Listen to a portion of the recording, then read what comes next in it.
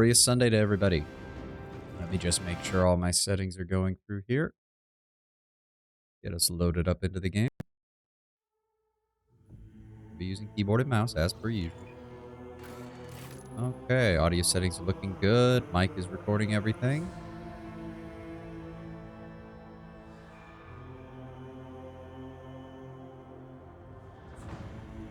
Hate that. No reason to change the title, really. Make sure. Steam dashboard's looking. Stream dashboard's looking good. Bitrate's looking good.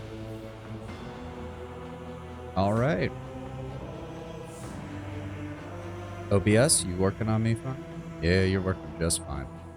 All right. Let's jump right in. We were on the Drifting Void ship and dealing with corrupted Mechanicum bullshit.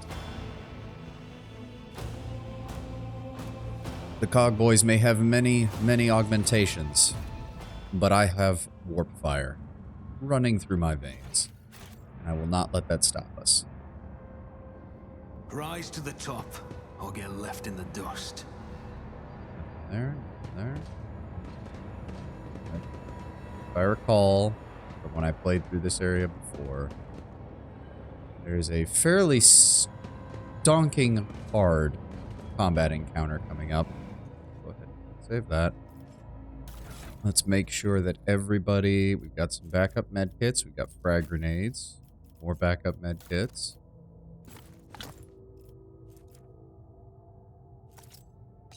Abelard's got some crack grenades, just in case.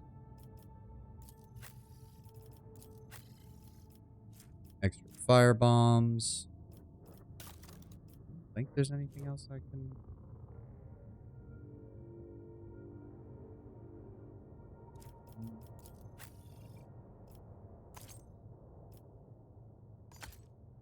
We'll throw that on her. Why not?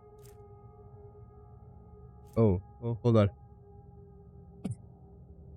God, sorry, I sneezed. Oh, my apologies for that.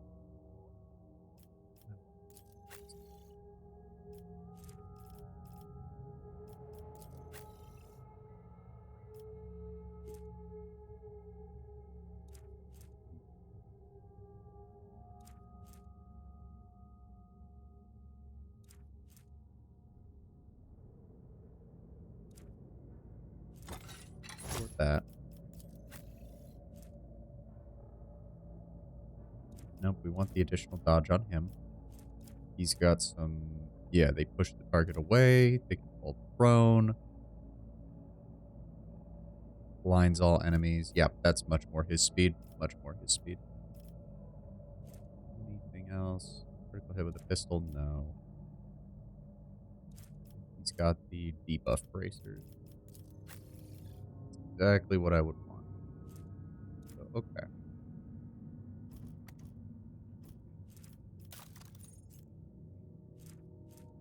No, it's biomancy. That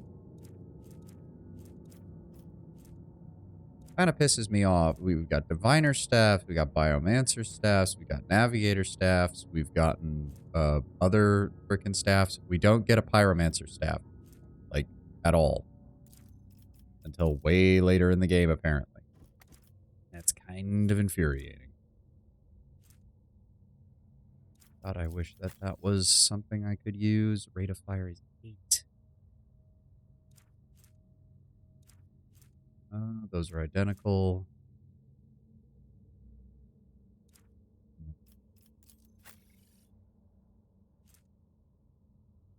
$20 to 25 with 5% armor reduction gives and reduces dodge by 20 versus 18 to 22 with 10%.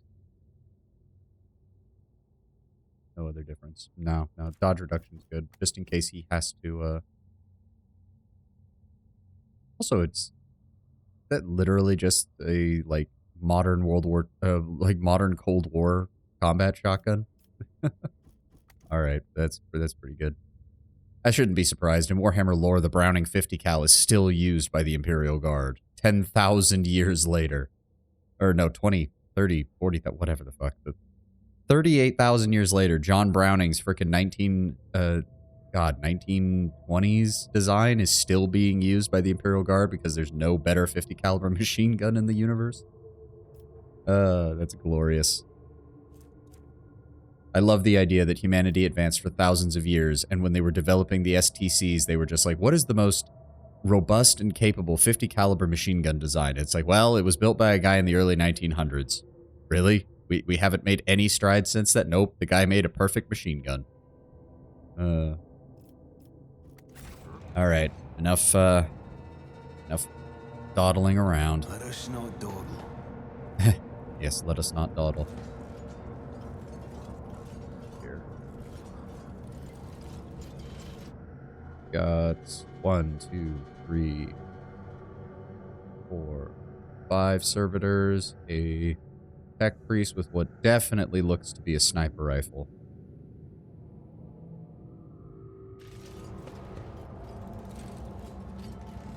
Ready for data input. Executing request. Yep, 2 more of them down there. Technomad over on that side.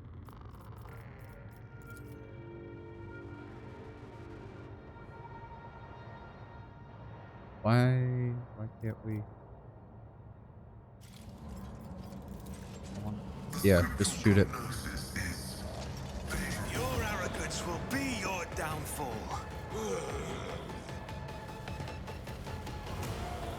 I see it.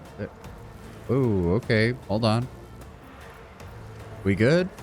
Screen decided to flicker there. We good right now? OBS is looking good. Hold up phone. And Twitch. Yeah, Twitch is fine. Okay. Frickin'. I guess it was just my monitor being a piece of shit. Alright, Pascal. Here. Heinrichs. Here. Abelard. Here.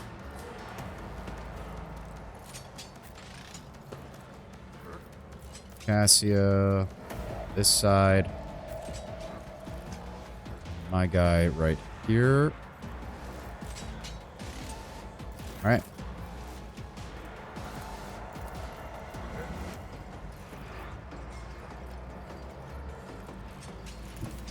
Step aside.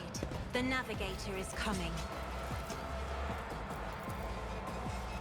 Really? There's just... Oh, there's too much shit around. Point of curiosity. Yeah, we'll use it on those 3. Not a servitor. That'll work. Now we're going to... This time we'll give Pascal a turn, because we're going to... let's see. He only needs the 1.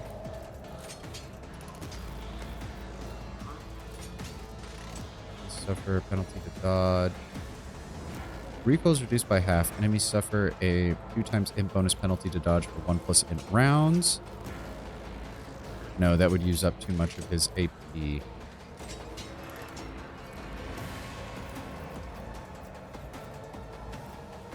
old Messiah knows all. Comprehends all. That it does, Pascal. I'm gonna hunt down the prey on those 2.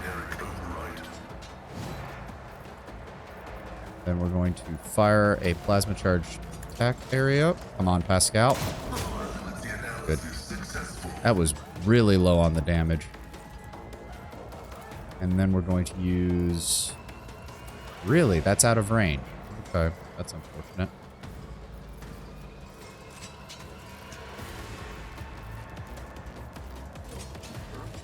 Try to shoot him. Good hit. Good hit. Solid hit. And then lastly, we will exploit. Go. Nothing else we want to do. Cassia. You go ahead and... Isn't this a Yes, job for there. the Sir? There we go. Keep them spread out. Keep them dealing damage to themselves. Yep, he's going to walk up this way. Good. He's got a plasma pistol. And a grenade. God damn it. Tell me that was not a... Just please tell me that wasn't a stun grenade. I'm getting real tired of every single enemy in the combat encounter carrying stun grenades. Good job, Heinrich. Keep that up. Oh, Jesus. Ow! What the fuck? Swift.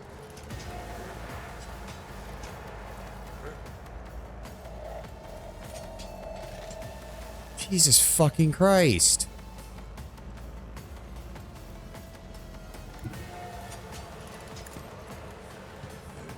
Oh. Oh, no. No, we need to deal with that. Oh. Why is it only 63%? He's standing... Oh, because it counts as having heavy cover. Oh, that is bullshit.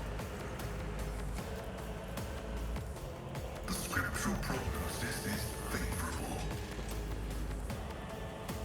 How do you add 15 ballistic score and only gain 3%?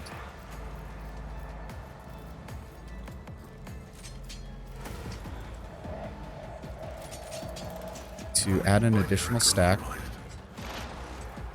And we're going to pop that. Knows all, comprehends all. Blow it up, please.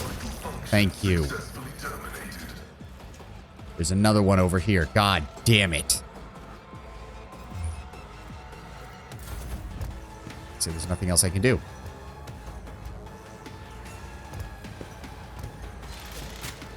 Ow.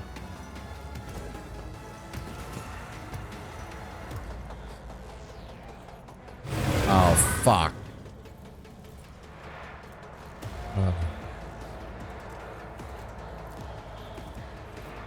Okay, okay.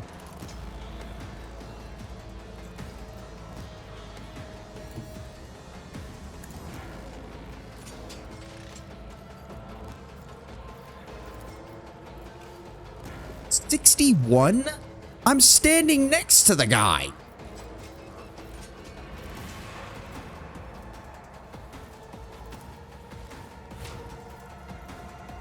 As the Emperor commands, I act.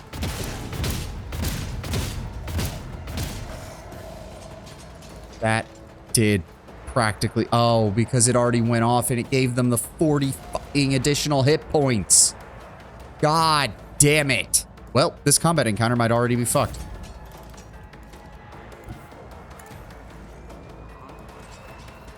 Alright. Well, we're going to... Sworn enemy. It will be done. Reckless strike. We're going to shove. Victory is imminent. Good.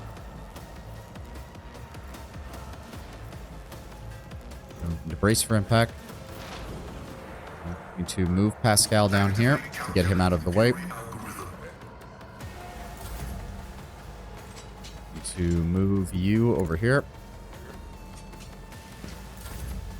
I'm going to move Cassia over here. Fucking piece of shit.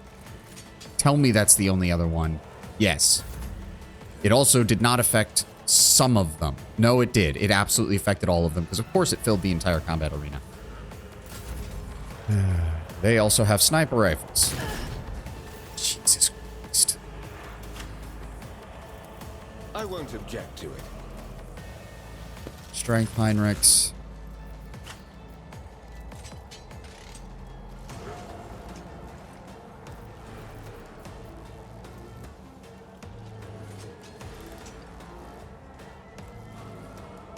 We could use that.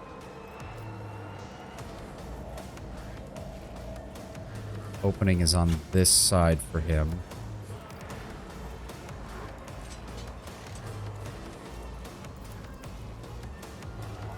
That guy.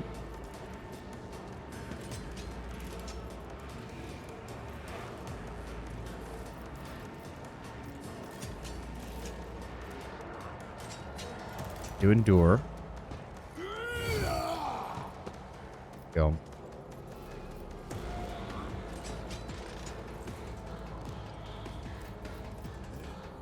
And we'll go to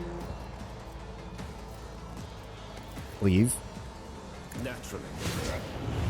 Good damage. And that's everything he can do.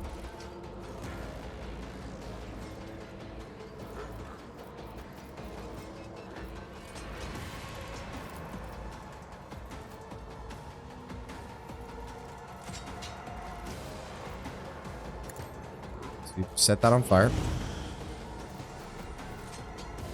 And we're going to run and gun.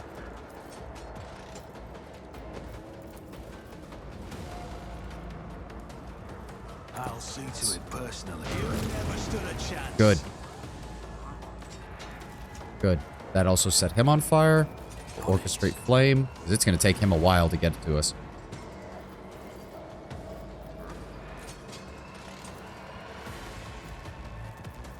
No, we can't use anything else. He's also got... Ah!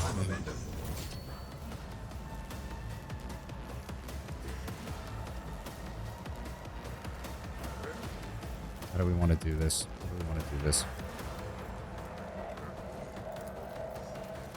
Oh, no. We're Emperor, gonna need to give me strength. go over here. Why? What the... For the love of God. Why doesn't it affect them on that side? Oh, whatever. If Point I of may- curiosity.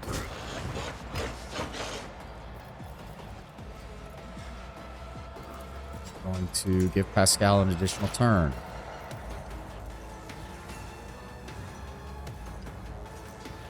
They have exploit, they have exploit, they have exploit. Good. No, we can't do that because he only gets 2. Never mind. Fire at him. Good.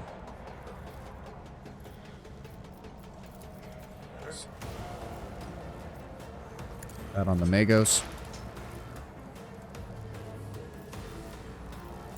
In turn, then we're going to use Zone of Fear. Force them back. Good. I have get read Cassia back tomes behind of cover. Military tactics.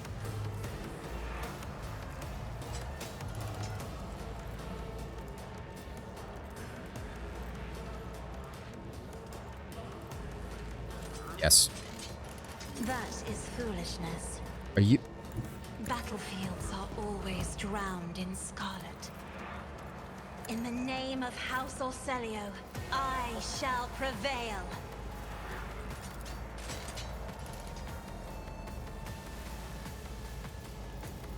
to mark I will him? do my duty. One enemy. Then we are going to charge. At your beck and call. Good. And we're going to Indeed. Reckless Strike. It will be done. Reduced to dust.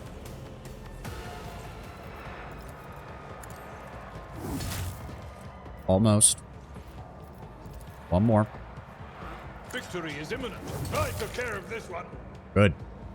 That takes care of the plasma. That's It will be quite done. enough. We'll do it. Alright, come on. What if we got... Can't do anything else with him?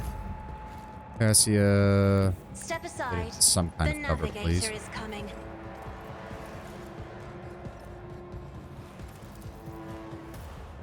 If only that were possible. Go ahead and mark that, please. Turn. I can Ow! make it. No. Time to Nope. redouble Heinrichs our is... efforts. Jesus Christ, Heinrichs. What is the good... What good is 90 fucking 100% dodge if you don't dodge anything? Advancing. Let's go ahead and...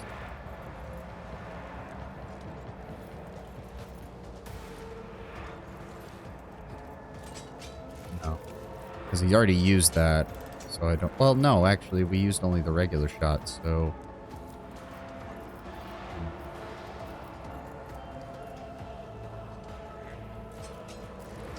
Let's see... Oh, right. Reduce target... Damage dealt for 1 turn.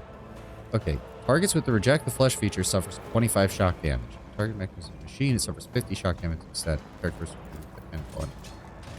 Please actually do damage. Yes, it did. Good. Exploit.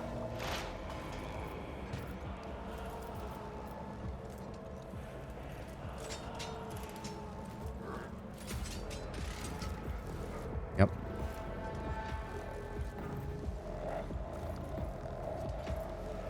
Five plus perception bonus. Yeah. Okay. Request approved. Shoot him. Good. Oh, okay. Ah, damn. I thought it was... I guess I was wrong.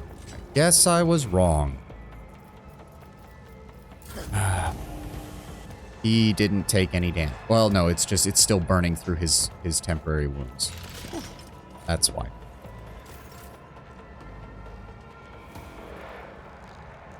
Nope, we need to... How does he count to... Well, that makes things not good. Yes, we can do that.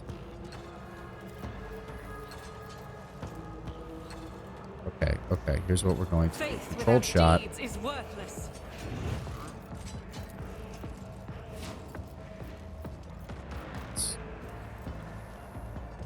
To I'll do pop it. this. Well, at least that was something. As And the then we're gonna Emperor reload. commands, I act.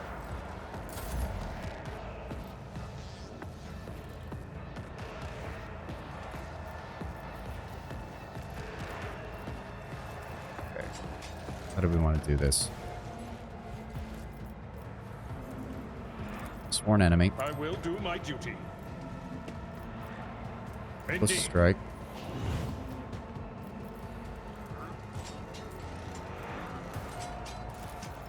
Shove. At your beck and call. Reduce to dust. Good.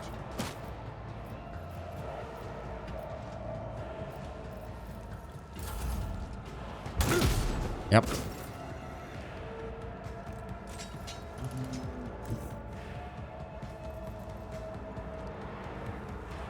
Let's go here.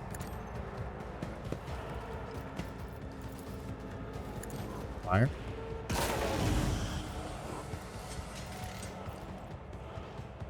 Two.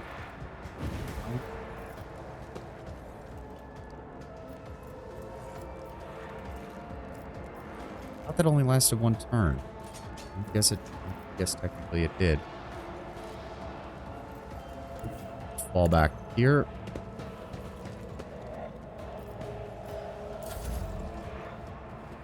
What's he doing? Hi! God damn it!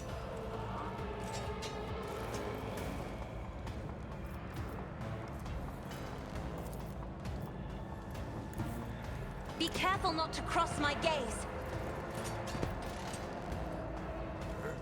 Still have winded? Yes, it does. To point of curiosity. Isn't this a job Draw for the those away as serfs? much as possible. Go. I'm afraid not.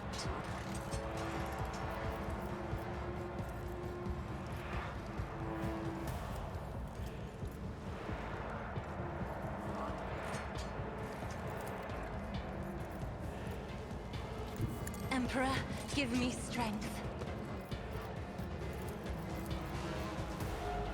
Do that. That'll use up all of her turn.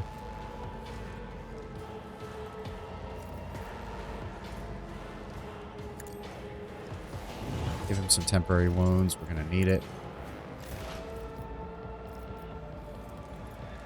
Oh, The order is contrary to dogmatic protocols. fuck.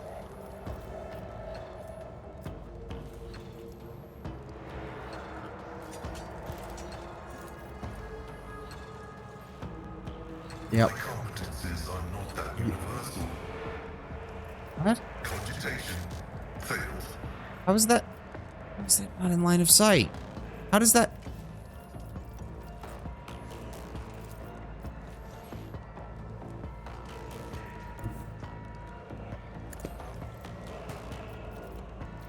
Can you use it on him? Yes, good.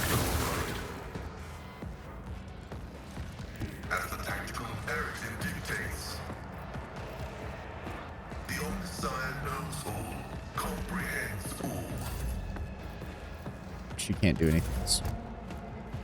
Oh, good. They're going for Abelard. That's actually fine.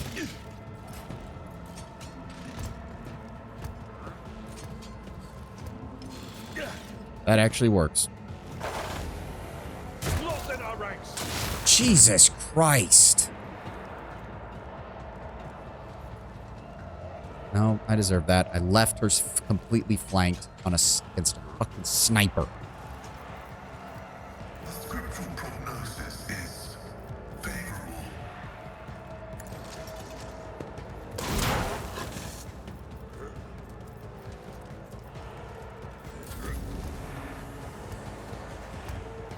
This thing is still on fire and still has over 90 health. God.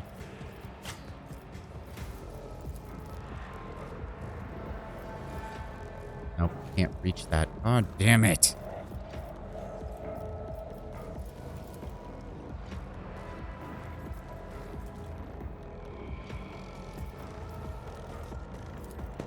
Strike. Victory is imminent. Vaporize him.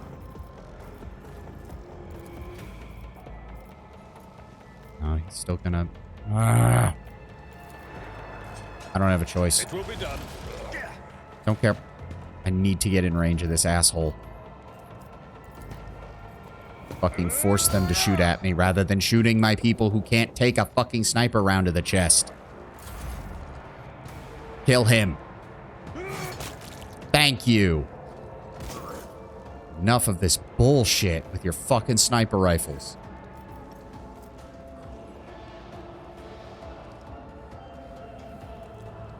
He's still on fire. Can't reach him. Going to... Let's make some opportunities.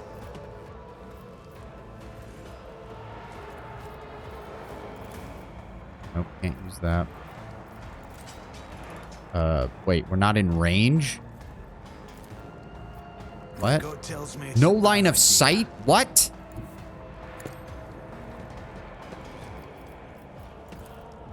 Who if not me?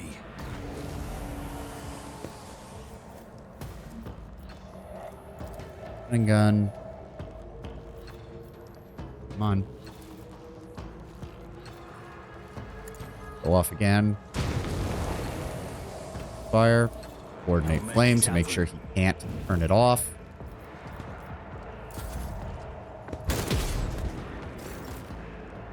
I love how he's been standing out in the open and hasn't been hit, I think, once. Fucking Cassia, or not Cassia, Argenta and fucking Heinrichs have gotten utterly obliterated by this shit.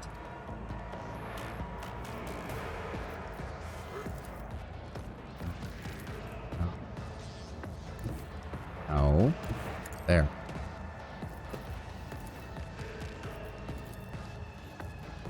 I'm not To point of accustomed curiosity. to being ordered around. To zone of fear.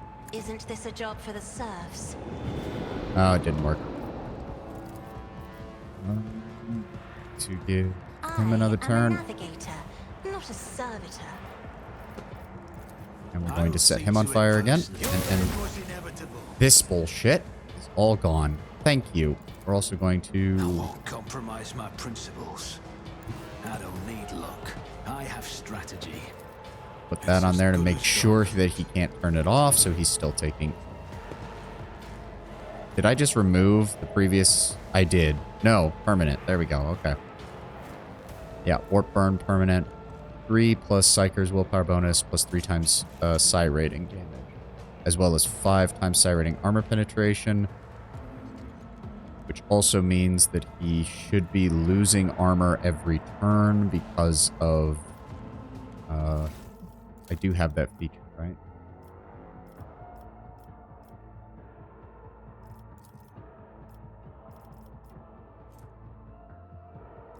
That one.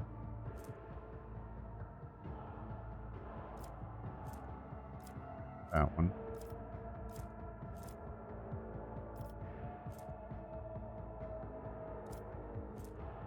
Every time an enemy suffers damage from the Psyker, that enemy's armor is reduced by 5%. If the enemy's armor is 0, their deflection is reduced by 1. So yes, he should be taking... Yeah, his armor is almost gone. Good. Fucking A.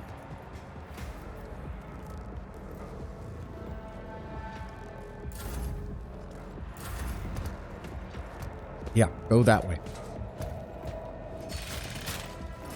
Wow, 4 damage. Whoop-de-doo. Explore to Zone 1 route. Forward. That, just in case. Request Fire. approved. Combat is an equation. Good. Your life is a negligible variable. Shoot him again. Significant value. Thank you.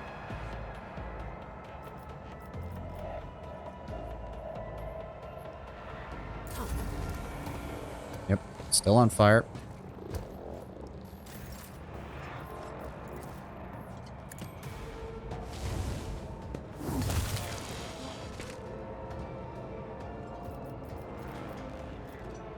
Nothing else he can do.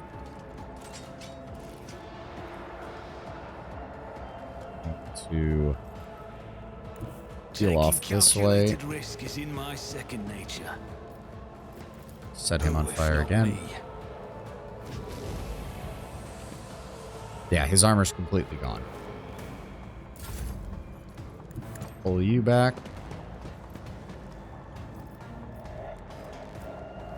Going to Zone of Fear you here. I'm going to Point of Curiosity Isn't this a job over for the here. serfs? No. I'm And not another turn. accustomed to being ordered around.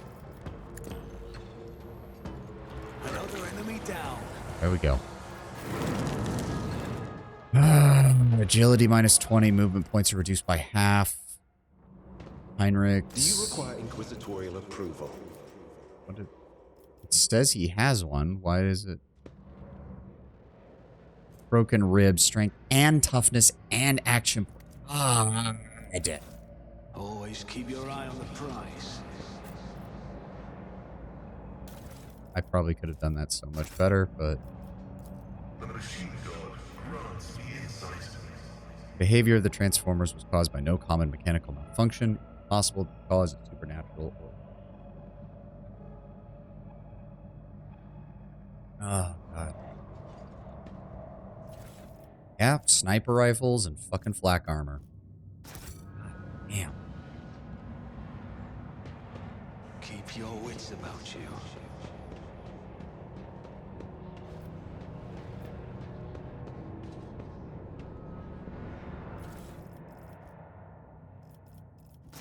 Kind of pisses me off is there's no loot. They weren't even using specialized equipment. They just had a bunch of guys with sniper rifles. I saw that one.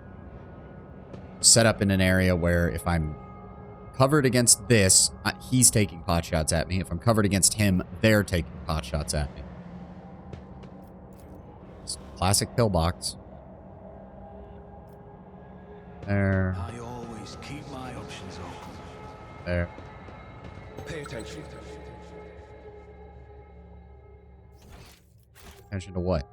Oh, crap.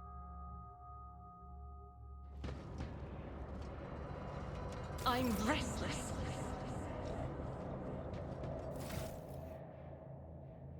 Demolition is unaffected. Let's Good. proceed.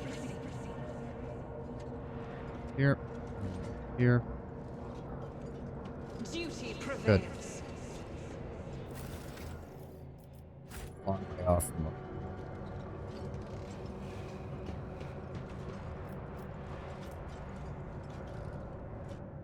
wish there was a way to even just temporarily remove those. And it always seems to be relevant. Like, it's not like, oh, she took a thing that gave her a reduction to, I don't know, intelligence, perception, and willpower. No. It has to be agility. It has to be strength and toughness. It has to be all sorts of shit. He has 95% dodge and an 80% parry. And he was getting routinely fucking destroyed by everything that was targeting him. Is there money to be made? Second big combat encounter.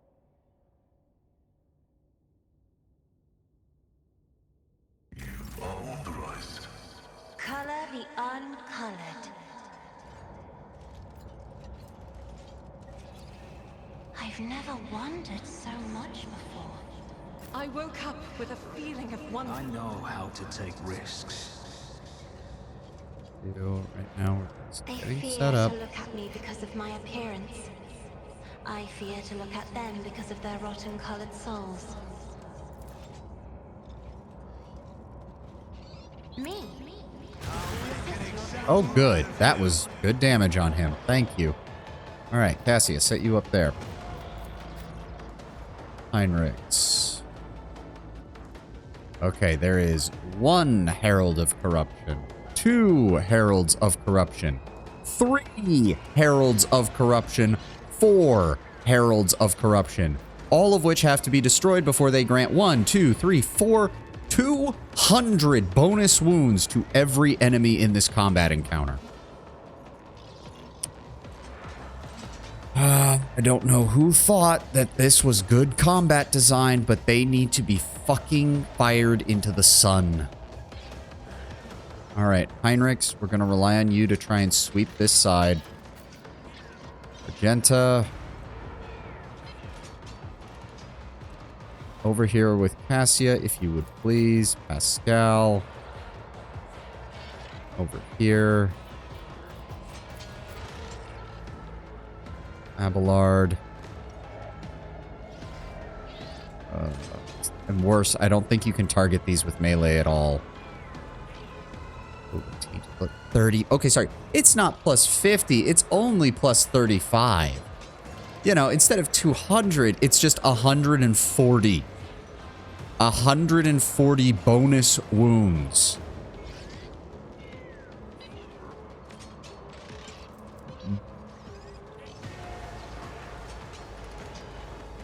Yeah, it's just one of those.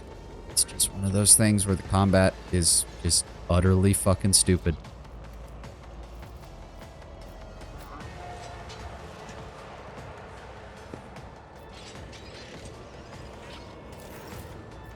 Servitor, Mad Magos, Fox Skull, Servitor, Mad Technocrat.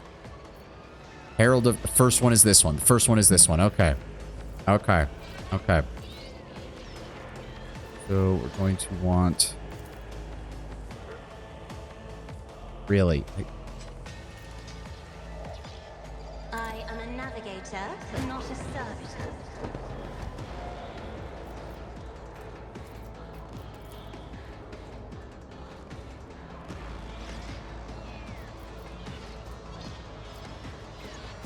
Yeah, I can't do both of them, can I? No, we need this. Pascal. To analyze enemies.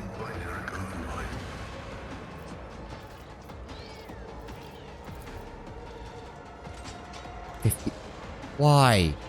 Why? It can't move. It can't dodge. But somehow my ability to hit it is only... Has 42% armor and 4 deflection.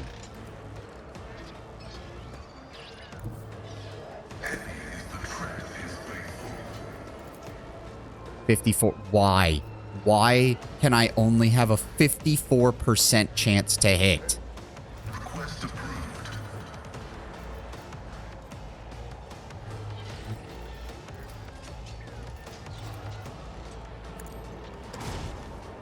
Thank you. At least it's something. 35. How does he not have line of sight to that? It's anchored above the... Doesn't have line of sight to that. And he doesn't have line of sight to that. Whatever. Just kill it. At least it's something. That is 1 less 35 bonus HP that the damn thing can give them.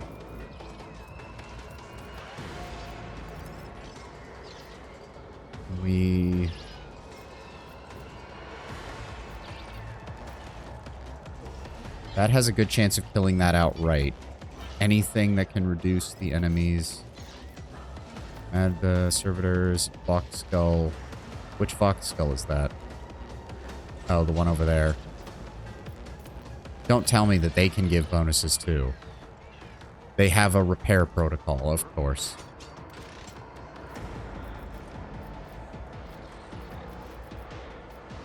Decent damage. If I Just may. use it on him. Another third Good. mountain. It's dead.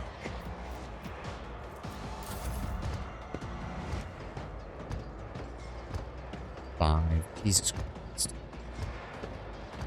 The fact that they have that much movement is a pain in the ass all on its own. Really? Ruby flashes up, Jesus choking Christ. me. Oh, of course. She's got... What?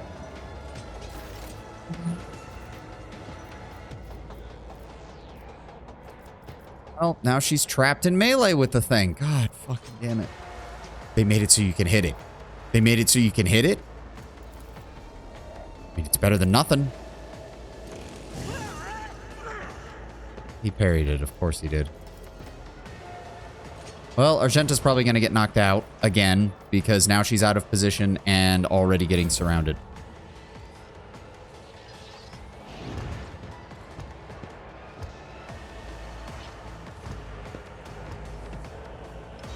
Oh, my ears are ringing.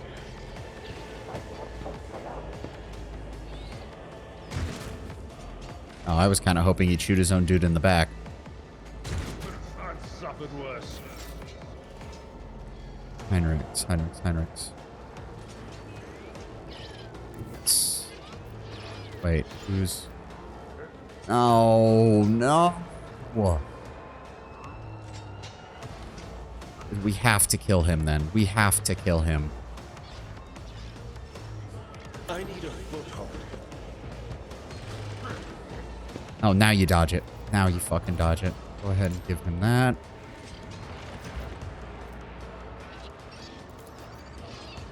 Let's see to it. Kill him. Not let it fucking do that. I won't object to it. That was not... No, that was the wrong one. Let's see. Endure. Yeah, that was just the opening. That doesn't do anything. Well, everything's about to get 35 bonus wounds. And there's nothing I can fucking do about it. Yep. High momentum.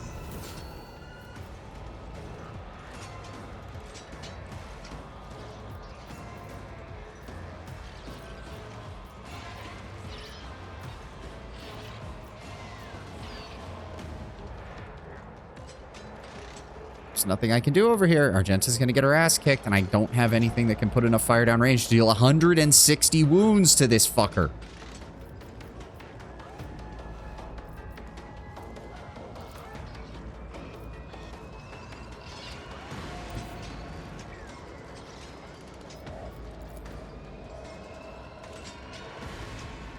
I won't stand for it.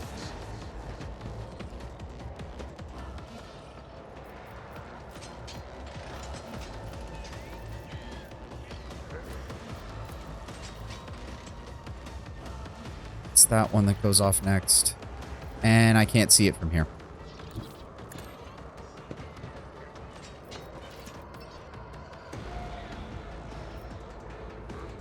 I'll see to it personally. Alright. Opening gun. Oh no, it didn't. I'll make it Okay, good. Your end was inevitable. Oh, sorry, Heinrichs. Small price to pay. We're going to...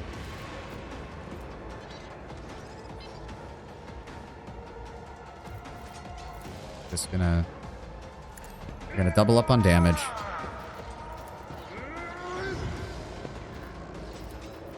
Do as much as we can. Good. Yeah, sure have. Then we're going to...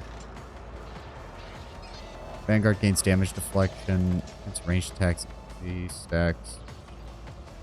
That's really not that useful. We're gonna endure. We're gonna brace for impact. I am ready for whatever comes.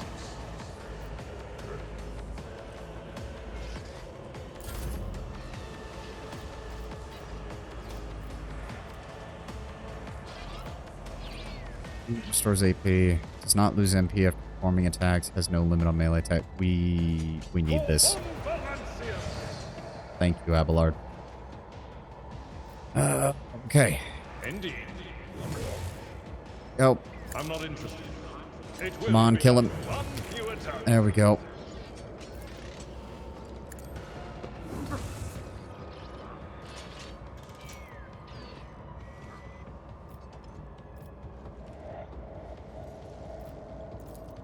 At your back. Did it again. It will be done. There we go. Thank you, Abelard. And then I want you to stay there. Yes. No. No.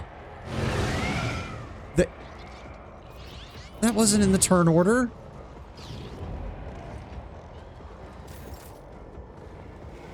Well, that thing's almost completely full. Oh, thank God they made it so it doesn't stack.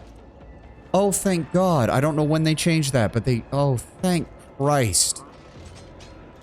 Okay, so it just maxes out the 35 additional wounds. It doesn't keep stacking like it used to. I remember the first time I came through this place and it just kept stacking. Well, I'm probably just going to have to abandon Argenta and deal with whatever bullshit happens on that side. Oh my God. No, he can't target that.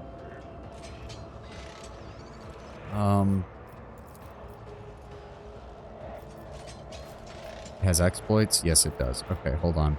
We have 4. I'm gonna use the perfect spot. Give him a bonus there. We're going to precise attack. No, that's useless. We're just going to put more. Go. And then we're going to shoot it. Come on, shoot it. Blow it up. Thank you. Cassia, get the hell out of there. Battlefields are always drowned in scarlet. Going to move them. Good. 3 hits. 3 hits.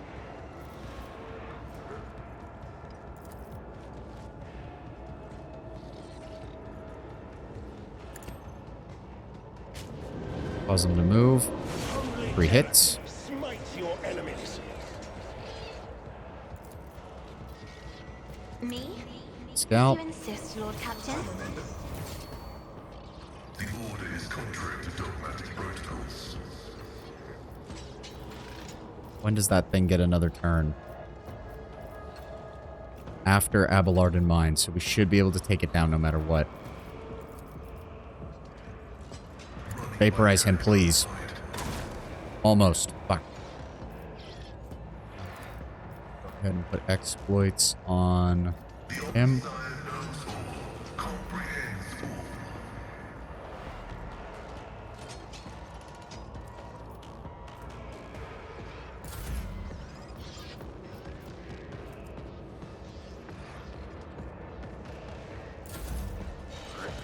Yep. Oh, God damn it. Of course it focused on... Well, she's down. Oh, holy shit. How many... So that's the 3rd grenade. Oh, God.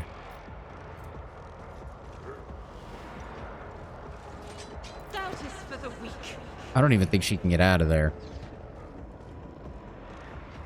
No, she can't move this way, and she can only move this way, which is still going to trigger 2 attacks of opportunity.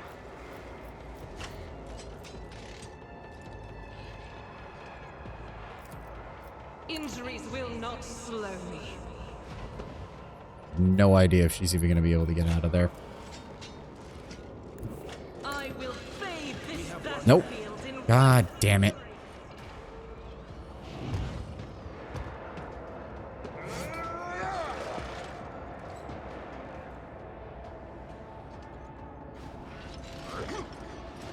Okay, okay, come on.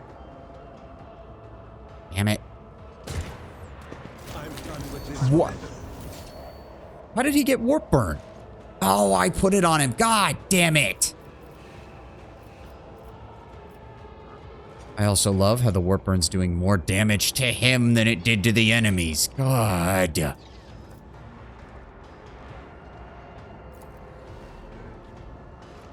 It's not even gonna kill the fucking thing. Oh, God damn it.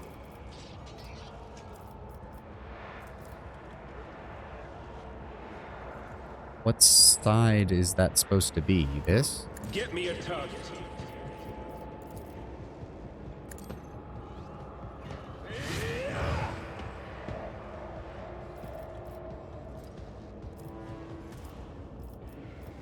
Natural. We'll use this.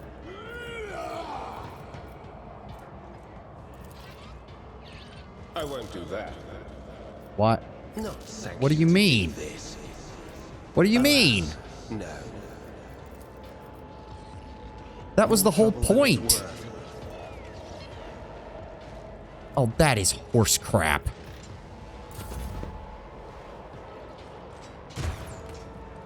Thank God that missed.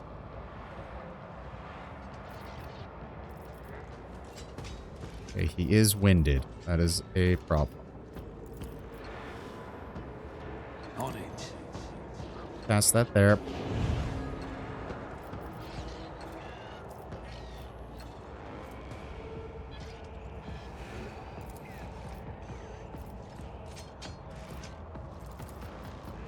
Guess we orchestrate flames.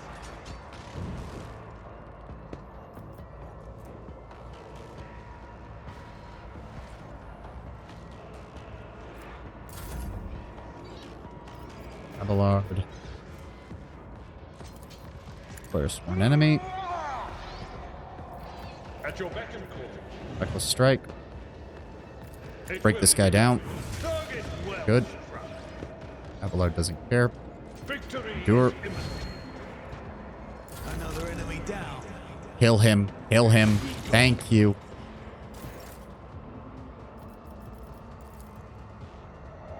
Oh, good. It died.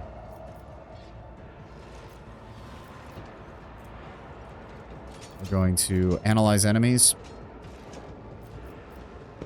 We're going to machine spirit banishment. Good. Then we're going to shoot him. How is it only doing 15 damage to him? Because he has 4 deflection. Holy... And... No, his effective armor is 6, not... Second, I thought it said that his effective armor was 95 fucking percent. No, it's only 41% with 4 deflection on top of that. Gonna go ahead and use Claim the Bounty as well. Deal more damage.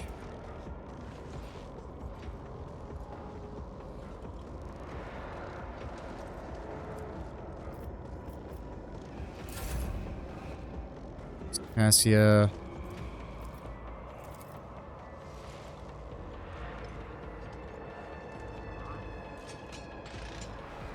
I'm not accustomed to being ordered around.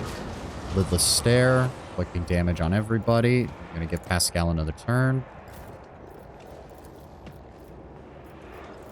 Going to put more analyze enemies. Also going to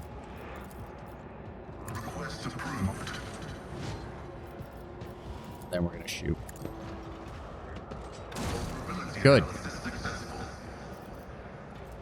Oh, then we'll just kill him. Machine Spirit Banishment. Get him. Very nice.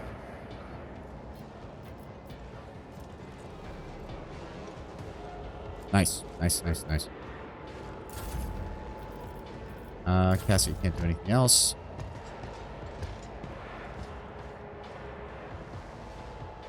Servitor, Block Skull.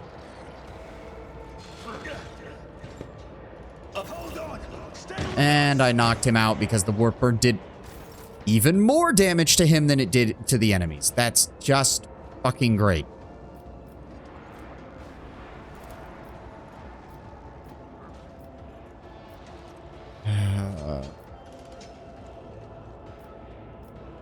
That asshole hasn't moved anywhere.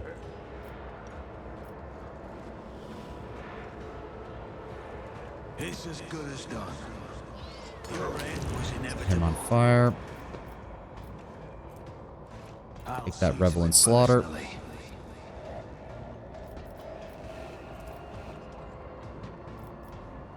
If that can reach him. No, it's out of range. Does he go next? Yes, he does. Fuck that then. Not gonna use that. Can't really do jack shit. Abelard. A tactically sound approach. Probably should have used charge, but oh well. Indeed. An enemy. I will do my duty.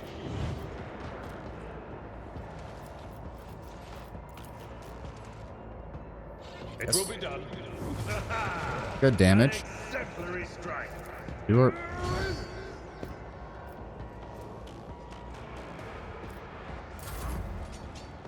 Scout.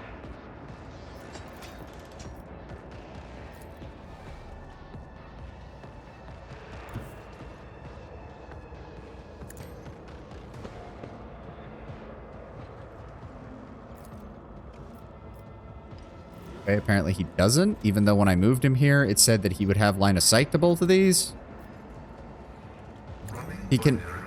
How does that make any sense? He can see him, but he can't shoot him? 0% chance. Fucking game. Just kill him.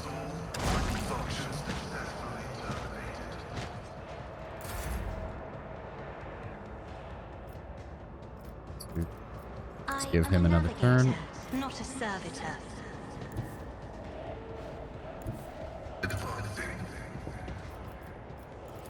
Exploit.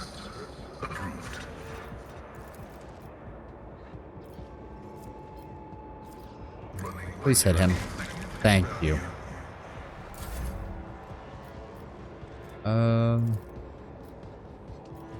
Nope, that'll still hit him. Instead, we're going to... Isn't Fear. this a job for the serfs?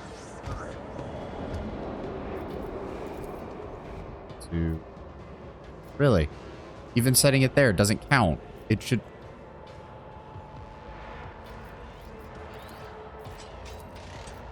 Nope. Going to... Plus 16 to all characters. Yes, we'll go with Abelard.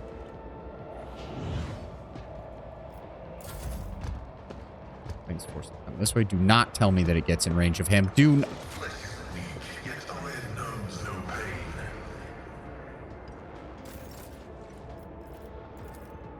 On it. Set him on fire. He never stood a chance.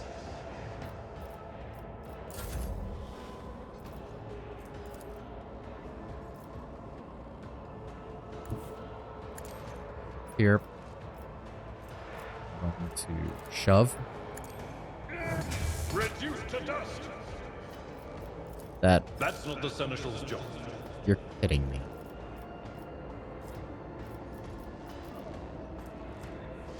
Fine. Nope, you can't. I already... That counted as an attack, right? So that doesn't matter. Victory is imminent. Please kill him. Doubled arm. Weapon skill and ballistic skill reduced by 20. Crippled leg. Broken ribs. Let us not dawdle.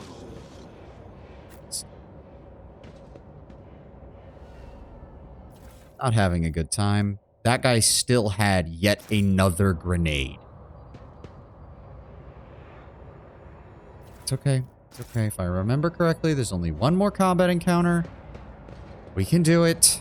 We just can do it. It's fine. Given how she is completely fucking useless now. With, well, she does have ballistic skill 40, which is not the worst.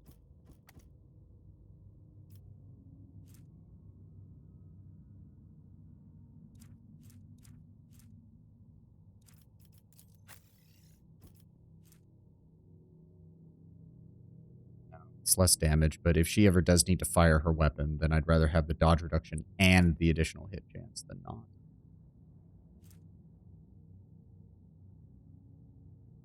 I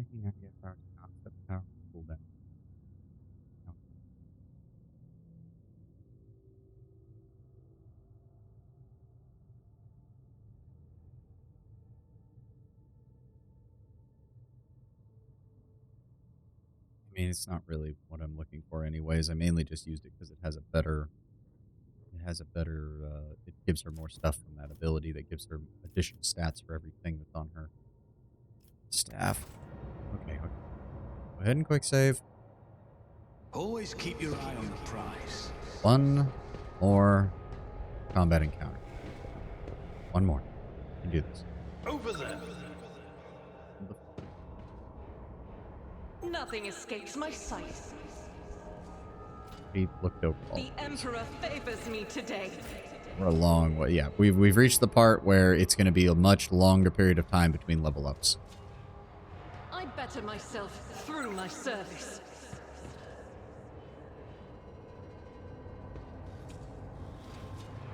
Good.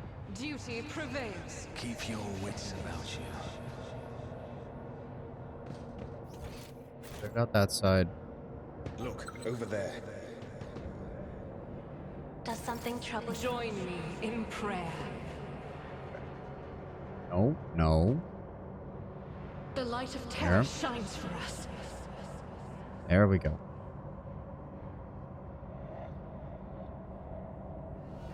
The Emperor favors me today.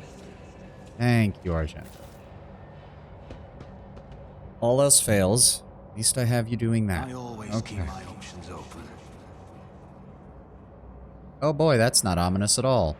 Literally blood manifesting on the fucking walls with teeth. Oh, open the door. Yep. Hold on. Quick save. Restore the power.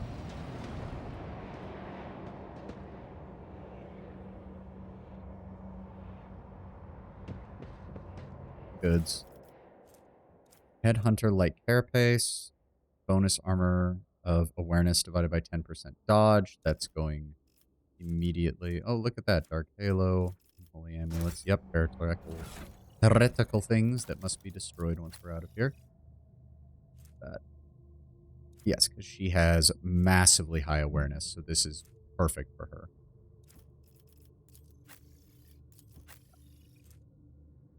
Dodge is the same.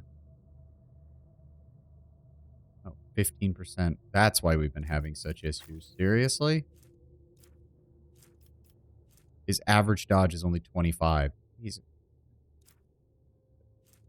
Yeah. Alright.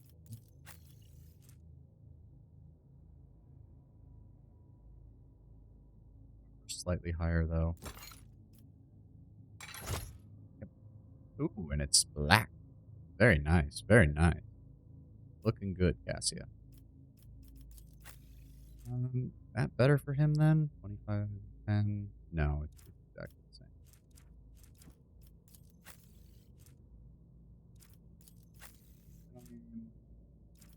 Good.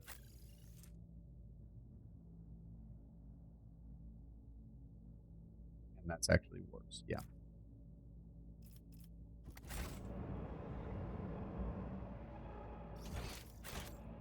Is there money to be made?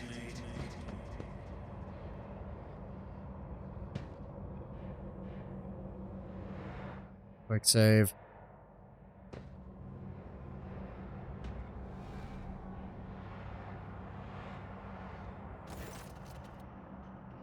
Take a sip before we start reading. Okay. The air in the room is permeated by a wild mixture of miasmas, both mechanical and biological origins. Blood, rust, vomit, machine oil, excrement, kerosene. All these smells blend together into such a thick stench that it almost feels palpable. Just as the air here is one mad tangle of odors, the device in front of you is a mishmash of wriggling wires and transplanted fragments. In all the clutter, one could almost miss the main component, a heavily augmented man whose upper body is embedded into the frame of the machine, dozens of wires piercing the remains of his flesh. A crust of congealed blood and other bodily fluids covers the man's entire body, but his eyes are open, his gaze keen. That gaze turns to you, however, devoid of surprise or deference. Who are you, disturbing the peace of holy martyrs in the home of our grief? What do you want?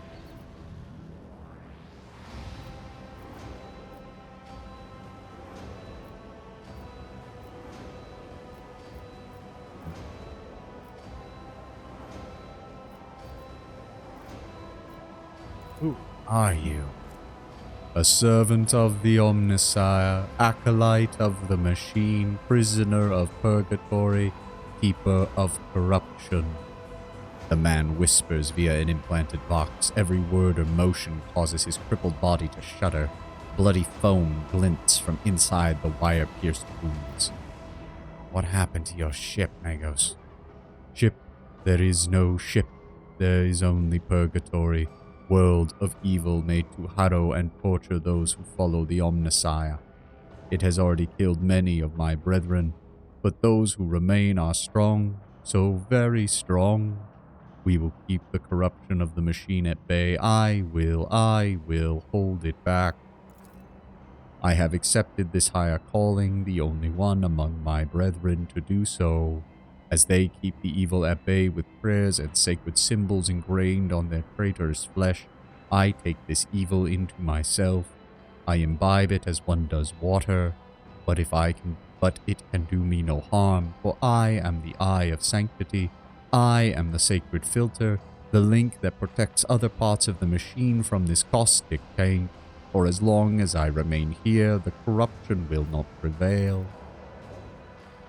This statement is false. I am registering corruption in this unit identical to the surrounding area. I am registering a violation of the cleansing protocol, which dictates searing this ship into the heart of the nearest star for the purposes of pure cleansing annihilation.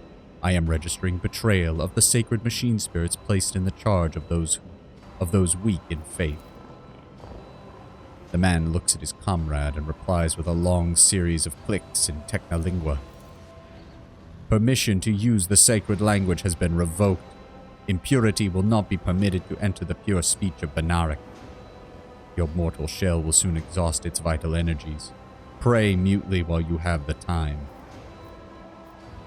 What evil are you speaking of, Mangos? The great evil that pervades the universe, tempting with the unattainable, seducing with false knowledge. Evil has many names, but its essence remains the same. It was that evil that trapped us here, but we were stronger. We could go with that.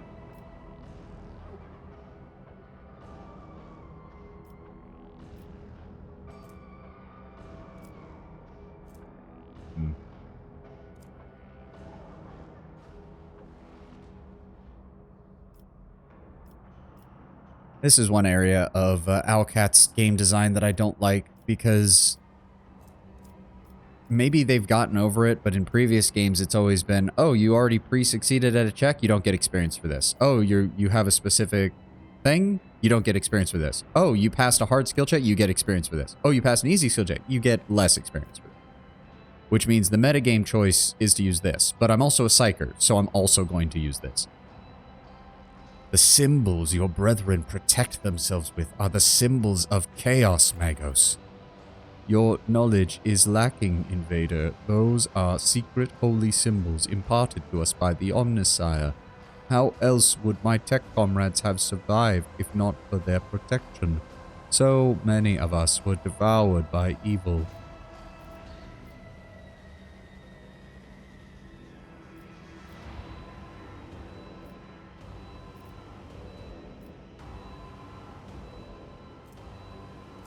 You have been consumed by madness or worse, Magos, chaos sorcery. If you do not come to your senses, your fate is sealed. Snap out of it. Speak clearly. What happened here? The man's eyes clear for a moment. They still lack understanding, but there is a hint of surprise. He slowly looks around the room at the ecstatic priest, at his own mangled form. His vox hisses as if struggling to speak. And suddenly the mingled stench in the room is drowned out by the sharp, piercing smell of ozone and grease. You sense that the nauseating atmosphere that prevailed in the room has condensed into a single point of evil in the depths of the ship and is now hurtling toward you.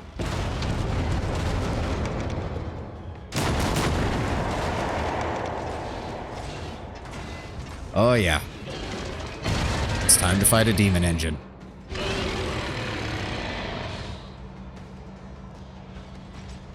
Oh, this is gonna be fun. Your arrogance will be your downfall. Okay, we've got Box Skull, Servitor, Box Skull. Okay, those guys died. Thank Christ. There's no stupid shit on the walls that gives these guys free wounds, is there? Is there? Servitor, Box Skull, Servitor, Forge Fiend, Box Skull. No, there is not. Okay. This is all there is. I'm gonna dip out over here. Cassia over here. Heinrichs. You're gonna take the flank and start clearing out the chaff. Abelard. My dude. My man. You're gonna take that Thunderhammer and ram it right down this Forge Fiend's throat. Pascal, take cover on the side. Argenta. You will also take, well, not really take cover, but you'll head out over here. We're gonna start. Alright, Cassia. First things first. We're gonna give Abelard bonuses. Going to Point of Curiosity. These dudes. If you insist, Lord Captain. That works. And we're gonna give Abelard an additional turn.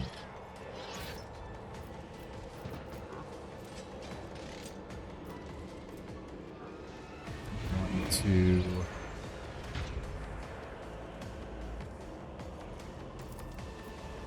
mark him as our favorite target. Sworn enemy. Going to charge in. It will be done. Oh, yeah.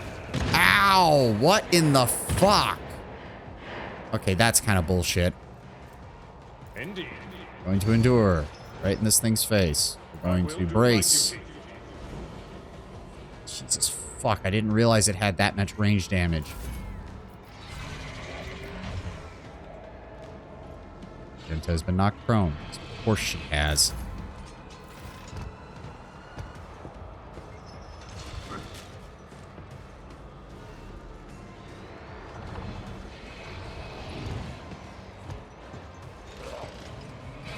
Come on, Heinrichs. God damn it, man.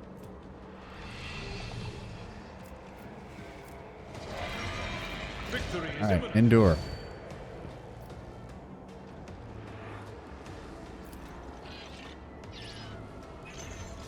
Yes, so that way we can hit both of them.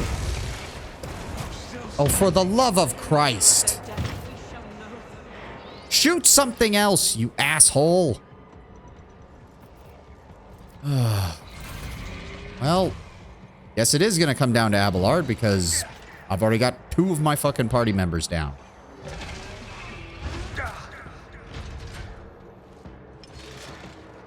Thank you, Heinrichs, for actually parrying an attack. Hey, iron arm yourself up.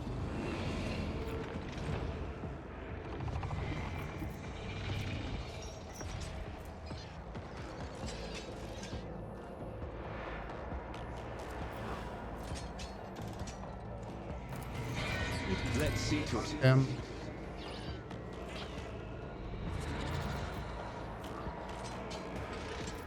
To move to the side on him. Step aside. But of course, Lord Captain.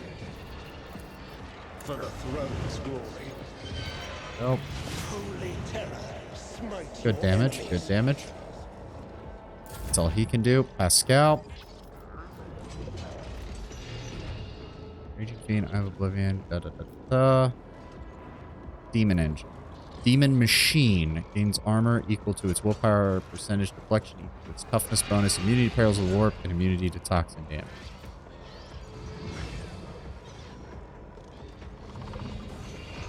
Orders of the warp. Okay. Wind plasma gun. God fucking damn it. It has 9% armor, so it's absolute shit at that, but 6 deflection. So it will be taking bonuses for each and every one of these. And no, that does not do any damage to it. Okay. So we are going to hunt down the prey. Analyze enemies. How many exploits does that put on him? He's got 5 so far.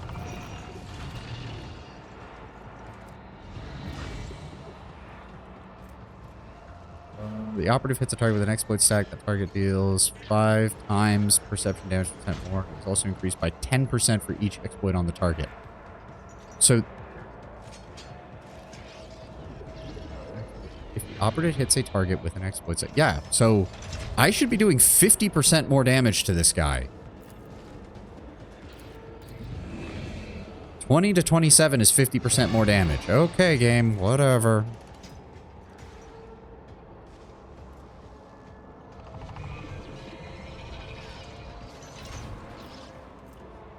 Efficiency. Attacks will have an additional chance to hit. Yes. I'm going to perfect spot. And we're going to shoot. There we go. Oh, for the love of... Thank you. Thank you, Heinrichs. Thank you for not immediately getting bodied by that. Oh, good. Kill him. That makes things so much easier. Our momentum is still shit because we had 2 people get knocked out, but we'll do what we can. Oh, God. Point of curiosity. Isn't this a job for the serfs? Free damage. Take it. Can I... Yes, if I aim it there, it will hit everything but Abelard. I'm not accustomed to being ordered around. Duty. Good damage. Good. And we're going to use Point of Fear. No, no, because then he'll move further away. We're going to... Me? Yes, If you use that on insist, him. Lord Captain. Good. Dead. Cassie, yeah, Argenta can't do anything. That Vox Skull's still alive. I completely forgot about him. Abelard. We're going to... We already marked him with Sworn Enemy, right? Or do we have to reapply it? I guess so. Indeed. Reapply.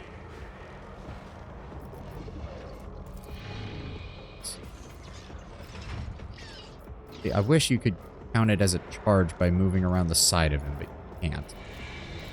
We're just gonna swing. For the love of God, shoot somebody else! Shoot him! That's why he's here! Shoot Abelard, for God's sake!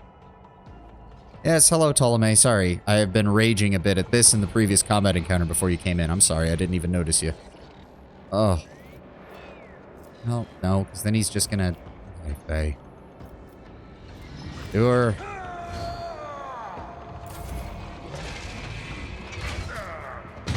Oh. Abelard. See, look at that. Barely anything. Barely anything. Yeah, Ptolemy, before you came in, I had these guys set up over here, and this dude, after I hit him with Abelard for the first time, was just like, oh, let me just shoot both of them and knock them both out on the first turn. So, yeah, it's been going great. He doesn't have any room. He can charge, though. Thank you. We don't have to deal with that. God damn. Okay, Pascal. Usual shit. Throw another exploit.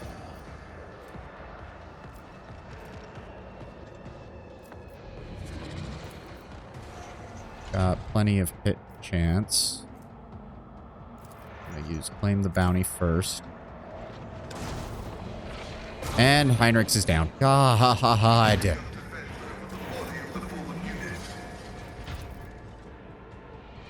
Just shoot him again. Just shoot him again. Oh, would you look at that? If he just shot Abelard, I wouldn't be having this issue. But instead, he's been shooting everybody who can't do jack shit. No, that doesn't do any damage. Oh, Cassia, please just give Abelard a turn. Charge. I'd rather not. Yep. Did you? Wow, he actually missed. What? We've been having no issues so far. What in the hell? Oh, God. Whatever. Whatever. Point of curiosity. I'm a navigator, not a servitor. Thank you.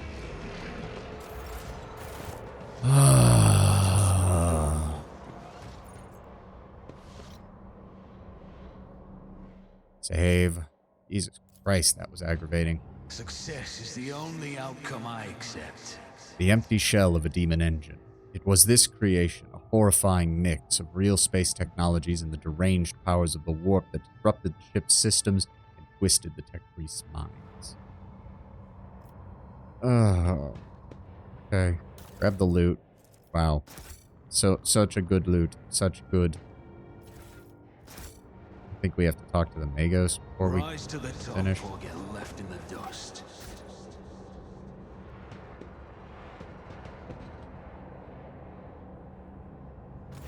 Okay. Let me take a sip of water here. Oh. The man's mutilated body is racked by wave after wave of convulsions. Evil, that was evil incarnate. Evil, the corruption that watches us day and night. Suddenly the man raises his head and looks you straight in the eye. You have banished the evil. You tried to warn me, but I was deaf. The ship, Kiavagama, it followed us from there. You're from Kiavagama? That's where your ship's from?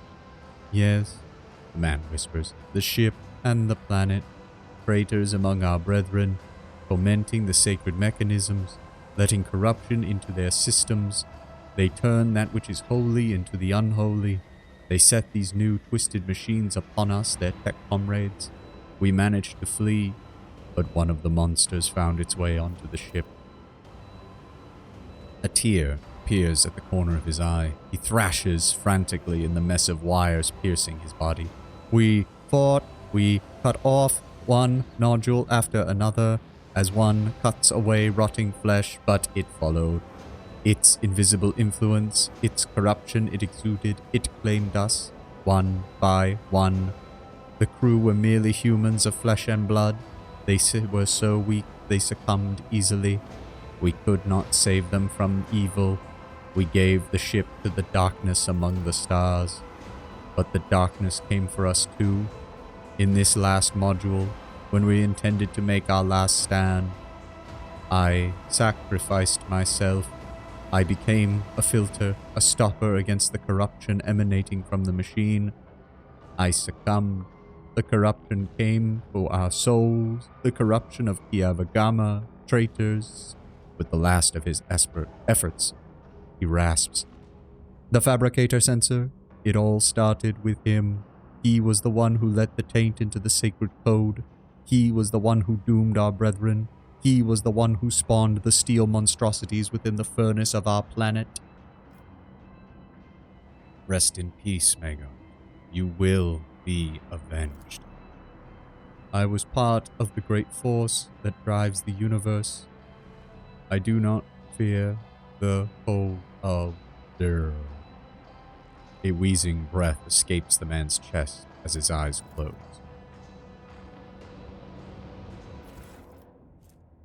The diagnoster grants 15 Medicaid. Well, funnily enough,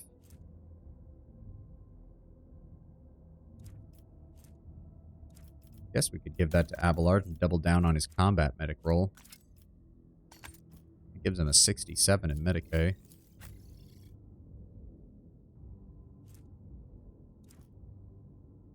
Oh, honestly, yeah. And actually, let's take that off of him.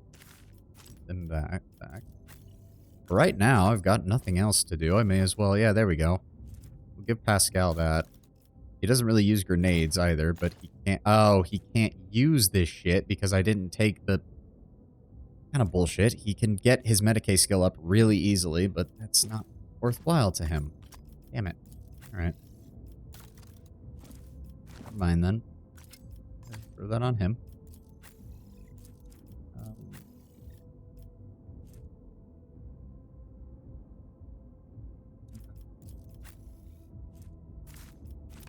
So we've got a backup Lore Imperium person. Always keep your eye on the prize. Is that really all that was here? God damn. That was really not worth it.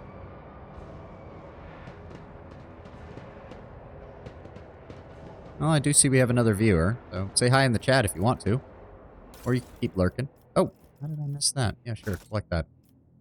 Yes, we are done here. We are done with this combat encounter. Jesus Christ. Oh, that means we're done with this whole place. Good. Drifting Void Ship has been cleansed.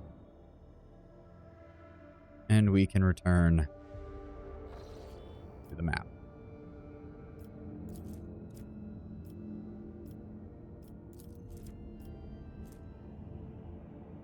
Not explored. Wait, what? That's not right. I scanned all the worlds here. That's bullshit. What does it mean, not explored? What other thing is there?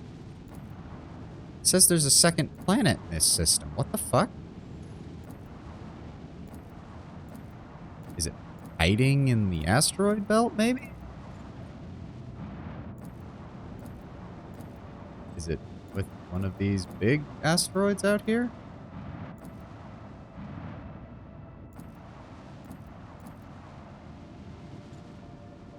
Wait, what? Did I hear something? No? Is it the sun? No? What the fuck? It says that I don't have everything scanned here.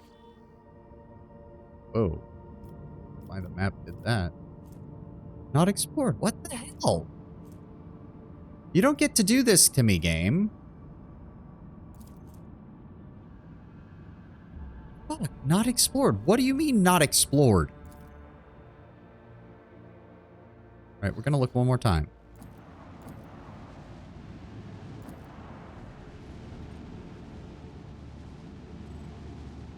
It even says no anomalous objects to scan.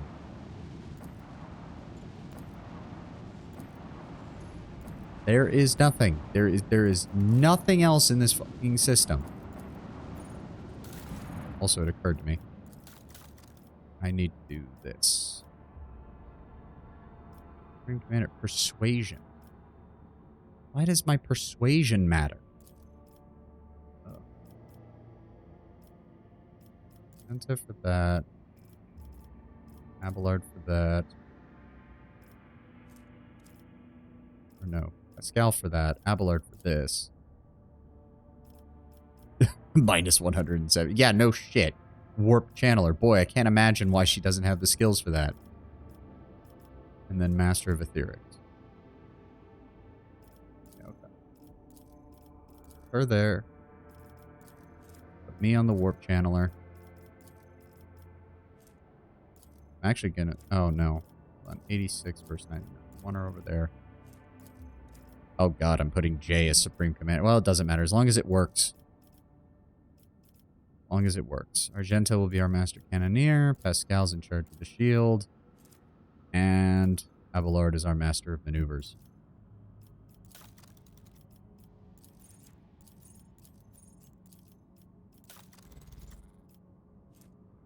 Six. I don't intend to be using ram. I know the Imperial ships are designed with ramming in mind, but I remember trying out ramming with this, and it does not work very well at all with these kind of ship designs. So we're going to use that extra scrap to upgrade the hull further. Can't do anything else there. There's nothing else here. I do not know why the game is telling me that there's another planet here that I have not scanned.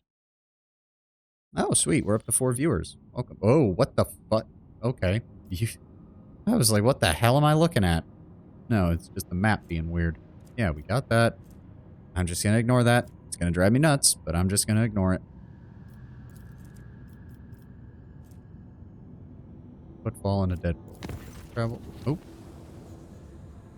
Permission to report, Lord Captain. I keep receiving messages about strange behaviors in certain ship systems. All decks report the uncontrollable opening and closing of doors, gates, and airlocks. They behave erratically and do not obey the operator's commands. Regrettably, this has led to casualties among the crew. The tech priests have explained that these phenomena are being caused by machine spirit irascibility and have spent hours chanting litanies to soothe their anger. Unfortunately, many crew members were badly injured before the prayers could stabilize the systems. Of course, there's nothing we can do about that right now, so...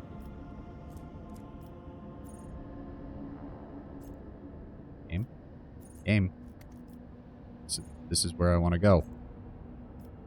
There we go. We want to use 2, we'll use 2. Go, traveling to the Trinitos system. Lord Captain, I hasten to report the disturbing news brought to me by the machine spirits of the ship. The matter is extremely delicate and concerns Lady Cassia. You see, since her first day aboard, her presence has been a disturbance to the crew's way of life. If you'll allow, I have prepared a detailed report. No, let's find out what's happening. Go ahead, Boxmaster, deliver your report. The first incident occurred immediately after our departure from Urak 5. The Lady Navigator chastised one of the ship's runners, after which he went to his living quarters, killed his family, and then shot himself. The second incident was noted while traversing the warp. The Lady Navigator gave the pilots the wrong instructions, and the void ship was thrown off course, for a matter of minutes, but this was enough for the forces of the Immaterium to anger the machine spirits enough for them to start a fire in one of the service bays. After that, officers living near the Lady Navigator's quarters began to express extreme emotions, hysteria, apathy, euphoria, rage, that was quite detrimental to crew morale and performance. The last incident was recorded on Footfall. Roughly 100 living birds were delivered on board during our stay. Each bird coughed a hefty sum, but I have failed to discover their purpose or subsequent fate. I was also told about a conflict between the Lady Navigator and the Seneschal, alas with no details. If you like, you can ask Master Viserion directly. Things are even worse with Jay Hidari. I intercepted a voxcast in which she promised she would, and I quote, end that Kasha if she ever saw her again. If I may, Lord Captain, the Lady Navigator's state of mind worries me. She is self-contained and does not mesh with the crew at all, which is why everyone avoids her. Even senior officers can be superstitious.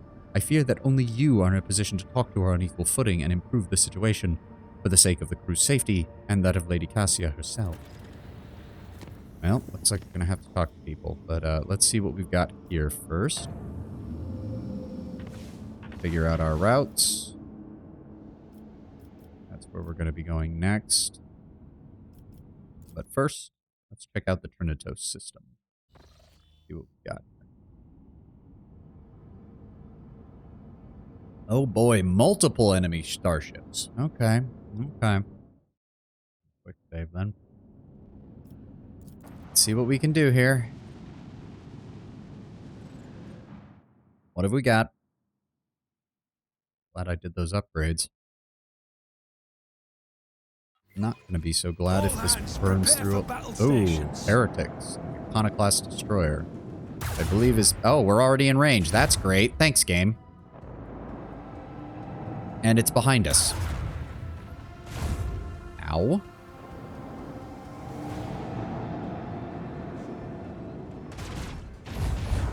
Oh, God, of course he could still move further.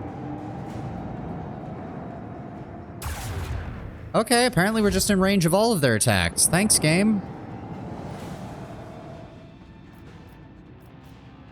Of course, he's just out of range of my most powerful weapon. Because of course he is. Salvo! Damage. Let them taste our fury.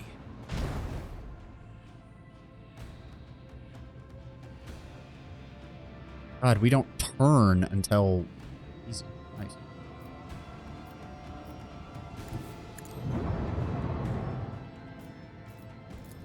Shoot him. Make every shot count. Good. All right, we're already down one.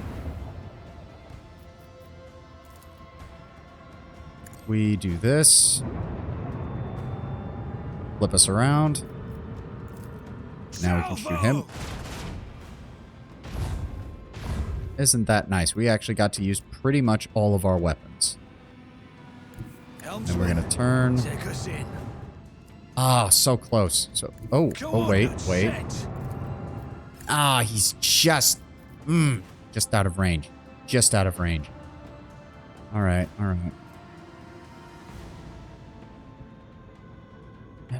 Why? I don't care about torpedoes. I don't like torpedoes. They're annoying and a pain in the ass to use.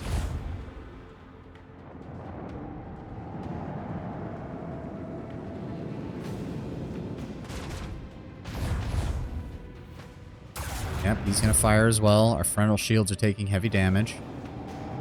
He's going to... ram? What? No, he didn't. He did... What the fuck? Hit him with that. Can hit him with that. I can also hit him with that. Okay. Shoot that. Cannons. Open fire. Good hits. Dorsal mounted shit. Salvo. Good damage. We need to move forward. Open fire. Cannons. Open fire. Damn it. So close. So close.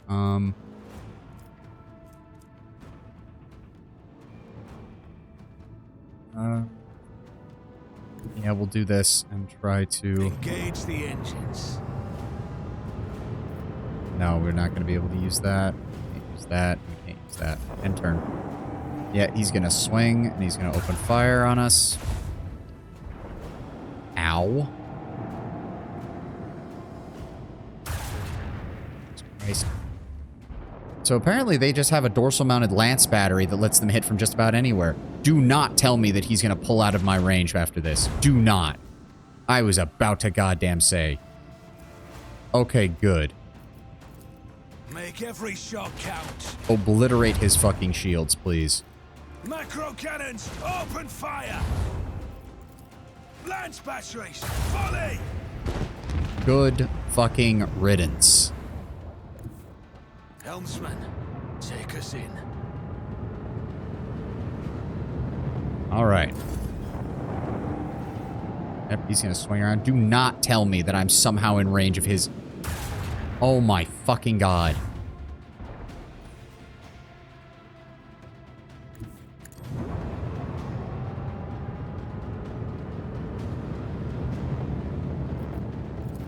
Fire at will.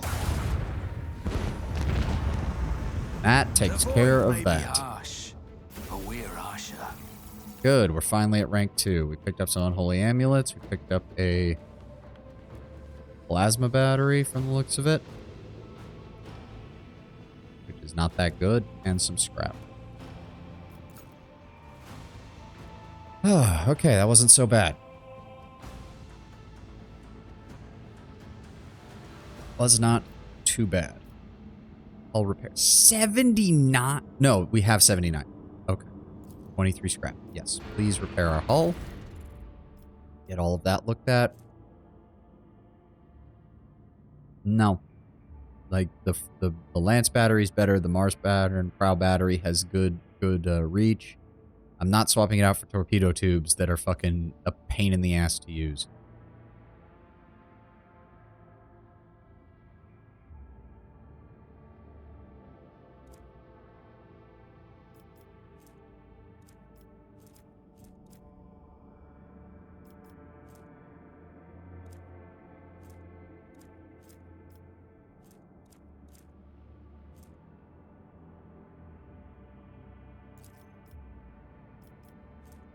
Use pattern macro cannons.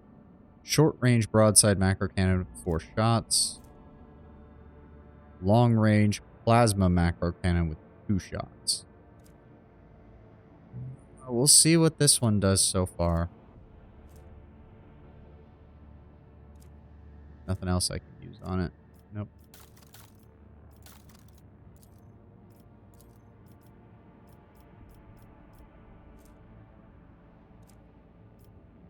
Plating all around, 70 hit points all around.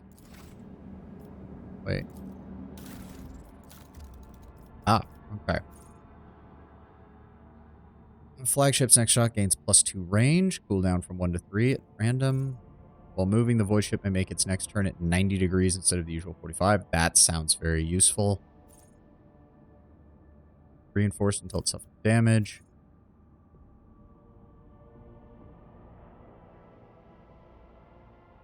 Close of the Immaterium causes an enemy ship to immediately turn 45 or 90 degrees depending on the ship's movability. If the enemy ship has suffered hull damage, this turn additionally deals damage equal to 15 to 20% of the ship's missing hull for a 45 degree damage and twice that for a 90 degree. Interesting, but new heading is probably going to be far better as far as getting us in range of things. And Arc Augury is going to... Yes. Take those. Top of firing weapons, ship's combat involves using abilities from various posts. Yep. Only one ability from each post can be used per round. The cooldown time before an ability is determined is randomly. Take up to 3. Yep, so he's got new heading. He picked up Arc Augury. We need something different for Master Cannoneer. This default torpedo control is absolutely shit right now. Alright, let's start scanning shit.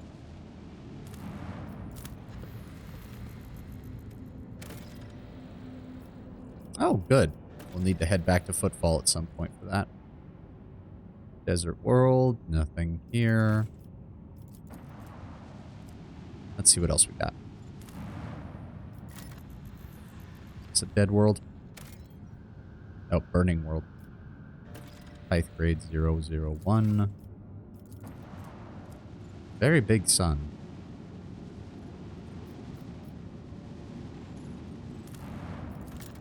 And anything? Oh, plasteel. We do have some plasteel. What did you say there, Pascal? Natural accumulation of regularities on a solid planetary surface is detected. Probability of occurrence of natural materials high.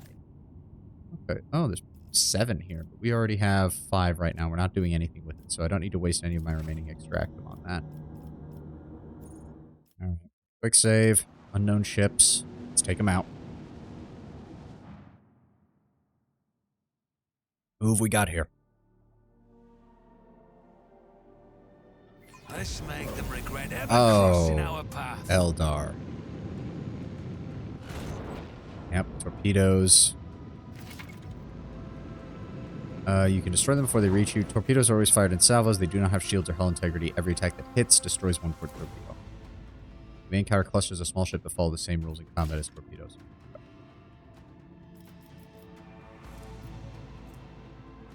Okay, so we're going to move forward 1. We use our long range. Supernova. We hit him even once. No, we did.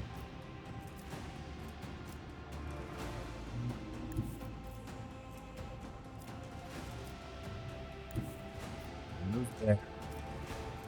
Got him All on hands 2 prepare more for shots. acceleration. Let them taste Fire. our fury. Miss on everything. 'Cause of course it was. Salvo! Fire. Good.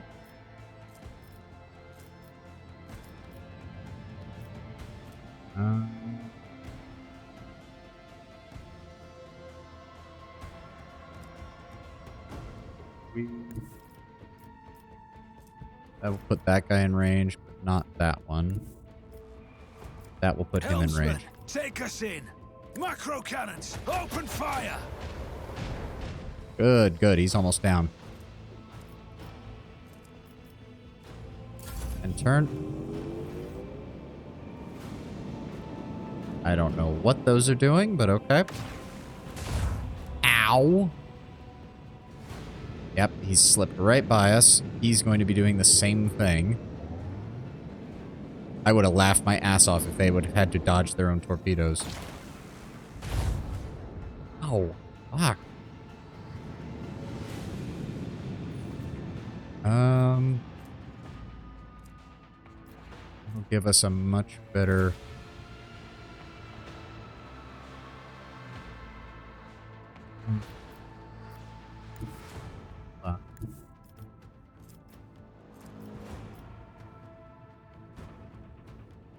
Hold on.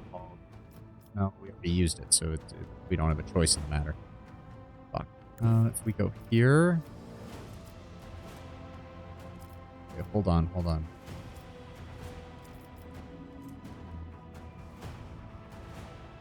Yes. Okay, so we're going to move here. Swing us around.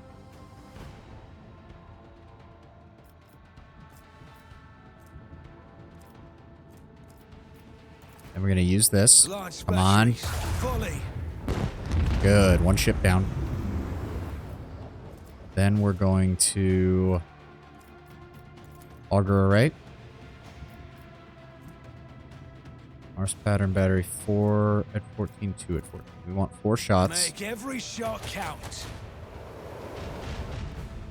It's 2 of his things down. Can't use that. Can't use that. Can't use that. And we can't move. Yep, the torpedoes are just zipping around. They can't make turns tight enough to actually hit us. Oh, you're going to stay in my frontal arc. I mean, I'm fine with that. That makes my job a hell of a lot easier. You're in range. Fire Open at fire. will. Alright, their shields are down. Oh, no, not that. Here. That puts him in range of both of those. Yep. Coordinate set. Yes. Salvo!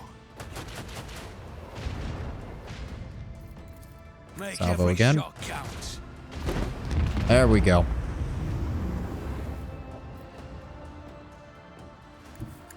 And we may as well shoot these torpedoes. Why not? Salvo!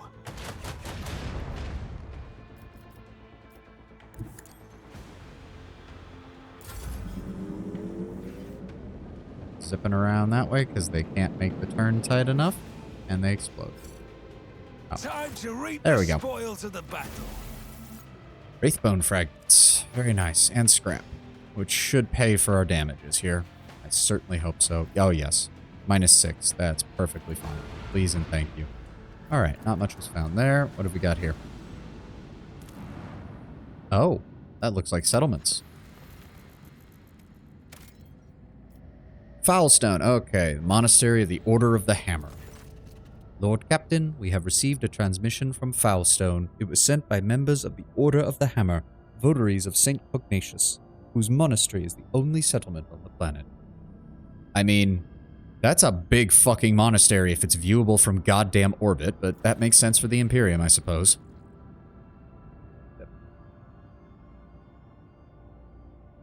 Or rather, it used to be. Some time ago, a transport vessel, the Navikia.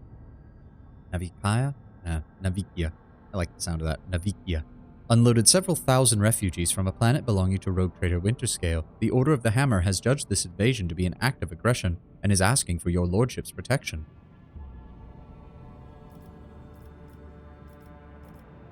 Those people are victims, not invaders. Prepare my personal shuttle. I'll head to the planet and we'll resolve this issue. As it pleases, your lordship. Coronis Expanse, Askia system. Well, it's not. I'm pretty sure this is called the Trinitas system, but whatever. Monastery of St. Pugnatius, Foulstone. Chronicle compiled by the humble archivist Brother Petricles. 611 days after the feast of the passing of Nicodemus Keefe, champion of faith. Disquietude marred the calm of the monastery of the Order of the Hammer. Countless tortured souls steeped in fear arrived upon Foulstone in a starbark. A great apostasy had befallen their home and turned them into wanderers seeking help and refuge. Their wicked and cruel captain, the owner of the Navikia, betrayed them. Once the unknowing souls in his care had made landfall upon the world's surface, he most deviously recalled his shuttles and left, ridding himself of his duty to care for the unfortunate lot. Not knowing how they would survive in Foulstone's grim wasteland, the Forsaken people came to the monastery of St. Pugnatius, and there they surrounded its walls. They hammered their fists on the gate and implored and wailed, "Take us in, protect us," and what was once a place of serenity and grace was full of din and disorder and all manner of things despicable. The interlopers brought with them worldly futility and strife, and mayhaps the seeds of alluring blasphemies, if fiendly heathens lurked in their midst. After a prayer, the prelate Hectarchius turned his eye to the past in search of instruction. Prelate Hectarchius recalled the first missionaries to set foot on Foulstone's vast wastelands, led by their zeal for serving St. Pugnacius, and those missionaries had received the blessing of Nicodemus, the champion of faith who had travelled with them in their star bark to found in this place a humble and pure abode wherein to cultivate wisdom and piety. And St. Pugnacius, a man of great endeavours, a warrior and a wise artificer, never cowered behind walls of a librarium, but stepped bravely into the darkness, carrying light in the palm of his hand, and he commanded others to do the same. And not only Foulstone, but many worlds of the Coronis expanse bear such an imprint. And Prelate Hectarchius did welcome the interlopers warmly as his guests, but he did warn his brethren to keep their vigilance.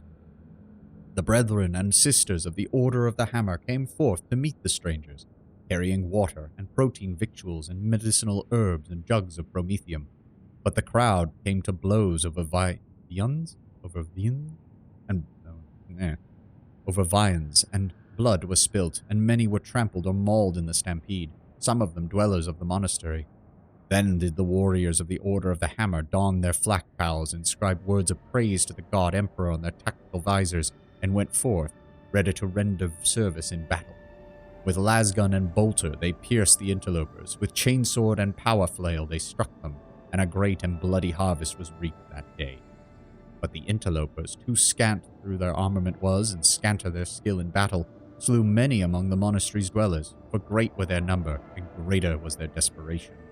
The monks fled beyond the walls, and rang the vox alarum, shut the gate, commanded the armed guards to keep watch over that gate, slaying any who approached.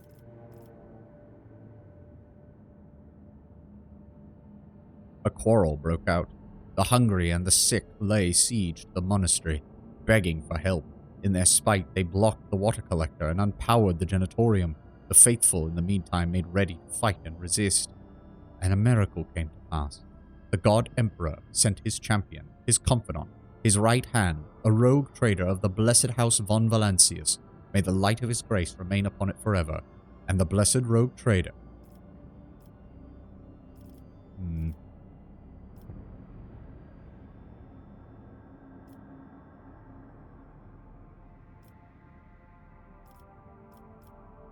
gonna go with this for first. The blessed rogue trader summoned Prelate Hectarchius and the leaders of the interlopers to hold each to account for their deeds. The strangers, prodigious in number, beseeched the rogue trader to take them in, to give them shelter and protection to its lord's servant. And spake they, saying, Long have we wandered, swiftly have we fled. Many a woe and ordeal has befallen us, for many a father and son are we bereft. Now the warp hath taken the last of our strength, we shall flee no more. And they spake further, saying, Without thy holy protection we are doomed, for we fear annihilation at the hands of our kin who remain behind. For having fallen away from the sublime light of the Emperor, they have descended into bloody sedition and become murderers of no mercy. Murderer? I'm assuming it's another way of saying murderers. Quoth Prelate Hectarchius, Ours is a pure and secluded abode. By worldly futility we are untouched, and we wish to remain. These unknowing souls seek to capture our abode. Avert this calamity of ours, for they are a people malicious, multitudinous, and misfated. Then, quoth he, If it be thy wish to confer land upon these wretches, confer it, for Foulstone has arid land in abundance. But make it not our duty to care for them, for it is not our path. Provide for them and provide for us, and we shall acknowledge thee as the planetary sovereign.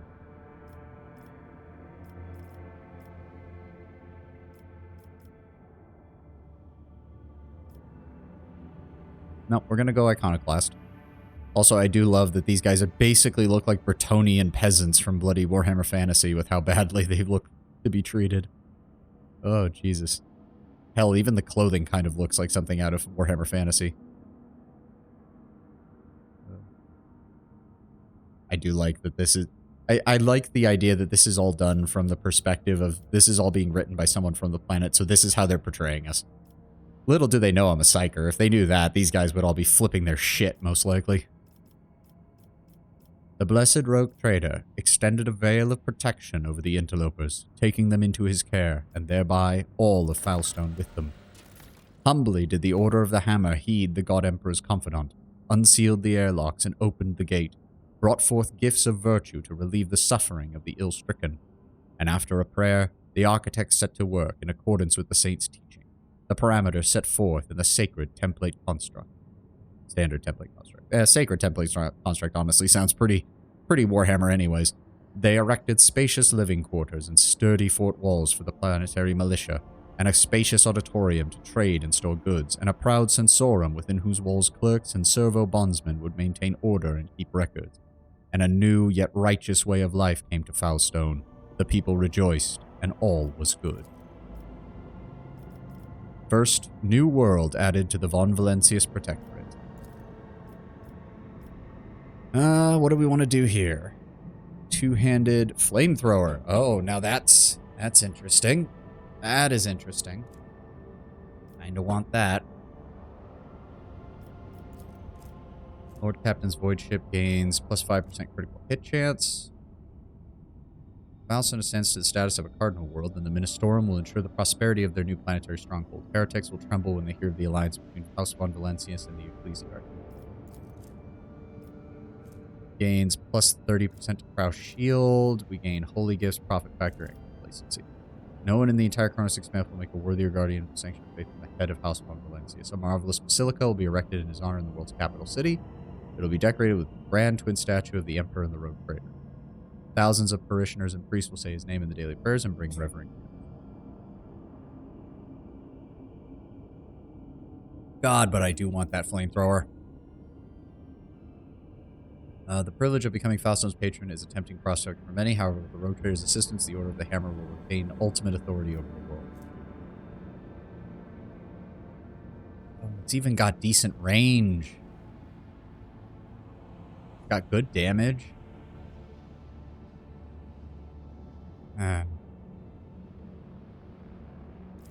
So hold on. We get 2 Profit Factor. Holy Gifts times 20. We get some Drusian Reputation, and we gain Efficiency. With High Throne, we get the same Holy Gifts. We get 2 Profit Factor. We get 1 Security. And with the Celestial Protector, ooh, we get 1 Complacency. Increases the amount of Profit Factor and the speed of projects. Wait. Affects the amount of Profit Factor produced by the colony and the speed of projects in the colony, increasing and decreasing them by 10%. For each point of complacency, respectively. Ooh, interesting.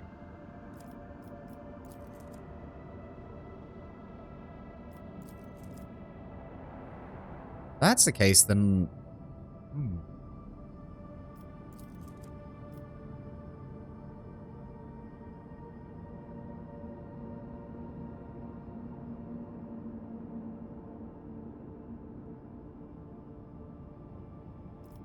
That would increase... Hold on. So, yeah, right now the stats are all 0.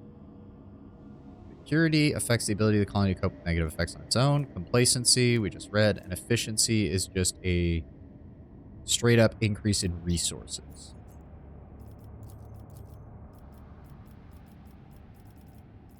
Do we actually go through and fill in all these slots? Because if so, that's actually kind of cool. That's a lot of customization for a place like this.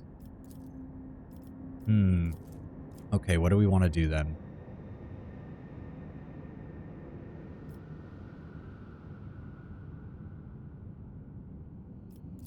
The thing is, though, going Iconoclast really seems like we want to actually be on hand with a lot of this stuff. So,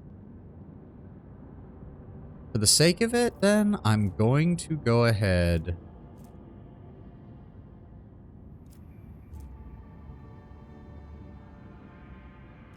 We're going to go ahead with Celestial Protector. This world is being formally added to the Von Valancius Protectorate. Fully and complete. Foulstone will belong to the Protectorate and will act as a religious site for our nation. Execute the Celestial Protector. Oh wow, there's so much stuff to go.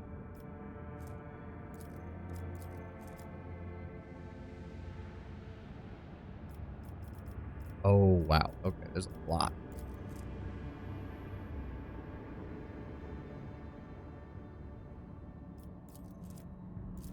No, definitely don't want that.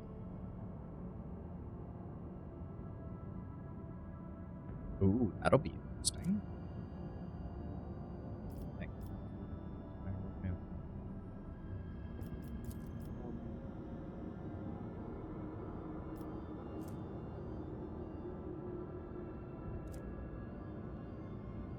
No railway if we do that. That does give more duration and more complacency for all colonies. Interesting.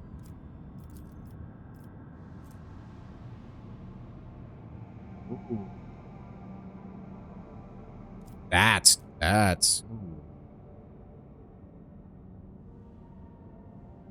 ooh. Yeah, I don't know about those ones, Ptolemy. I've seen the exact same the most ones that I've been seeing are best viewers on whatever. Cheap viewers is actually a new one. Almost all the other ones have been best viewers. Also, I don't remember having much in the way of moderation settings on, so I don't know if it's censoring something on there or if they're just actually putting 3 asterisks on there. I honestly don't know. It's weird. I just kind of ignore them at this point. And the bots must be getting more advanced because some of these people seem like they actually have actual usernames. So I don't know if it's hacked accounts or something. It's weird. All of these almost all of them add complacency. That's kind of unfortunate.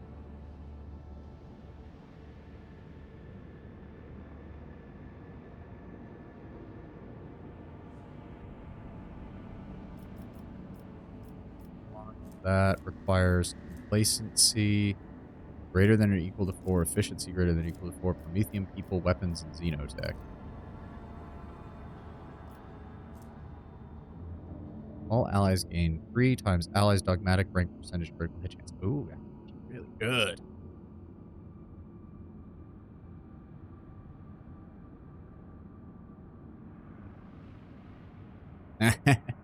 Wouldn't that be nice if someone actually made like a halfway decent bot that just posted like, yeah, like cake recipes? A bot that was actually somewhat useful.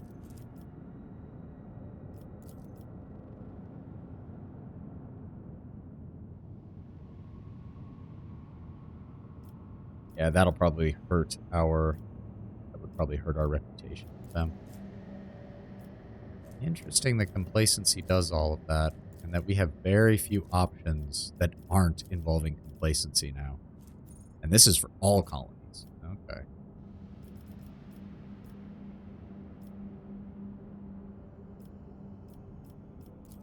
Prussian gives...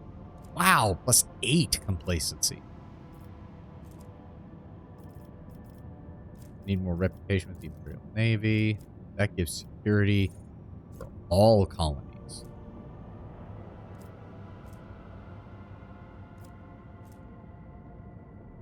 Plus 2 bonus to all characteristics during warping combat. Very nice.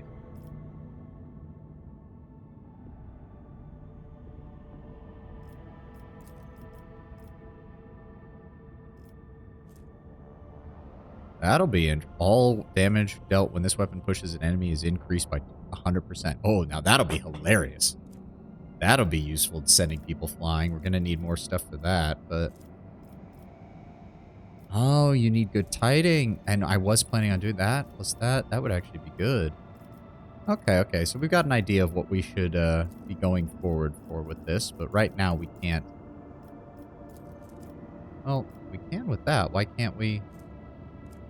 Is it still in process? Yeah, execute. Okay, so we can't do that yet. Okay. All right, Foulstone has been added and colonized. See, look at that. There has to be, like, I'm assuming that's the main monastery, and they built out stuff around it, but there weren't many people, and now we're actually settling people here. Okay.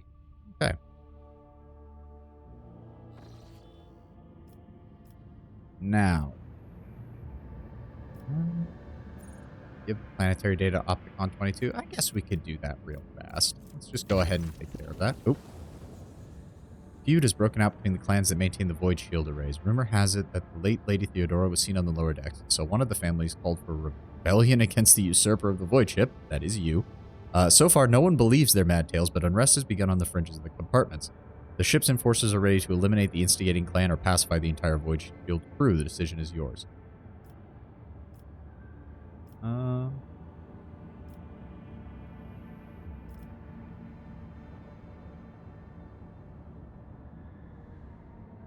See, given that the other crews don't want to get involved, I wish there was an option that was between these two. Like, send in the enforcers to destroy the rebellion clan, but ask this neighboring crews to assist or something.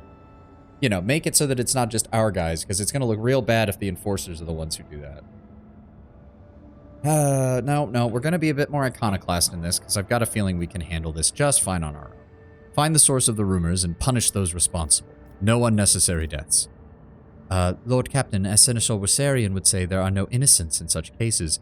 The clans are endangering the entire void ship, trustling over a strange and obviously false rumor. If you so desire, I will convey your wishes to the enforcers later, but right now the unrest must be stopped, and the people return to their direct duties or replaced.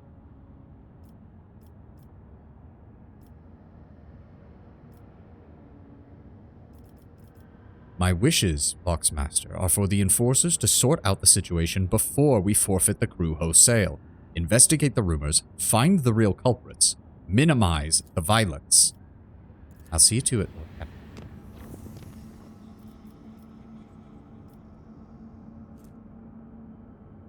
Work by exploring the current expanse, scanning new systems, anomalies, or participating in non-combat space events. The navigator of the flagship uses it to build new warp routes as well as to make them more stable and safe in as much as it's possible.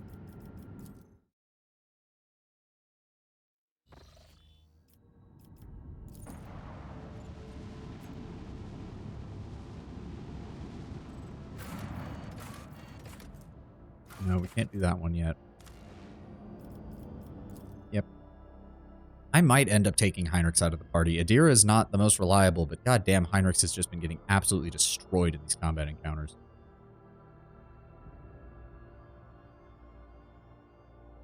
Thinking I should give him a two-handed weapon too, because he's just not doing much with having two one-handed weapons. At least not at this point. Hello, Opticon. I've got the planetary data you were interested in. The collected data is of interest, significant, compliant with the criteria for cooperation. The Cognizance Fleet thanks you for your contribution and guarantees the provision of reciprocal service indulgence in the form of parts and equipment. Reporting, the Kappa Thread supply line is ready to continue cooperation with the Von Valencius dynasty in the sphere of planetary reconnaissance. I don't know. Oh, good. We do have some more profit, so we can grab the machine right sets. Additional medkits. Stims. Very nice. Still a ways away from getting those extra mobile extractum.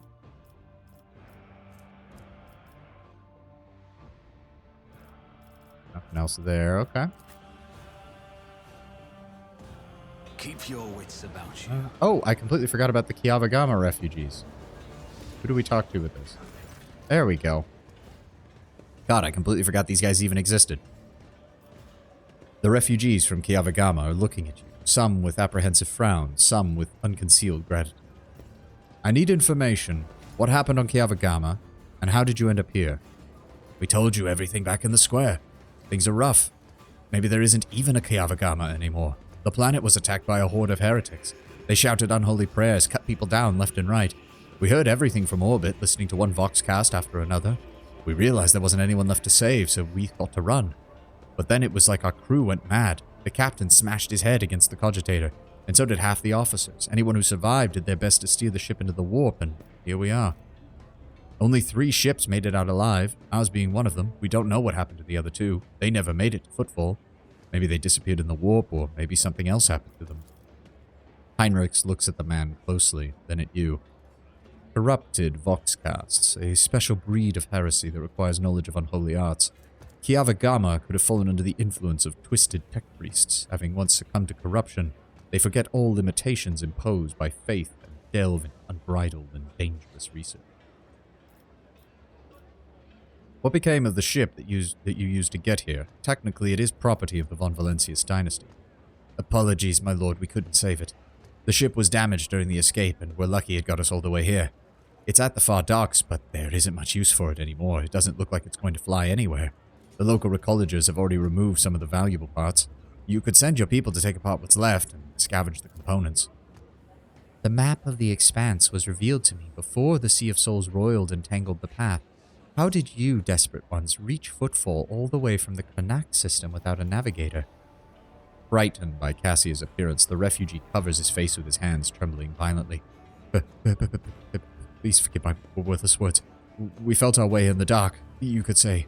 All we had is some old maps. We prayed to the god Emperor day and night as our helmsman plotted the course. It was a miracle. It must have been, your lordship.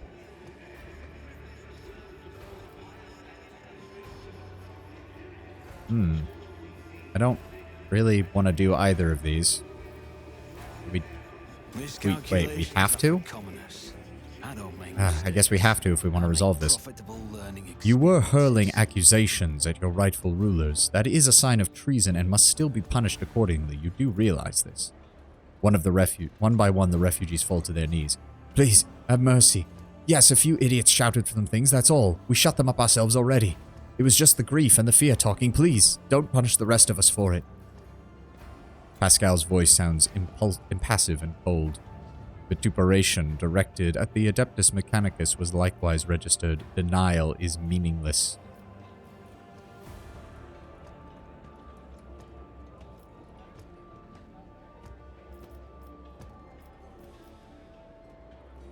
You have been through enough. You are pardoned. You may board my ship, and you will continue to serve the Von Valentius dynasty. Their eyes beam. Praise be to the Emperor. We are saved and pardoned. We'll do as we're told. We won't say another word. Why does my mic keep beeping when I'm barely doing any talking like this? Jesus. Bowing hastily, the refugees back away from him. Alright, that's resolved. Let us not dawdle. Anything else that I want to do is over there. We can just talk on the bridge.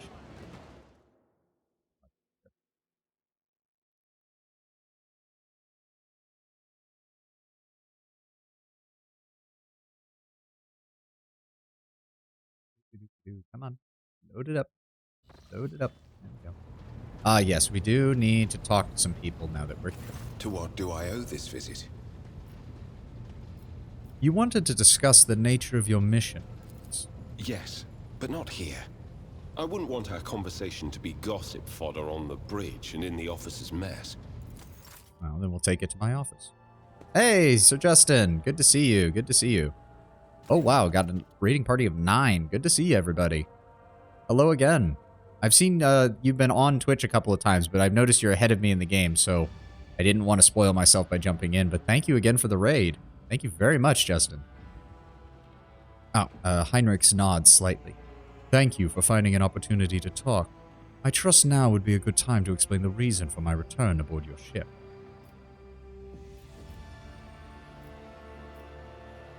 Well, I welcome the chance to assist the Inquisition with its inquiries, Van Valens. Lord Captain, your enthusiasm is commendable. The interrogator smiles, but his eyes remain cold. Oh, thank you, thank you. I believe also if they do type anything in the chat that's included in my rules as well, as far as if I'm doing any kind of game with a story, I explicitly ask people not to spoil anything. I'm okay with a little bit of backseating if I really need it and I ask, or if I need advice on something and I ask, but no spoilers, please, to everybody. Thank you very much. To business, then. The cult of the Final Dawn, the madmen preach their heretical doctrine among the denizens of the Coronis Expanse and instigate crimes against the throne and humanity. One such crime took place in your protectorate. The Lord Inquisitor considered it necessary to have one of his acolytes accompany the rogue traitor on the voyage into the corrupted region. I also need to meet with one of my observers on the capital world of your domain.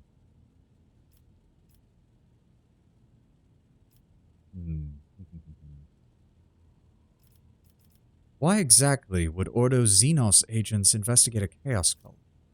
You are well versed in how the Inquisition is organized.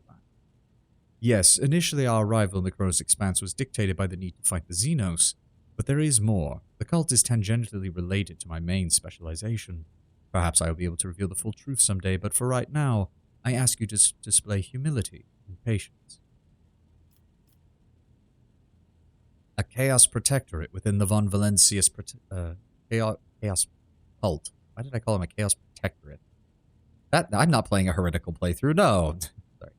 A Chaos Cult in my Protectorate. Heinrichs, are you laying an accusation against us? Chaos, tread softly, Savani. The main danger of secret cults and sects is that they are like seeds.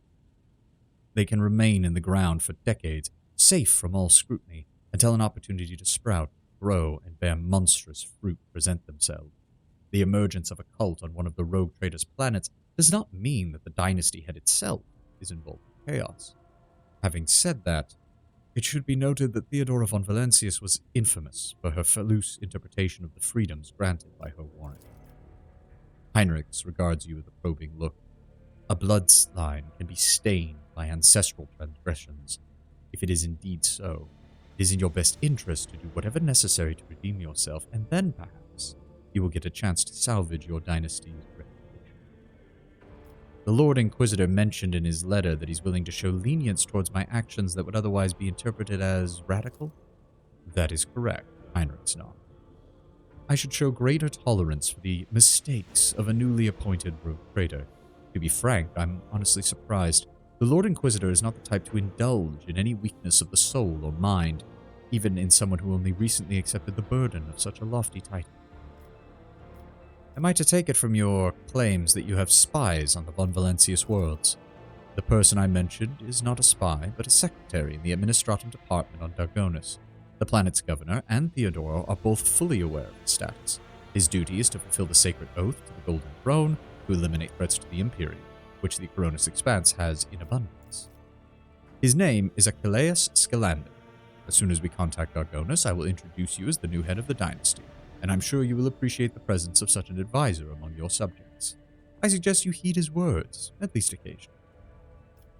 I want to know more about this cult. They are chaos worshippers. Most often, agents of the throne run into lone renegades stirring up rabble, insane prophets, hysterical visionaries preaching the end of days, a passing comet, a mutant rebellion, an onslaught of monsters. Each time they come up with a new reason why the people should prostrate themselves and quiver in fear. Much effort and blood of those loyal to the throne have been spent before we establish the connection between those heretics. But the cult of the Final Dawn is something greater than a gaggle of misguided seers and fortune-tellers. They clearly spread their agents all over the Expanse, disseminating raw heresy among honest people on the Imperial worlds. There is a certain strategy to their actions that changes whenever we get too close. And finally, they have enough military might to have had the 2 ships that we sent after them later discovered as wreckage. The growing difficulty in making warp jumps is detrimental to us, but is unlikely to inconvenience those who engage in vile sorcery day in and day out. After the events on Rykad Minoris, I suspected the cult might have built its nest inside Winterscale's domain, but the latest reports indicate it is your protector that is harboring the heretics. Being in your entourage improves my chances of getting closer to their secrets. I have already agreed to give you a place aboard my ship and in my retinue. What else need be done, Von Calix? The rogue trader should simply deliver me to the system that contains the industrial world of Koyava Gamma. I will then accompany you to the surface and determine what the cult is planning and how it intends to use the resources that have fallen into their clutches, which unfortunately may very well include the blessed engines of the Adeptus Mechanicus and even the followers of the Omnissiah themselves. I will be frank, Lord Trader. The answer to this question is unlikely to please either of us. The machinations of chaos usually go far beyond solely inflicting countless deaths and destruction. Having their plans come to ruinous fruition would lead us lead to far more terrible a consequence. One of the systems in the Coronis Expanse has already been lost. May the Emperor protect us from watching this tragedy play out again. What exactly caused your suspicion to fall on Koyava Gamma? Disjointed pieces of data that finally merged into a single picture. Additionally, not long ago, a vessel from that world arrived on Footfall. The reports from the crew were confused and alarming, causing me to fear a planet-wide rebellion. We ran into a Chaos Space Marine on Rykad Minoris, Heinrichs. Do we risk running into his brothers? Oh, I have no doubt it will happen sooner or later, Savani. Chaos Marines siding with a cult is very bad. Most likely they kept away until recently, pulling their puppet strings from a respectable distance. These traitors seldom show up alone. The best we can count on is having to deal with just a squad of such Marines in the Coronis Expanse, and hopefully not an entire company. I will not allow anyone to throw their weight around on my worlds, be they servants of Chaos, Xenos, or heretics. A commendable aspiration for a person who holds the fates of billions in their hands and dozens of Imperial worlds, which is why you need to be ever more vigilant when looking for seeds of corruption on your planets, lest they sprout someday and spell doom for whatever is tangled in their roots. Enough about the archenemy, then. Tell me about the Drukhari who managed to steal a goddamn sun. Heinrichs winces. The Drukhari. One of the branches of the vile Eldari, an ancient and vicious Xenos race. These creatures are a living terror to ordinary humans who fall prey to their raids, for the simple reason that the victims are not killed outright, but instead become their playthings. Just as you and I need air to survive, the Drukhari require the psychic energy born from torment and pain that they extract from their captives with uncanny expertise. Their ships, which are difficult to mistake for any other, arrive suddenly and undetected. Their stealth technologies greatly surpass the capabilities of most standard Imperial auger arrays. The objective of their raids is never to capture a world or a ship. No, they are only interested in mass numbers of fresh victims. After filling their holds with as many living captives as they can take, they disappear into the web, a different dimension, concealing the great stronghold of Komarov, the dark city of the Drukhari, from which it is said none hope to escape. Heinrichs studies your expression. Unfortunately, I do not know why the Drukhari stole Rykad's son and brought about the fulfillment of the cult's prophecies. Perhaps the Xenos themselves have played into the archenemy's designs, or perhaps Aurora's divinations in fact describe the Drukhari's actions. There is only one thing I can say with absolute certainty. There is no direct alliance between the cult and the Xenos. That is simply impossible. Was there anything else, Heinrichs? Let me put it to you this way, Lord Trade. You may think whatever you wish of me, but my goal is not to hinder you. I am here to help you in the fight against your foes you may not even be aware of. You have my word, I will provide every assistance in uprooting the heresy that has sprouted on the Von Valencius worlds while their master was away, and that I will try to be more patient with the less grievous flaws that the bearers of the warrant are known to have. Heinrichs inclines his head, and I thank you for sparing the time, Lord.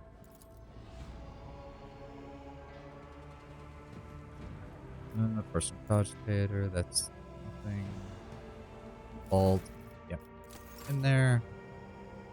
Shouldn't be anything else waiting for me here. It does occur to me, I don't think I ever actually read date from newest. I don't think I ever actually read his letter. No, I didn't. Completely forgot about that. May the Emperor's faithful forever remain in the light of his favor. Let me first express my condolences on the tragic death of the most honorable Theodore von Valencius. Nevertheless, I was elated to learn that the word of the Rookfair has passed to a worthy and promising heir. These words do not follow compliments, but are the Inquisition's official opinion of your person. Oh, well, that's nice. I'm well regarded by the Inquisition. Surely this will have no negative consequences. Rogue trade, As fate would have it, you have taken the reins of the Von Valencius dynasty in the hour most dire, when the importance of dark events are surfacing throughout the Chronos Expanse. I've been duty-bound to become the first sentinel who sees the approaching threat, and I will thereby alert you that coming, our loyalty and resolve will be tested. People such as you and I will become the pillars that will unite the Emperor's frightened children and inspire them to fight back. I greet you as my dependable ally and assure you of my favor. From now on, you have a trusted friend within the holy Ordos of the Emperor's Inquisition and a receptive confidant on whom you can rely. Should the dark times ahead require you to make questionable choices, have no doubt that such an incident will be examined in an exceedingly temperate fashion that rules out the most radical forms of judgment. I have faith in your success of our partnership, and thank you for your contribution, both past and future. Lord Inquisitor Xavier Alcazar. All that really says to me is, I'm a borderline radical inquisitor, and I'm going to use you as the fall guy in case everything goes to shit. That is exactly what that reads as to me. I hope I'm wrong. But I don't think I am. Oh, he is so going to turn on. I mean, I'm assuming he will. I imagine the only way the Inquisition doesn't eventually turn on you is if you play a hardcore dogmatic. And even then, there's no guarantee. Let's go ahead and check on everyone in the bridge. Lord Captain. Why the hell would he... Who would ever say that? What asshole would ever say this to Abelard? Whatever. I hear you and Cassia exchanged words recently. What exactly happened? And who brought this piece of news to you, I wonder? Then again, I have nothing to hide from you. Of late, the helmsmen have been going off course with increasing frequency, and the reports are full of contradicting accounts. The problem continued, even after several demotions were handed out, so I took it upon myself to investigate. God, this part is voiced. I don't talk. I was astonished to learn that our Lady Navigator has been amending entries in the ship's log, and the officers have been keeping silent on her orders. I immediately demanded an end to the outrageous conduct, and I reprimanded Lady Cassia in front of the officers. She greeted my words with silence, and then quickly departed. I should not have acted thus. I never even found out what drove her to do it. It's interesting. It's especially interesting because I thought Cassia, when she spoke of the other crew members, Abelard was one of the few that she actually Lord liked. Captain. So that's interesting. Oh, let's double check with Heinrich to make sure there's nothing else there. To what do I owe this visit? I want the Inquisition to take care of Adira. Yeah, sure. No, not... she's annoying. She's not that annoying. I know exactly what that would entail, and it's not pleasant. I want to discuss the Cult of the Final Dawn, Heinrich. What can you tell me The about it? cult's ordinary members are humans who have been corrupted by the archenemy, traitors to the Imperium, and accomplices of chaos.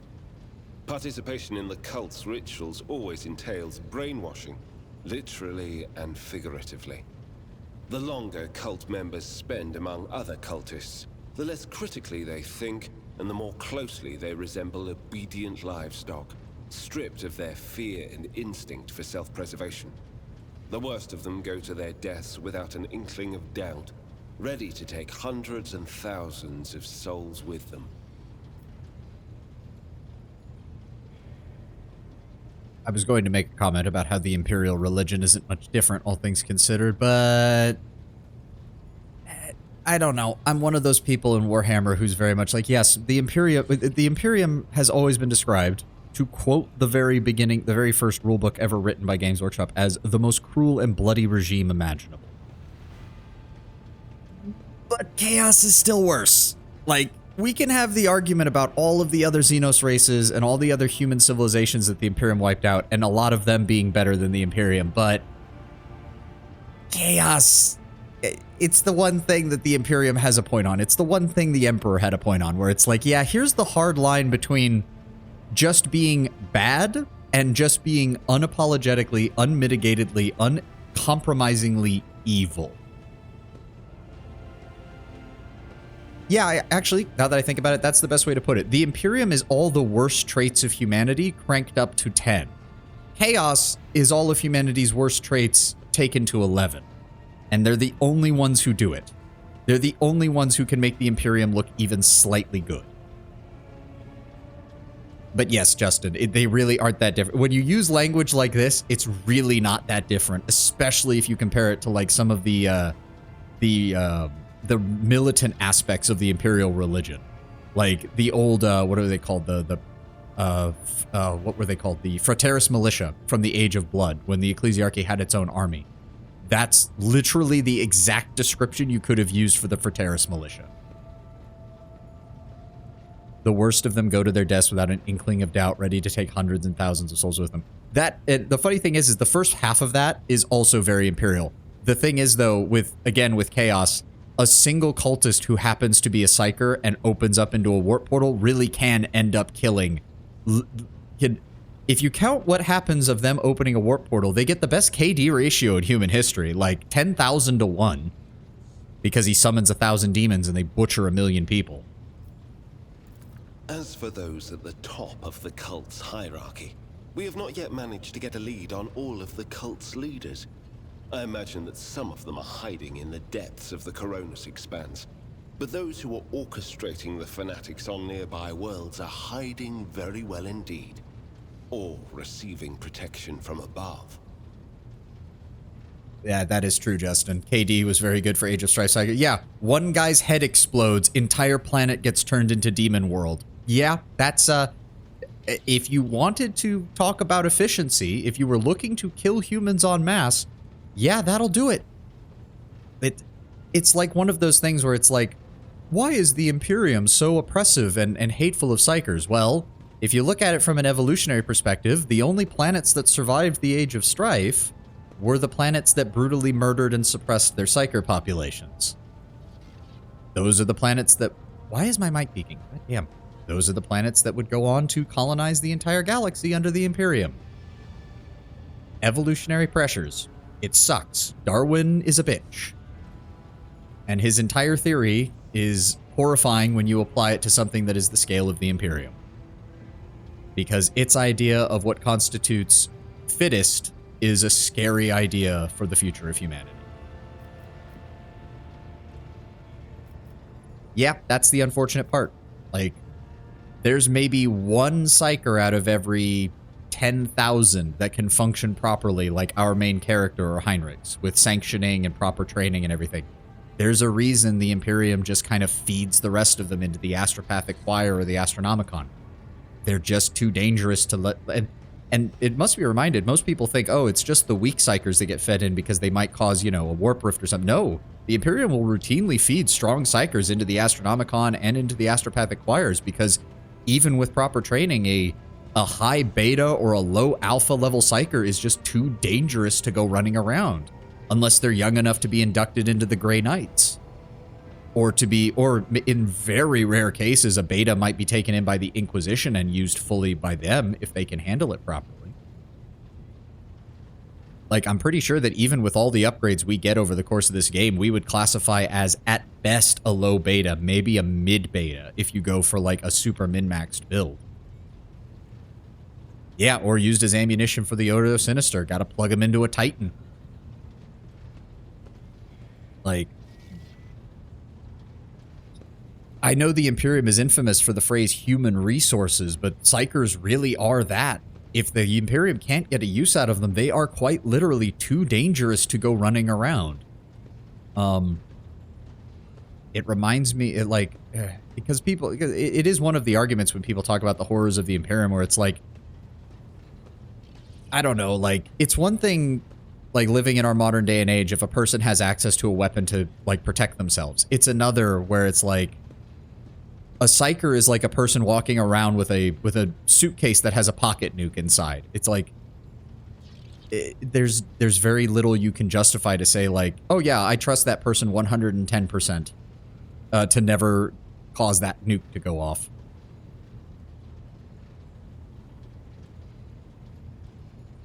Yeah, well, I mean, 40K has gained popularity, Justin, but it is still kind of a niche internet thing, and a lot of people are getting exposed to it. There's a reason that, oh shoot, what is it? Bricky's Guide to Warhammer blew up in popularity a couple of years ago when he, during the height of COVID, when he was doing all of that stuff, and did an introduction to Warhammer 40K and all the factions and everything like that. And you've been seeing a growth of podcasts for 40K, lore explanation, lore videos and things like that. Those are all growing in popularity as 40K gets closer and closer to like a mainstream hobby that people know about offhand rather than a much more niche hobby that isn't seen that much.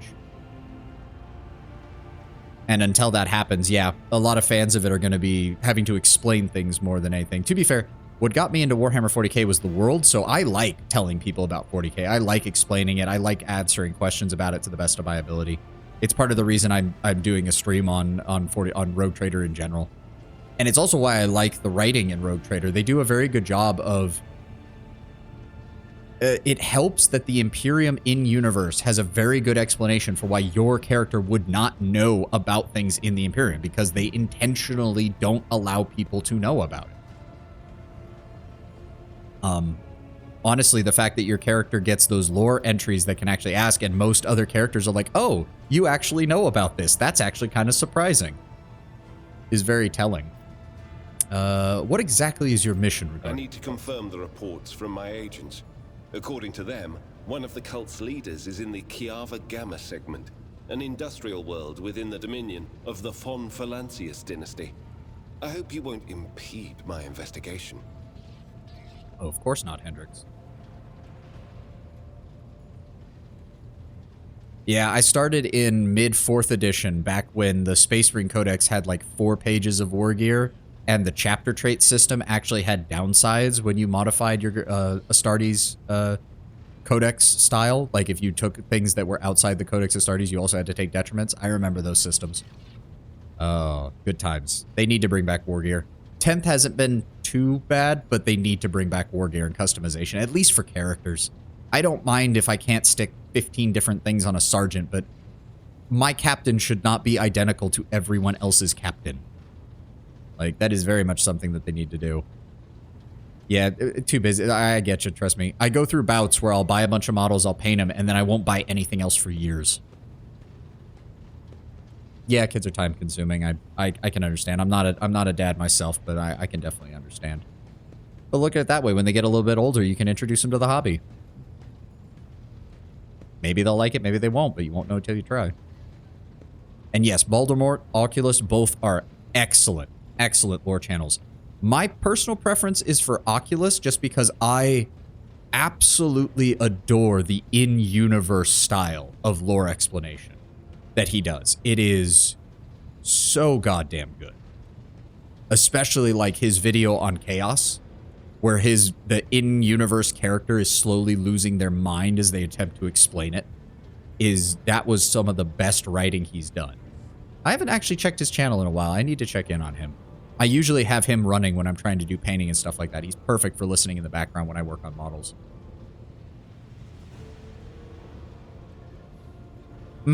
He does a good job. He does a good job. He rides a nice line between the Imperium is unforgivable in what it does to maintain power. The only justification is that it faces the one enemy in the universe that could potentially be worse than it. And that horrifies him, as it should. That is part of the grimdark nature of the 40k universe. Yeah, Baldermort has done some good ones too. He does, especially I think some of his short stories, are those actually written by him? Because I don't think all of them are excerpts from books or anything. I think some of them are actually written by him, or he does like his own interpretations of them. He does a very good job. I need to watch more of him. I also need... So apparently he's British, and he did some voice acting stuff for the Fallout London mod that just came out. I need to check that out at some point, because I've heard it's a buggy mess, but it's a really well-designed, really good role-playing buggy mess. And he apparently does, I think, narration and some voice lines in that. And I need to check that out at some point. What do you mean protection from above? Governors, commanders, rogue traders. History is full of those who neglect their duty to the Golden Throne and seek allies in the wrong places. It does seem to me that you've been investigating this cult for some time. We discovered the first traces of it as soon as we arrived in the Coronis Expanse. Since then, the more we learn, the better we see just how far the roots of this blight extend. Destroying individual cells is pointless. We must cut this beast off at its head. As you wish. Don't need anything else from you. Nothing there. Let's check in with Janris. Nope, we're good. Nothing there. Let's check in with Pascal and Abel. The Omnissiah knows all, comprehends all. Strange messages have been appearing in the ship's log, Pascal. What do you know about this error? This statement is true. Algorithmic violations have been recorded, as a result of which I twice performed an offering to the cogitators of corrective data vows and ruled out the possibility of sabotage. I hypothesize that the violation is a consequence of the discontent of the ship's machine spirits. I recommend a procedure of placation of the honored spirits for the glory of the Omnissiah and the steel angels sent by him. May your labors be effective and fruitful. I really like Pascal's voice actor. Between that and the effect that they put on his voice, it just comes across really well. Anything from Abel? How are you feeling? Yep, nothing changed. Alright. Oh, wait, what? What is this? Oh. Full system analysis of progress, status diagnosing, result no failures detected, system operational. And it exploded.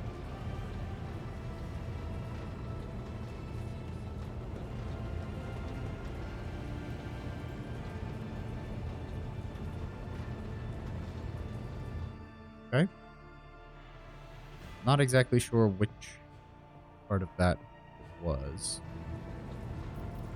Yeah, no. It just started exploding. Pascal, do you got something to say about that? Nope. Okay, so that must have been something. I'm honestly not sure. Adira, you got anything for me?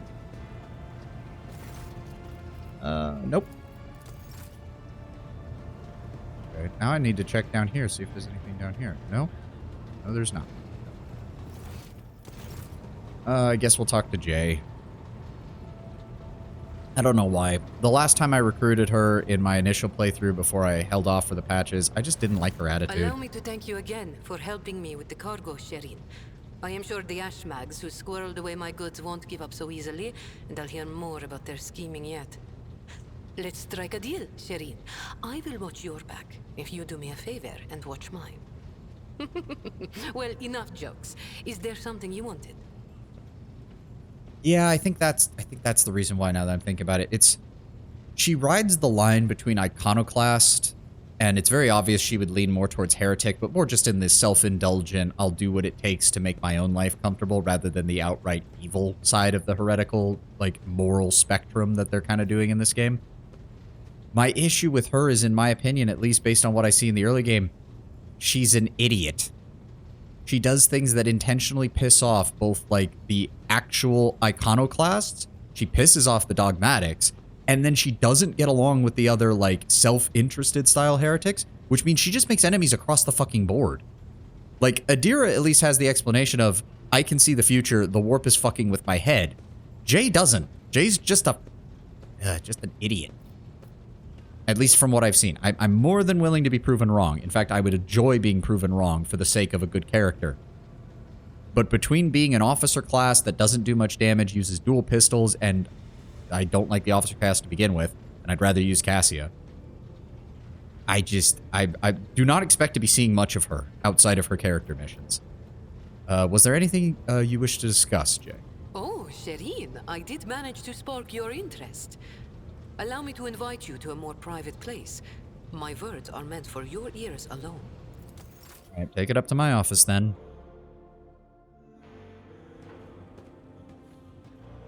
See what we can do here.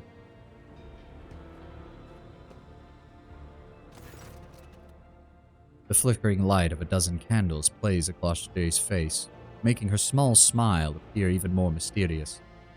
All right, let me see if I can do at least a passable voice for her. Shireen, the Exalted One himself brought us together the day you crossed Vladim's threshold. He led us to the cargo and gave his blessing for its return. Do you know what people on my world say when such a thing happens? What's gained is to be shared with your neighbor. He points at the containers in front of him. One contains a polished Eldari rifle, a rare model, the other holding an ornate sword. I am sharing what I've gained with you. Please accept these humble gifts in order of our wildly successful and suddenly struck friendship. Ah, the Wanderer's Portent. I know exactly who's going to be wielding that. And the Bloodseeker's Clave. Requires Drukhari weapon proficiency, 17 to 25. A huge cleave ability, and 35% armor penetration.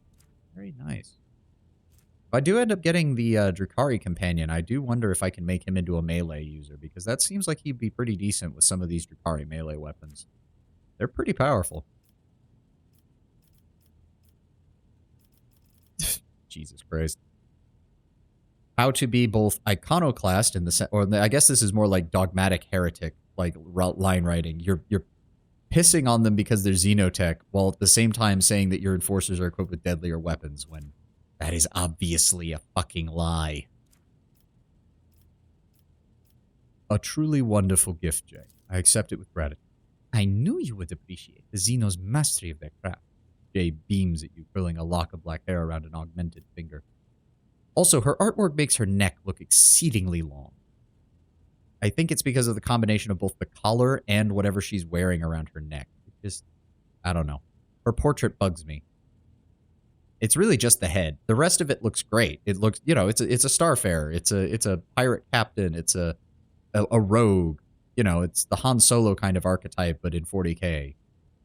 But I don't know. She just bugs me. And I don't know why, really. After a brief pause, she awkwardly continues. So, the matter I wanted to discuss with you is related to my business. You know that I sell Xeno artifacts to interested Imperial subjects and Imperial trinkets to the Xenos. Business is going well, my network runs without my active participation, but when it comes to expansion, well, that's where I hit a wall. Rivals, envious of my success, Jay throws up her hands. Falco especially. I am certain the theft of the cargo was his doing, but I can never predict what that Ashmag will do next. While the Imperium's authority may be fragmented in the expanse, it could crack down on people of my profession at any moment. Well, I think I follow. You wish to use my connections and resources. Exalted one for Fen. How could such a lowly servant of the Emperor use the Radiant Bearer of the Warrant like some kind of tool? The other way around, however.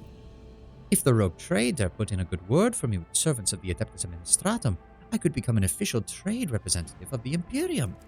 Just imagine, a little scrap of paper offering me and my agents protection against Ashmag schemes. Far better than any refractor field. And even the Inquisition would have to think twice before they mess with me directly, because I'll be a representative of the law in my own right. And the best part of it all is that it will cost you precisely nothing. All you must do is stop by the Administratum Palace, obtain a certificate from the Master of Seals. My informants tell me that the palace is located on Dargonus, which just so happens to be your capital world. You see how everything has aligned so wonderfully, and of course, I repay you in kind. How exactly do I benefit from you gaining official status? Besides being a recipient of my eternal gratitude, Sherry? Jay playfully raises a brow. Wouldn't it be beneficial to have someone in your retinue with the weight of authority behind them rather than just another pawn? One slip of paper and I will be able to extend my network to systems far beyond football. My agents will be your eyes and ears throughout the expanse. Now, this part of her I do like. She does piss off a lot of people, but she at least tries to have backup plans. Her ability to plan the initial phases is shit, but she does at least make backup plans. As far as getting the hell out of Dodge if everything goes wrong.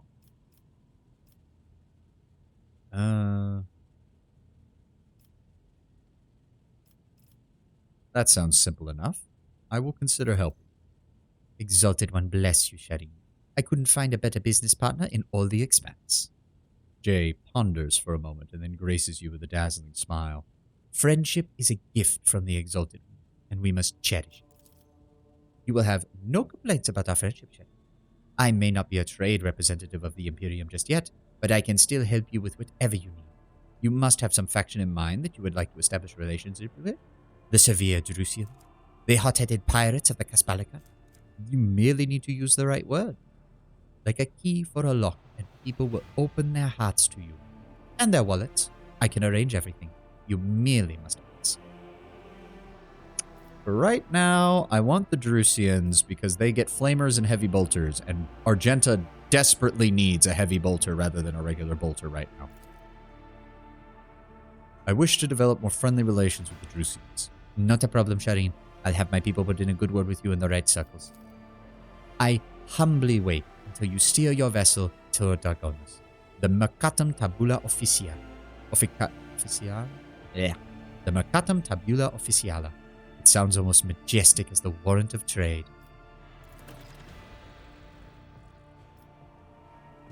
Yep.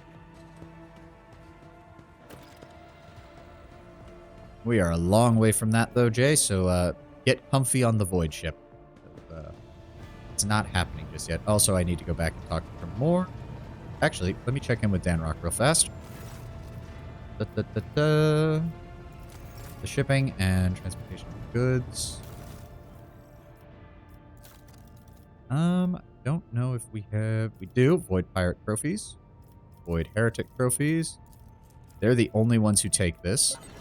Unfortunately, that still wasn't enough for that. Oh, we can get the scrap boxes now. Thank you very much.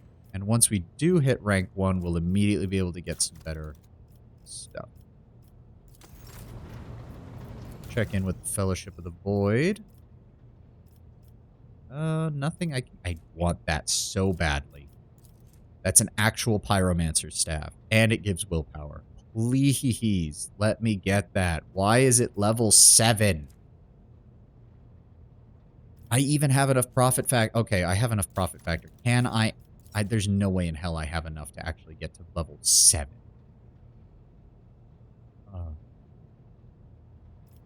Give him the heretical trophy. Well, no, hold on. We're going to check the other factions first before we do anything.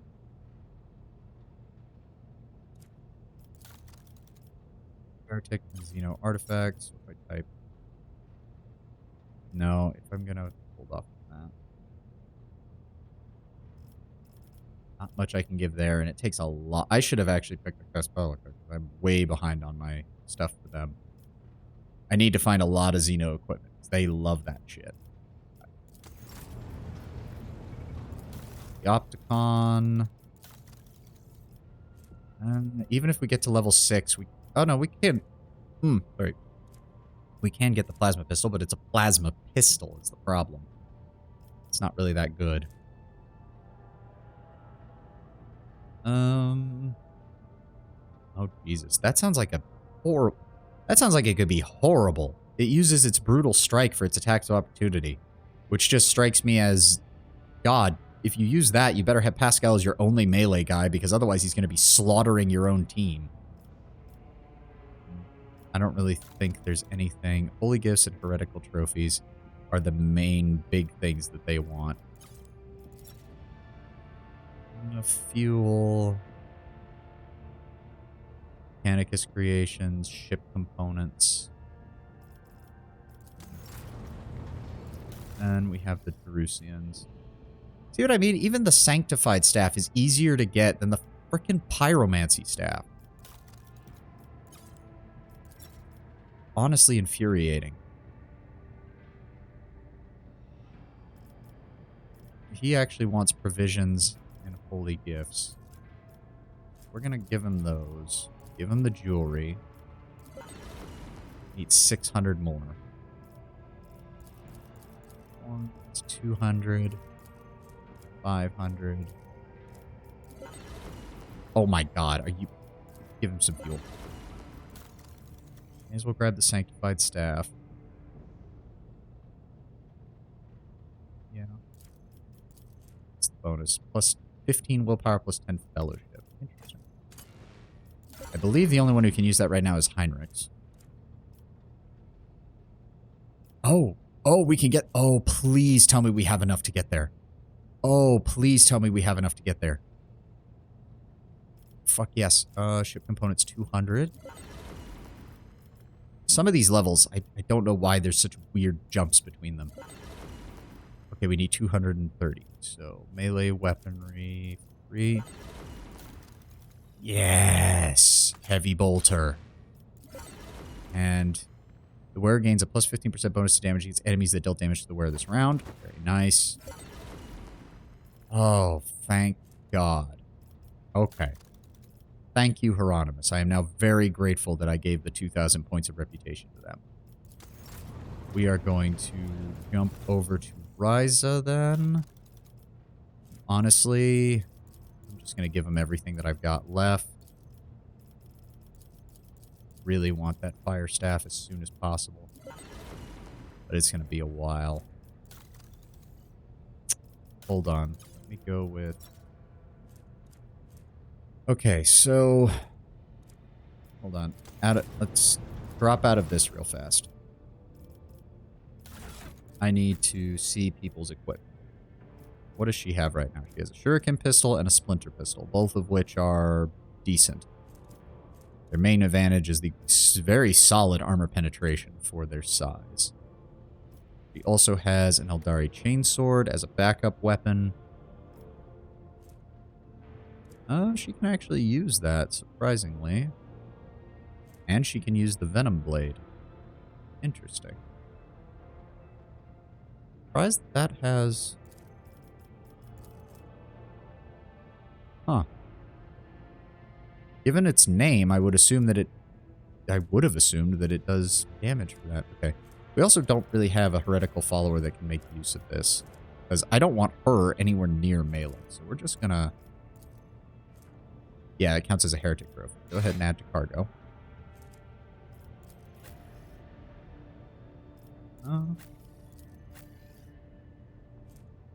Right, we did find a blast pistol. Go ahead and put that in place of her shuriken pistol.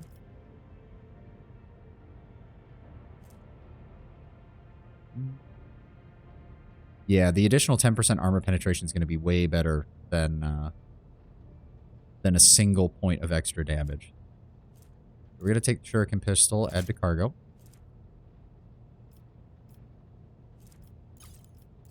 Come on. So melee weapons. I guess we'll give her the clave for right now. 17 to 25 with 35% armor penetration. It gives her a nice, solid backup melee weapon. Her strength's not that good, her weapon skill's not that good, but that's not the point. Failing that, actually, do we want to give her the...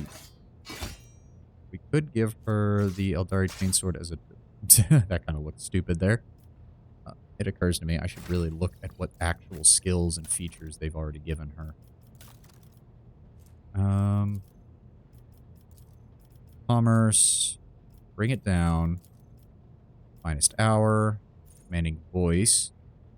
Makes sense. Fellowship. What did they give her? Nimble. Makes sense. Plus 10% to dodge. Lasting impression. Okay. Additional 5 fellowship. Gets move. Immediately grants an ally additional MP equal to fellowship bonus, which I think she gives plus 6. Target is under the effect of the voice. They ignore attacks of opportunity. You got plus 2 movement points. March. Moves any target. The officer gains movement points equal to half the distance the target moved. Good. Commerce again. Finest hour for extra damage. Lore Imperium. Ballistic skill. Whenever the officer makes an attack, they gain plus 5 fellowship until end of combat. Okay. Which is good for dual pistol builds because she'd be able to shoot both of them. Ballistic skill. Take aim. Target's next attack will ignore cover and have double effective distance. The target is under the effective voice of command. The attack will ignore enemy dodge. Better ballistic skill. Used in combat by any character, the officer's next attack will be 0. More Imperium. Willpower. More fellowship. And gains temporary wounds until end of combat.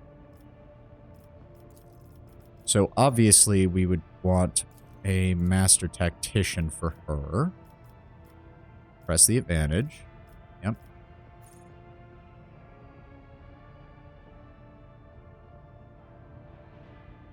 Effect lasts, stacks and lasts until end of combat.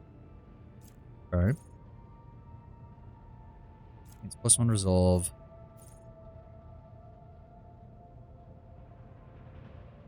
Plus find a characteristic until combat. The bonus to all characteristics does not stack.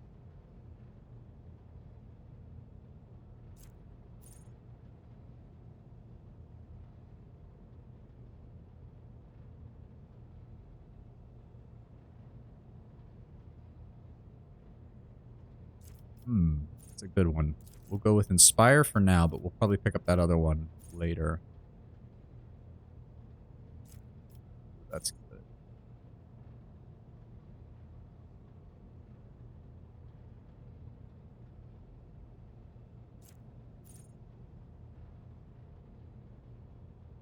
That's very good.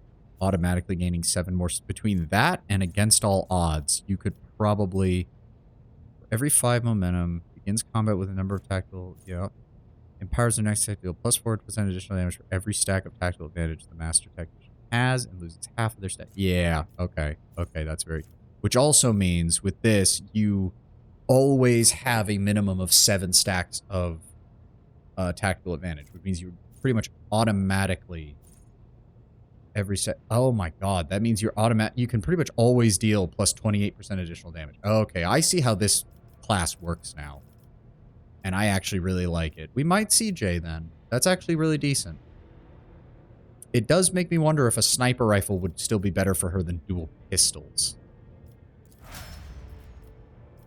We're also going to grab Adira's skill. She pick up dispatch. That doesn't change anything. As I was saying. But for right now, yeah, we'll stick her with the 2 swords and the 2 pistols. What armor would she want? She's got good agility. This is probably the best bet for her. 60 and 20. Hold on. That's identical right now. So we'll stick with the synth skin. And what can we give her? Imperium tests depend on fellowship instead of intelligence and gain a +3 bonus. Which she has 70 versus 30 in intelligence. So that's actually... Yeah, that gets her lore Imperium up to 115. That would be good for commerce, but she's actually already got that pretty well covered. 5% armor, 20% coercion. Scores a critical hit with a pistol. The next attack costs 0. She's the only one using pistols, so of course we're going to want that. All attacks of opportunity deal plus ability damage bonus. Not really that useful for her. Nope. Nope. Maybe. Really the only thing that works for her right now. Mimic fibers, the dog grants 10% dodge. I don't think anything else is really good for her. Sorry about that. My back is a little stiff. Adjust my seat. +5 fellowship for every enemy in a 2-cell radius. Might actually be useful for her, but not as good as dodge, given how squishy she is. Yeah, she's just got a baseline toughness of 30. Yeah, none of the rest of those are really going to help. Got 2 crack grenades. Increase movement points by 6 and grants 2 charges of slash ability. Man. Go ahead. Actually, give her the plasma grenades. That, as well as the monofilament grenades. She'll be my Xenos grenade user if need be. Unfortunately, I'm one of those people who's always like, oh, but what if I need it later? And I never end up using these unless I absolutely have to. Alright, was there anything I wanted to do for it?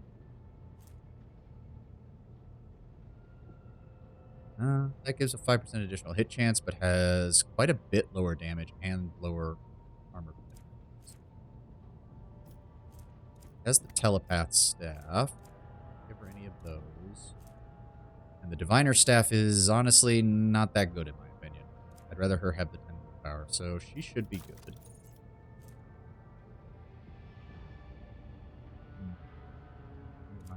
15, 40 minus 15, 40 minus 5, so yeah. Nothing else that I would prefer for that. Logic. No, we do want that. He does too much damage to not do something like that. Commerce doesn't really matter for her. Coercion doesn't matter for her either.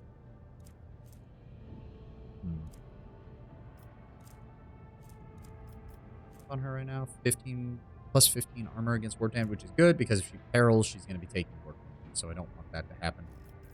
All right, so everybody is geared up, which means we'll keep the Anver's chainsword. It's pretty good, just in case. Yeah, just in case. Put that on there. Oh, I really wish I had a psychic staff. Really wish I had a fire psychic staff rather than a standard psychic staff. Whatever. Regular flamer just does so much less damage.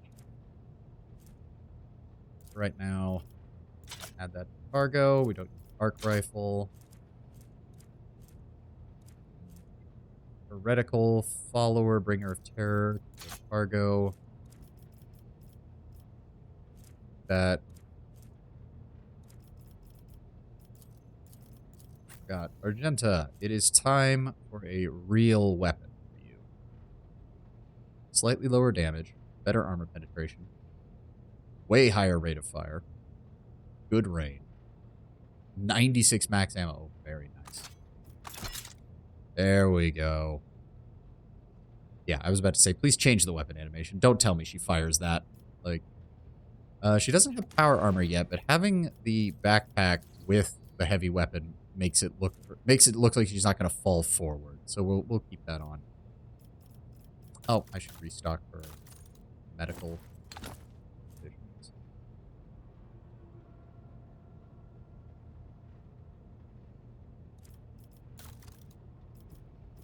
Do I want to keep her with a backup? Honestly, I'm thinking of switching her to a shotgun backup because I think that would actually make more sense. Yeah, we'll keep her with a shotgun backup, maybe a flamer backup at a future date when we get a flamethrower that's actually worthwhile. As for the rest, the standard bolters, the cargo, not really that useful to anybody else. I can't do anything with these. Jay doesn't need anything. Adira doesn't need anything. I'm honestly tempted to switch him over to a two-handed weapon because he just doesn't... I don't know. He doesn't really... That's the wrong one. I think a two-handed weapon would work better for him. The breakthrough would do more with the slash. Oh, wow. He has melt-a-weapon proficiency? Yeah, I'm going to switch him over to two hands, because even with the agility, he's just...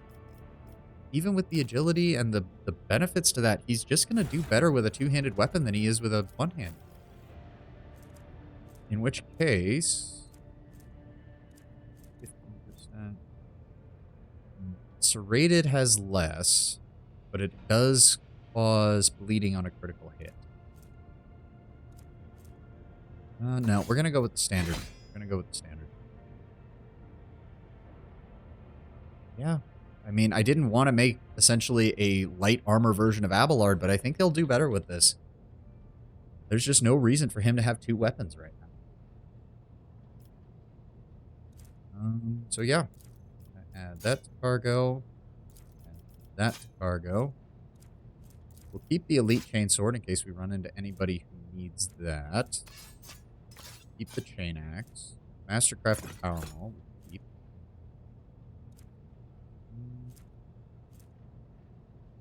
Oh, that's right. Oh, okay. Hold on. I forgot about that. He has the... God, he has Force Sword. And I gave him the ability that gives him... At least I'm pretty sure I gave him the ability that gives him more stuff for that. Let's see. Right? Yes, Blade of Light. Force weapons deal 3 more damage and have 15% more armor penetration. Ah. Never mind. Until we get a two-handed Force Sword, which I don't even know if those are in this game. I haven't looked anything up. This is probably better because he gains 5 damage on that. So that's a minimum of 12 to 16, which puts it almost in the same range as the Greatsword. And it gets way higher armor penetration. Ah. Never mind that. Alright, back to two-handeds then. Alright, that's the case then. Let's resort that. We don't need the axe. We have a chain axe. We don't need 3 of these. We'll keep 14 to 20, 10 to 18, 5% armor penetration. Well, the serrated is not as good. We don't need that. The Biomancer staff. Charge staff. Gains lightning arc ability. Actually, I'm going to give him the Biomancer staff. That'll pair with his ability. I'm going to give myself the charge staff because it's a better version of this. Yeah, 10 willpower versus 5. Throw away that.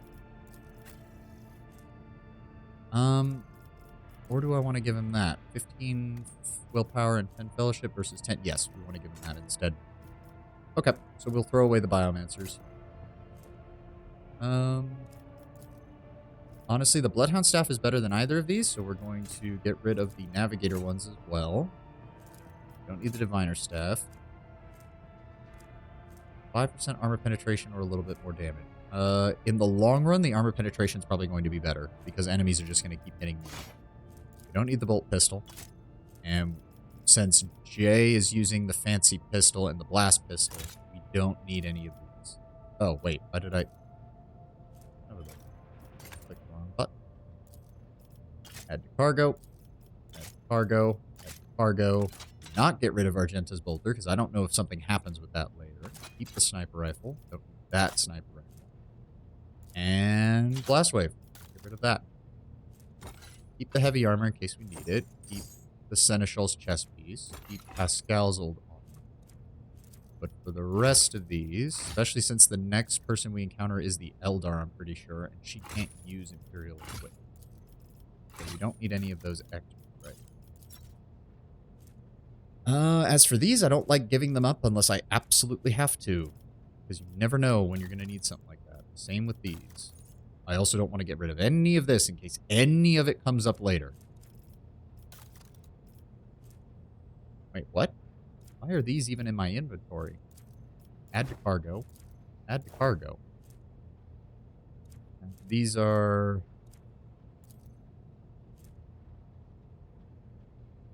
Yeah, I'm still holding on to that. I don't know if it's going to pop up again, given that it was something I took from Aurora. I do not want to cause that to have an issue. Think there's any reason for this? Yeah, we'll go ahead and add those to cargo. We don't need these anymore. And these, we already checked this. I'll keep the Lance battery in case we want to swap that out. Low acceleration and braking.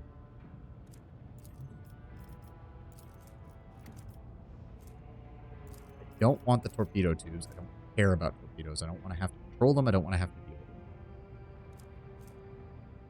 Prow battery. We don't need to be swapping over that, and we already have one. So...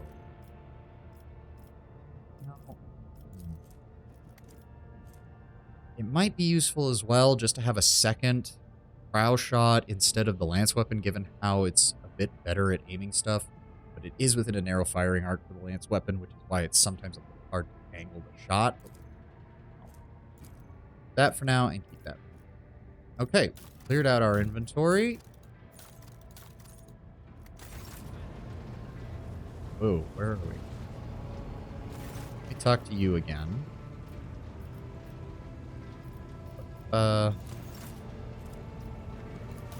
Ryza was the one who was before. They want those Xenos artifacts I found and hand over the rest of the stuff. So close. So close. Just a little bit. There's nothing else I can do there. Okay, we talked to everyone on this half.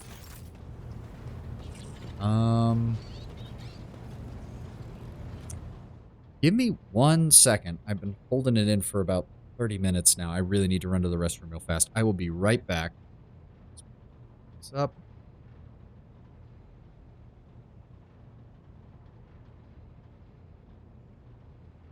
I will be right back, folks. Just give me 1 moment.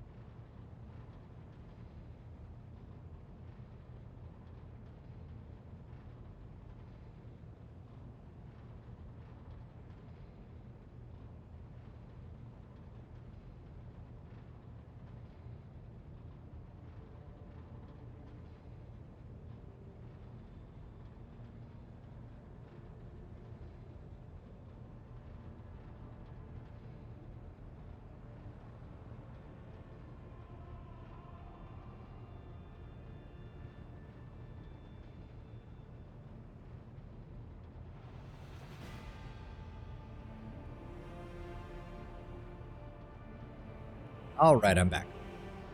Sorry about that. Okay. Vigdis, you got anything for me? My personal log states that the Vox system, ship's Vox system is malfunctioning. Explain. Lord Captain, the Vox Master is caught off guard by your question.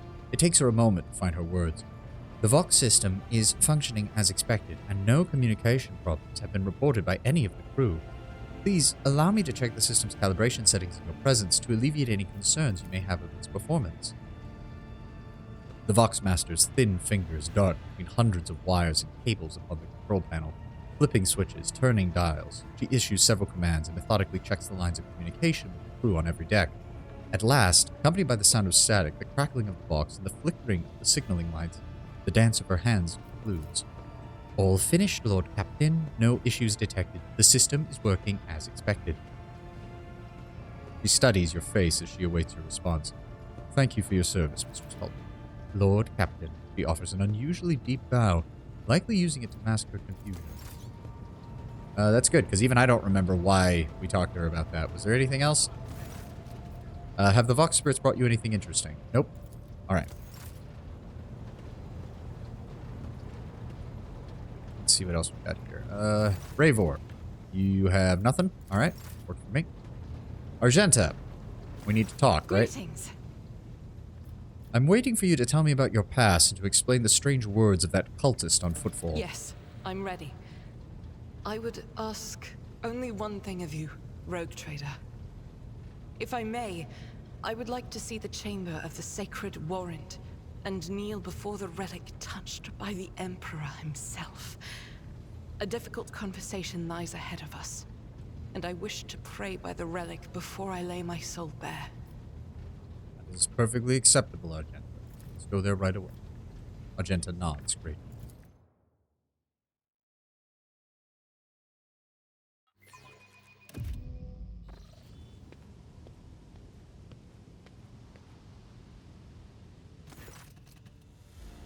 It is interesting that this is, given Argenta's words, this is one of the warrants that was actually issued by the Emperor himself. Which means the Von Valancius dynasty has been in operation in one form or another since the Great Crusade.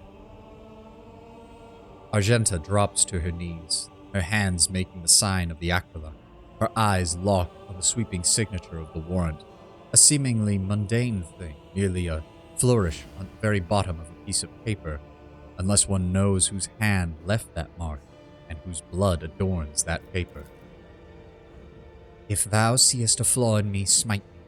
If thou knowest a fall of mine, burn me with flames of fury and righteousness. But if thou seest a light in me, grace me. If thou hearest this plea of mine, bless me with wrath of fury and of righteousness. Argenta's voice is sonorous, as if made for singing hymns and prayers. But right now it's as if she cannot seem to catch her breath, so overwhelmed with emotion is she. For I breathe by the will of thine, I live by the law of thine. I carry thy word, O Emperor. I bring solace to servants of thine, ruin to foes of thine, a fate of terror and righteousness. Upon finishing, she closes her eyes and remains silent for a long time, with her head raised high. Slowly, like the first licks of flame in a campfire, a smile blossoms on her lips. When Argenta finally opens her eyes, they are alight with uncanny resolution. Rogue Trader, we need to talk. Or rather, I need to tell you something. The truth. The truth about how I ended up on Theodora von Valancius' ship and the cultists that we encountered on Footfall. I'm listening, sister. Please understand, I couldn't trust you before. I will tell you my story and you'll see why. Argenta pauses. I must start at the beginning. It's easier to piece everything together that way. Upon arriving in the Expanse and on Footfall, I found no purpose here, only torment. I was not needed. The reliquary I had been assigned to safeguard was already well protected by the Reverend Hieronymus' mission. No one was even trying to defile it. For all its lawlessness, Footfall respects the worship of the Emperor. That was when Lady Theodora, head of your dynasty, appeared. She became an agent of divine will, in a way. Argenta falters, searching for the words. It was from her that I learned of a planet recently discovered by her scouts, one Salus Prime.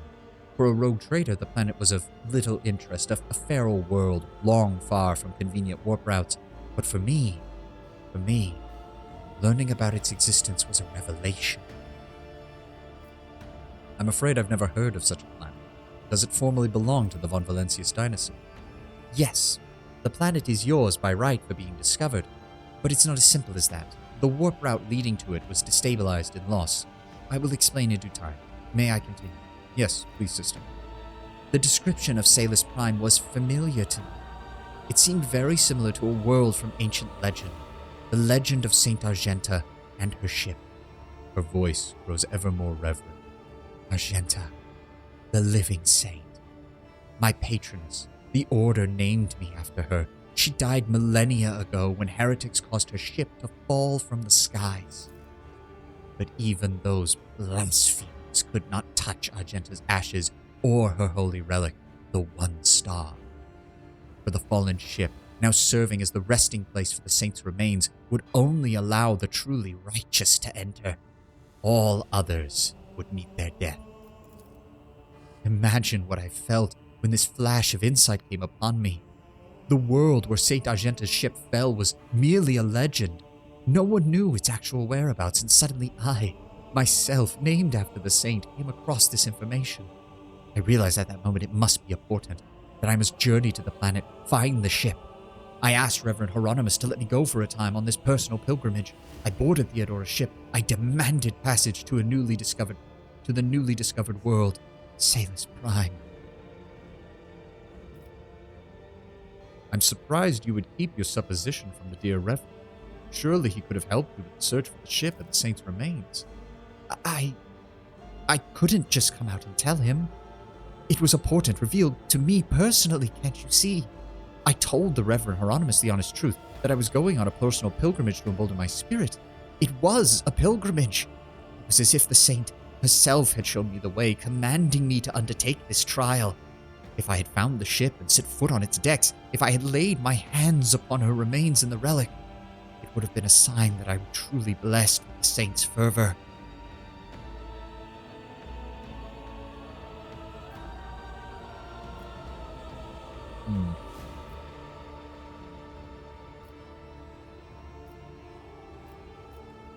I suppose it is understandable. Searching for your destiny, for your place in the world and the universe, can be a special matter, and a deeply personal. You either succeed, or you don't. Argenta looks at you, somewhat surprised. I thought that it had been told that finding the ship was my destiny, my place in the world, but perhaps there is something. You mentioned something called the One Star. What is that? Apologies, I was carried away and did not explain. The One Star is the relic that was kept personally by Saint Argenta. I belong to the Order Pronatus, and we attach particular significance to such relics. The One Star is one of the lost relics of the past, so mysterious that even our order does not know what it is exactly. Argenta's hagiography at times calls it a banner, or an armor, or a blessed sword. One thing is certain, though, it was a beacon of righteousness, only lost with her death. Well, I imagine Theodora was thrilled to prosper. Lady Theodora lent her assistance, and it was her intention to visit the newly discovered world, so she took me with her. What happened next, then? Bitter defeat, Argenta says bitterly. The ship's augers failed to detect anything of note in the orbital scan. I was expecting this, though. According to legend, the ship can conceal itself from such sensors in the naked eye. Only a pilgrim guided by pure heart can find it. What I didn't expect was the ambush waiting for us on the planet. I landed there with a small force of enforcers provided by Theodora. I know St. Argenta's hagiography by heart. I know the legends about her. I followed their obscure clues, the description of mountains, of rivers, of millennia-old tales. I was certain I had found that ship. And that was when we were attacked.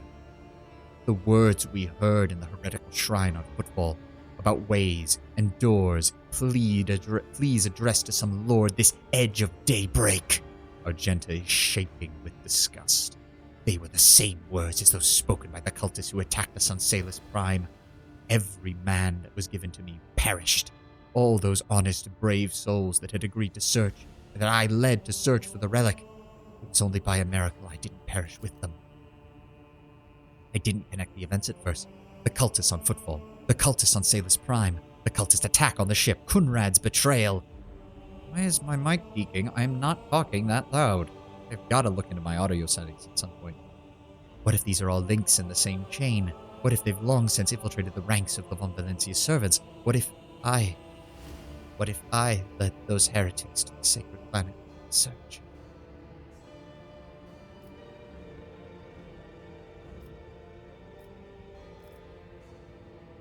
Sadly, the only one who might have had the answers to this, Kunrad, escaped. Oh yes, and I sincerely hope we will meet him again. That serpent needs to answer my questions before he is plunged into the cleansing flame. There is no need to blame yourself. If the heretics really had wormed their way into the Von Valencia's ranks by then, and Lord knows Kunrad's existence seems to imply that, they would have found the planet even without you going there. No, I doubt that. No one save me was interested in that planet. Kunrad, on the other hand, he sympathized with me when I first came aboard. He helped arrange an audience with Theodora and supported me in my efforts to visit the planet. I never told him plainly why I wanted to go there, but I figure that vulture must have figured it out, that it was something important, something related to the holy faith of the Imperium, and what would delight a heretic more than defiling the flesh? How did you manage to escape? Argenta hangs her head. Theodora's people received the distress call. They came to my rescue and brought me aboard the ship. By that point, I barely remember what happened. When they arrived, I was severely wounded, fighting back with whatever remained of my strength. I think I shouted that we had to go after them, but they didn't listen. They took me to the shuttle and pulled out. After that, it was just blackness. When I came to, we were already in the middle of a warp jump, and Theodora had urgent matters to take care of. She decided that she would clear out the planet at a later time. Is this why you didn't trust me before? Yes, Rogue Trader. I saw with my own eyes how a member of your family showed his true colors as a servant of the arch-enemy. I had already suffered a humiliating defeat at the hands of the cultists, and was afraid of yet another betrayal. I couldn't be forthright with you, so I studied you, looking for the seeds of corruption or the light of righteousness. And what did you find? I see a man who stood shoulder to shoulder with me and helped eradicate the cultists of Footfall. Argenta smiled, as if reminiscing about a pleasant evening spent in the company of friends rather than a bloody, close-quarter battle. Though my opinion of you started to change even before then, back when you agreed to talk with the orphans of the ship at my request. A leader willing to honor those who laid down their lives for them and take care of their children is a leader who inspires trust. And the way you acted in that moment, do you remember? The young man whose grief and confusion drove him to insolence? You didn't turn a blind eye to his misdeed, but you chose the right words to show him the path to redemption.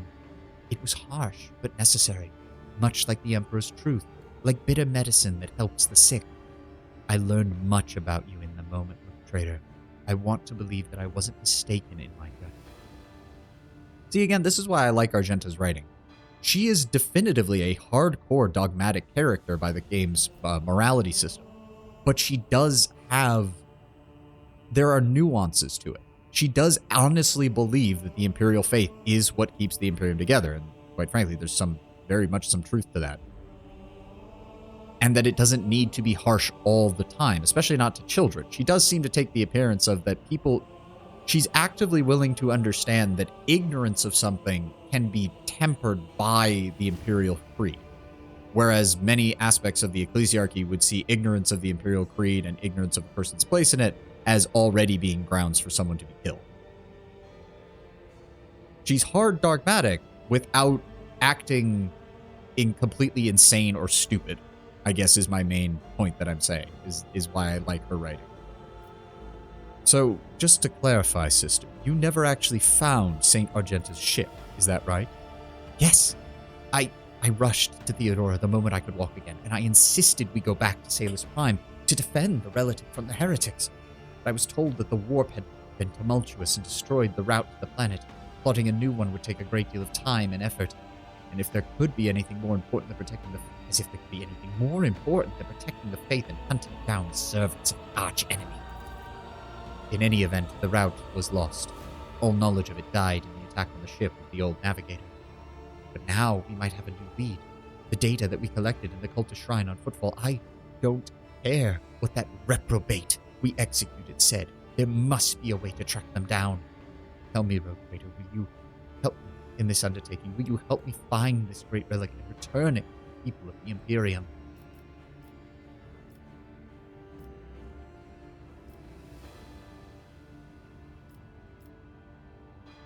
Given that the cursed Final Dawn cult is involved again, it is my duty to help.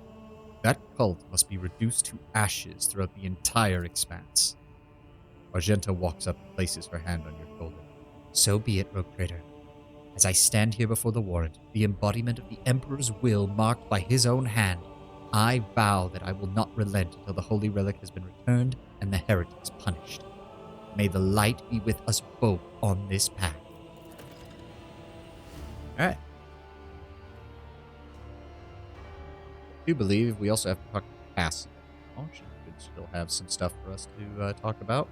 Namely, what Sarian was doing. Come on, game. Load it up. There we go. Alright, back on the ship. Yep, Cassie. One.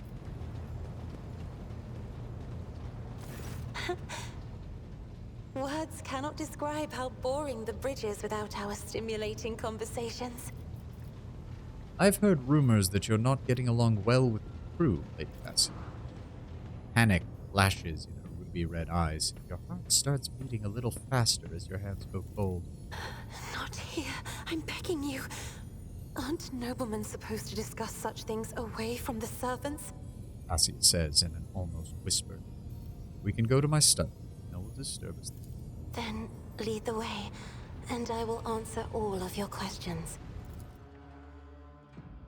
One would think that being a psychic empath would be bad for a navigator. But okay.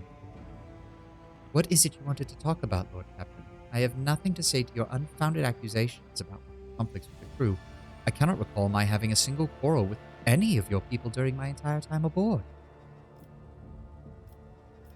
Oh, according to Abelard, you were willfully changing entries in the ship's logbook and forbidding officers from reporting it. I beg to differ. I read numerous books on Astronatar and can swear on Huaso Studio's honor that your officers are entering data in complete contravention of regulation. False terms, random distances between lines, spelling mistakes in the simplest of words.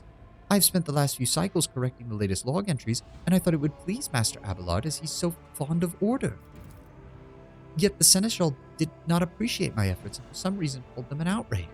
Even though mere days before he had been swaddling me in warm yellow words. I noticed all your people do this when they are expressing sympathy. I merely wanted to repay the Seneschal with the same courtesy. Did he find my friendliness off-putting? The messenger you rebuked also went down to his quarters and butchered his own family and killed himself. I have not rebuked a single errand boy on your ship. Cassia ponders for a moment. Oh, I think I remember. A kind young man with a shy smile and skillful fingers with too much rotten ochre on his shoulders. I grew tired of the disgusting color, and I advised him to lighten his burden by casting the weight off his shoulders.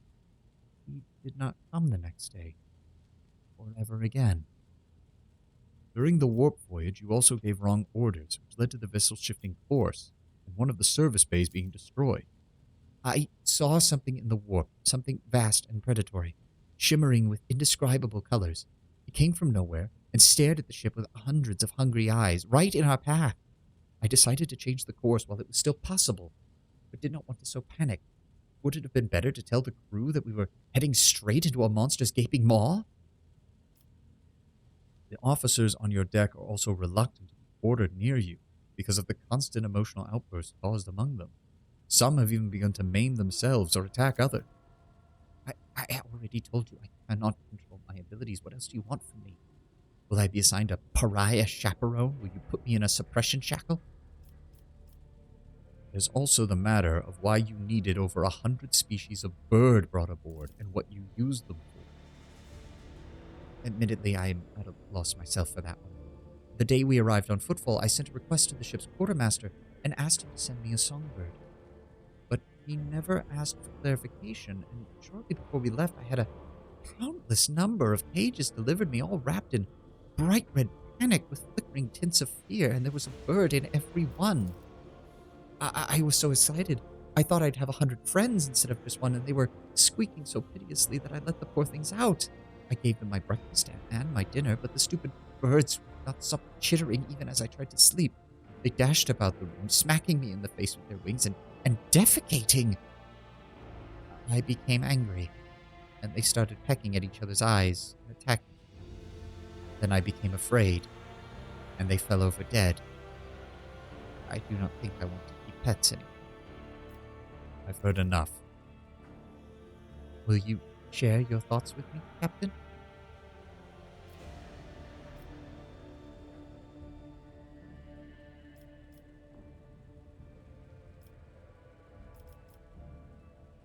Great many woes have dogged your because I'm assuming this one is going to lead down the romance path, and we're not doing that with this character. Not for her, at least. No, we're going to treat Cassia more like a younger sister who needs some help here. Woes dog your steps, Lady Cassia. You will find a way to defeat me, I promise. Your kindness knows no bounds. Savine, differente fondamente. Cassia lowers her silver eyelash. I will endeavor not to cause you any more trouble. Very well. Since we are done with this misunderstanding, I would like to change the subject. It would only be fair for me to ask you a few questions now, would it not? Cassia hesitates and continues in a less comfortable. Do not mistake me. I'm not going to accuse you of anything. It's just that you are the most worthy interlocutor on the entire ship. You're always so busy. And what would you like to ask? I read a treatise by Lysias de Mobius recently, who claimed that subjects would never believe their new ruler was better than the old one, unless the old one had been a tyrant. No matter the circumstances, the low-born rabble become deluded about their prospects and often rebel in favor of more base desire. What do you make of that exactly?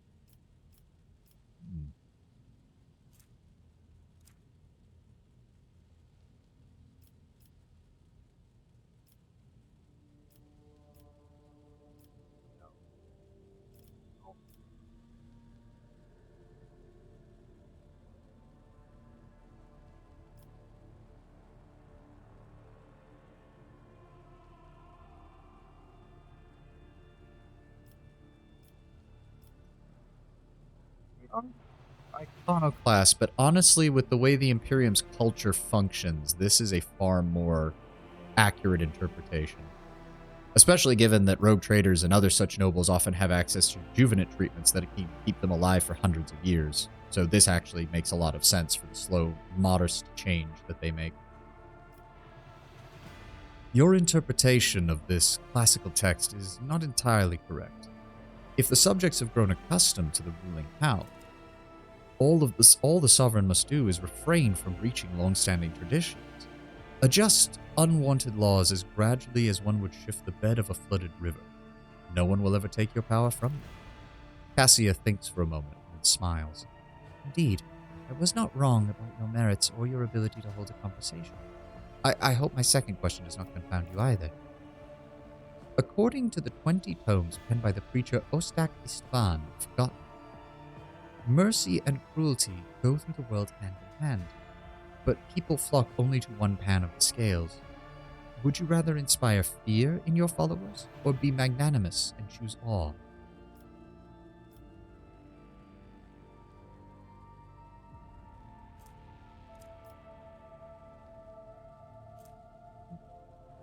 Hands on either of that.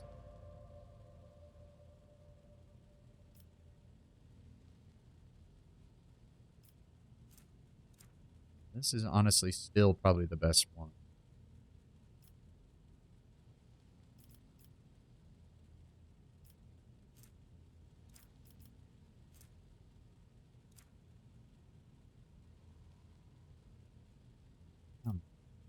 No.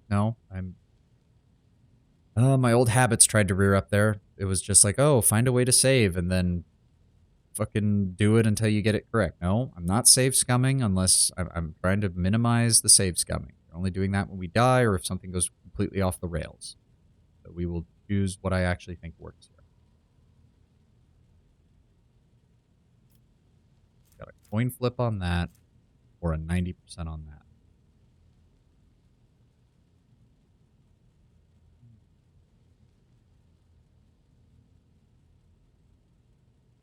I would assume that one must be a tyrant, a friend, and a jester to one's subject. What matters is that to clearly discern which role is required at any given moment.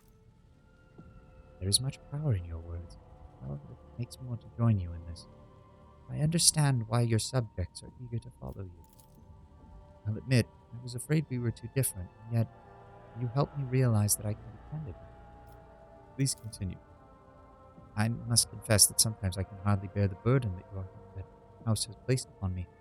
I feel I'm not doing my best. Tell me how you, heir to a protectorate, can bear the responsibility for billions of lives day after day and not stoop under the weight.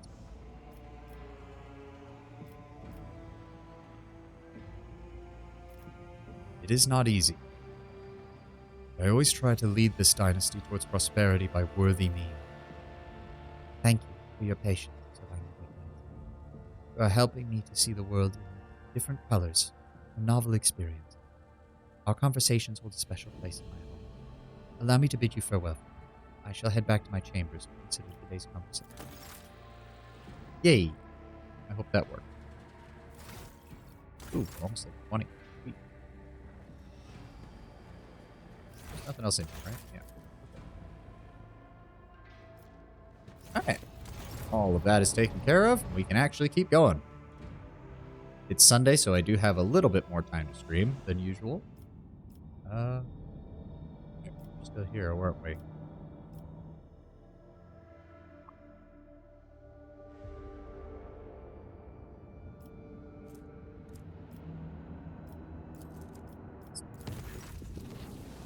We have received word that there has been a sighting on the lower decks. A sighting of Lady Theodora.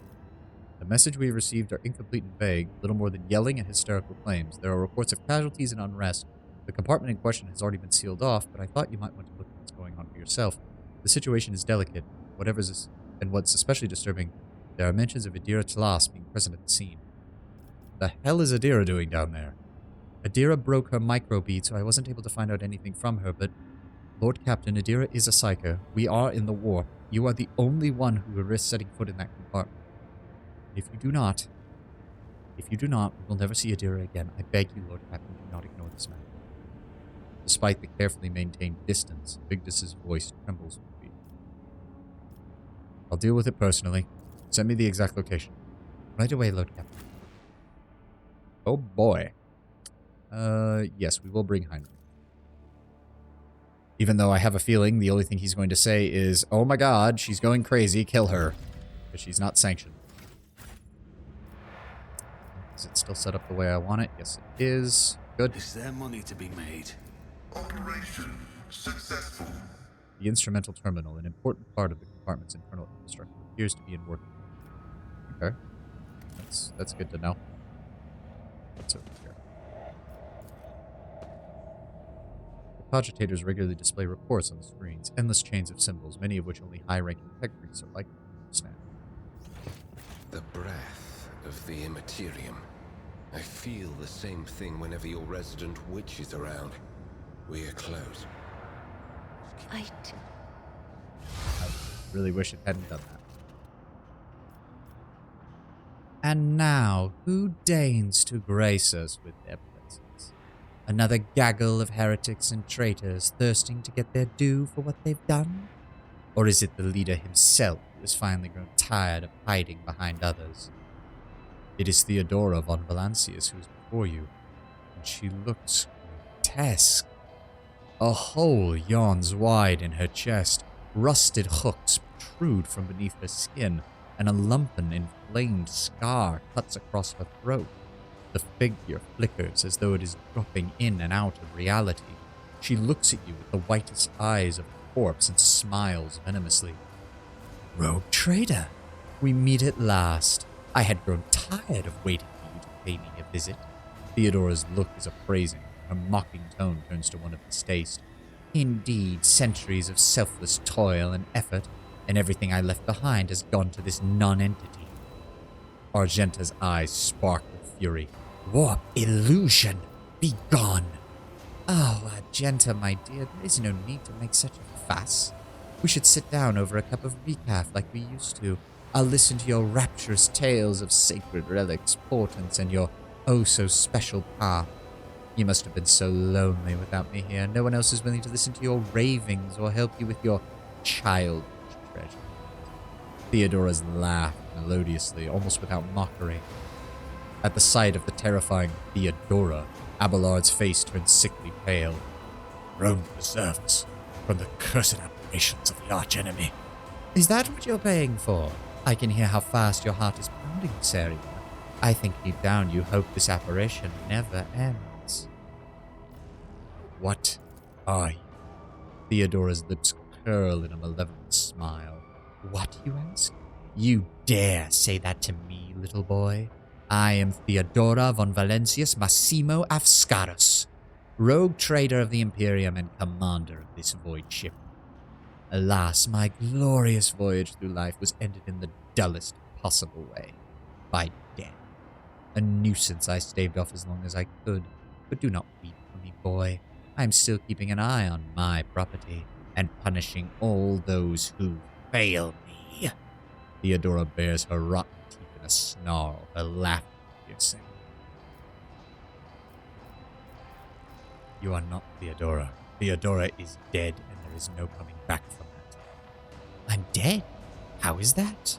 I am no different from those who have not yet crossed the divide between reality and eternity. I see, I speak, I remember the wrongs you commit against me, and for all those who failed me, I have already begun exacting my retribution. I truly am Theodora, the remnants of herself that she left behind in this world, an echo of her memories preserved in the minds of those who cared for her. I am the taste of tears spilt for the unsaid and the undone. I am the terror of she who failed to turn the tide of fate and who refuses to look truth in the face. I am as real as the human passions that bring worlds to ruin. If you are Theodora, then who killed you? Oh, wouldn't you like to know? I don't even know which would be more satisfying, to give you an honest answer or to leave you in to languish in your ignorance. We'll see how you conduct yourself, boy. Where is Adira, and what have you done to her? Me? What have I done with Adira? Theodora laughs mockingly. All I did was turn that little mutt from the fringes into a true servant of the Imperium. I gave her the tools and toys necessary. I cleaned up after her antics. I provided her with everything she could ever dream. I have great plans for poor dear. And what do you want with me? Why were you waiting for me? Theodora warily rolls her eyes. Matters are so dire that the pleas of one of my servants breach death's veil to reach my ears. How could I ignore such a desperate cry for help from my little Adira, no less? And once I appeared here, of course, I had to meet the pretender who has allowed this deplorable state of affairs. I am sorry that we could not help you, Theodora, but you do not belong here. Theodora tosses her head back and laughs. The scar on her throat splits open with a wet, sucking noise, curving into a horrible facsimile of a smile. He feels sorry for me. Wretched, spineless creature. No, the only one worthy of pity here is you, boy. Do not expect it. I'm not here to console you, no.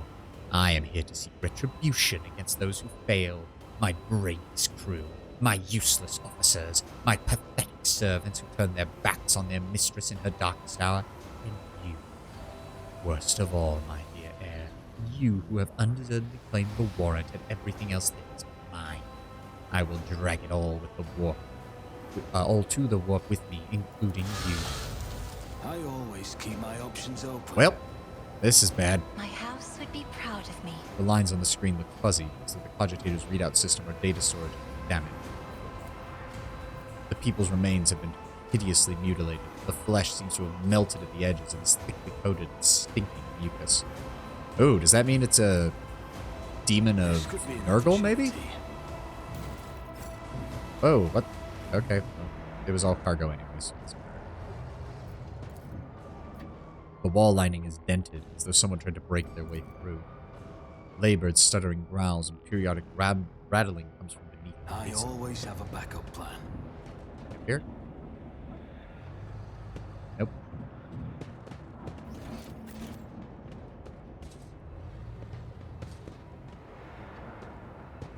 That man is missing a head, as are those. Either that's a glitch or they're literally missing their heads. I'm not sure which.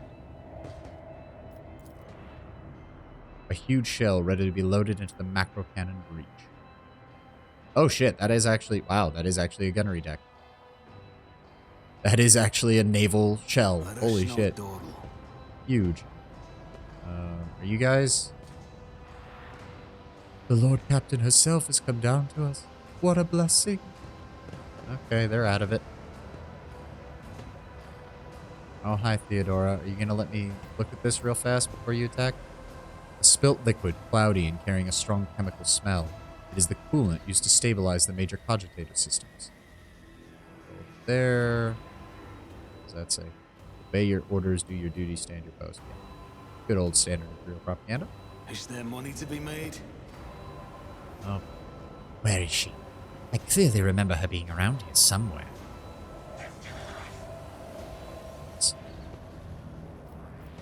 Oh boy, Adira. Quick save.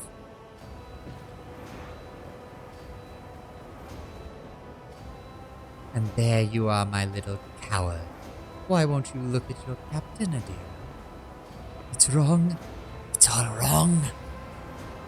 Look at her, boy. My little Adira is utterly trapped in her visions. No matter, I will allay your doubts. Lord, Captain! Adira turns her head to you, but her demented gaze only rests briefly on your face before sliding away. Up close, you can see that the base of one of Adira's temple implants has blackened and melted. No, wait. Lord Captain, Lady von Valencius. Adira raises her eyes to Theodora, who stands before her, tears streaming down her cheek. You came back. Theodora clucks her tongue in sympathy, reaching out to tenderly stroke Adira's hair. Poor little Adira. There. How could I not come? You were crying for me so desperately. Your pleas carried to the very depths of the warp itself.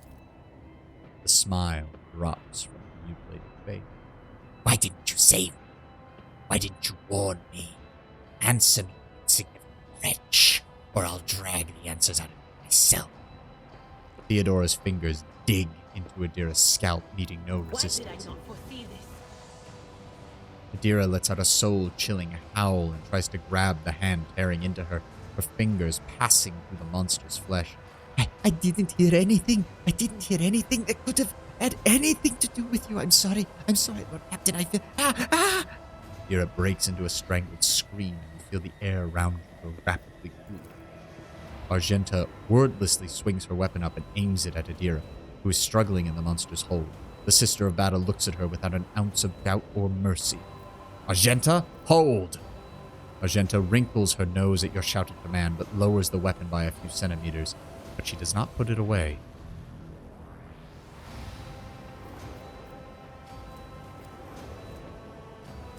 Got that. We do not want to watch what happens. I don't care what happens. It's bad. It's going to be bad. This doesn't require a skill check, but I actually do want it because I feel like Adira's friendship with Vigdis is one of the only things that's keeping her even somewhat sane. Adira, this is your captain. For Vigdis' sake, she's going out of her mind with worry for you. Snap out of it! Adira shudders and goes limp, then blinks, disorientated, and looks at you. Lord Captain? Damn you! Theodora shoves the Psyker away with a low snarl. The rogue trader's body begins to change, its human shape sliding away. Chaos will devour you. It will devour all responsible for my death. Die. Die for the delectation of my lord. Oh, time to fight. Oh, it's a Zinchian demon. Oh, and it's possessing all of the crew. Example out of you. Your emperor won't Okay, not all. save you. Okay. Yeah, about to say, please tell me I actually get control of Adira. Cassia over here. Abelard. Oh, that's going to be a lot of guys coming this way. Go ahead and put Abelard up here, front. Argenta set up over here. Pascal over here. Heinrichs, you and Argenta are going to be dealing with this bullshit back here. And I'll set up over here so I can hit both sides. All right, let's go.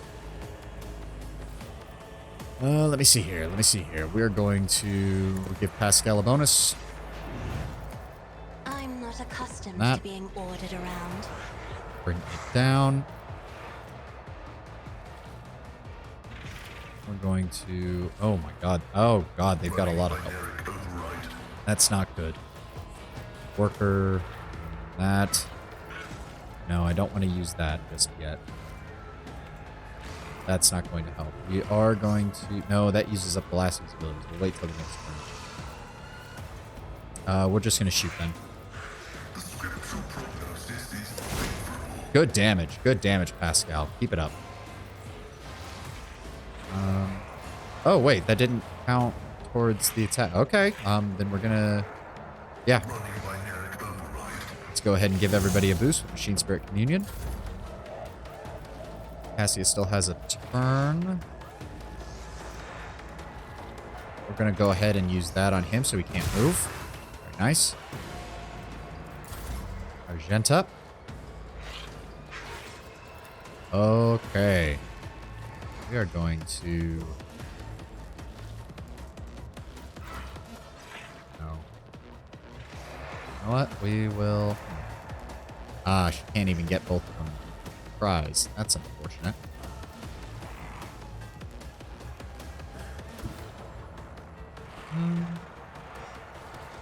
Yeah, we'll set up there. Guided by faith. We'll have Heinrichs clear these guys out when it's his turn. We're going to... No, we don't need run and gun. We'll go with rapid fire. Why...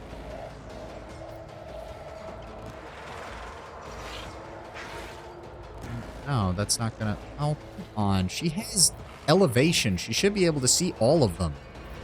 Instead, I can only see one. That is bullshit.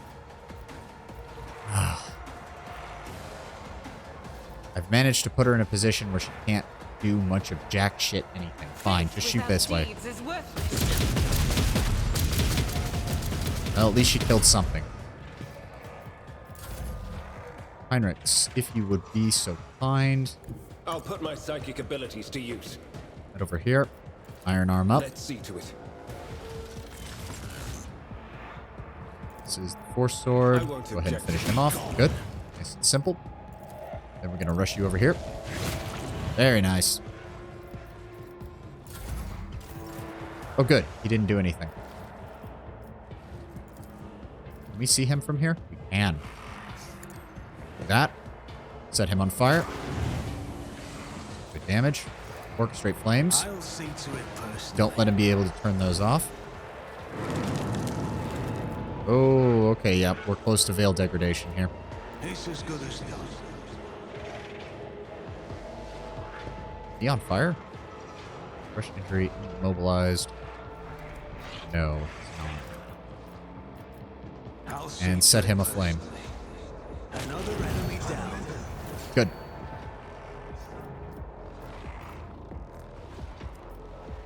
Oh, we do not want to do that right now. No, no, no. Adira, you... Why? Why are you wasting supplies? Don't use a med kit. Oh, wow. That was actually good damage. Holy shit. I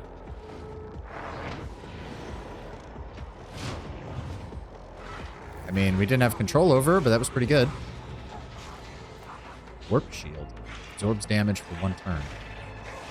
Oh, God. That means he's gonna... Oh, no. Whoa! What the fuck? That counts as...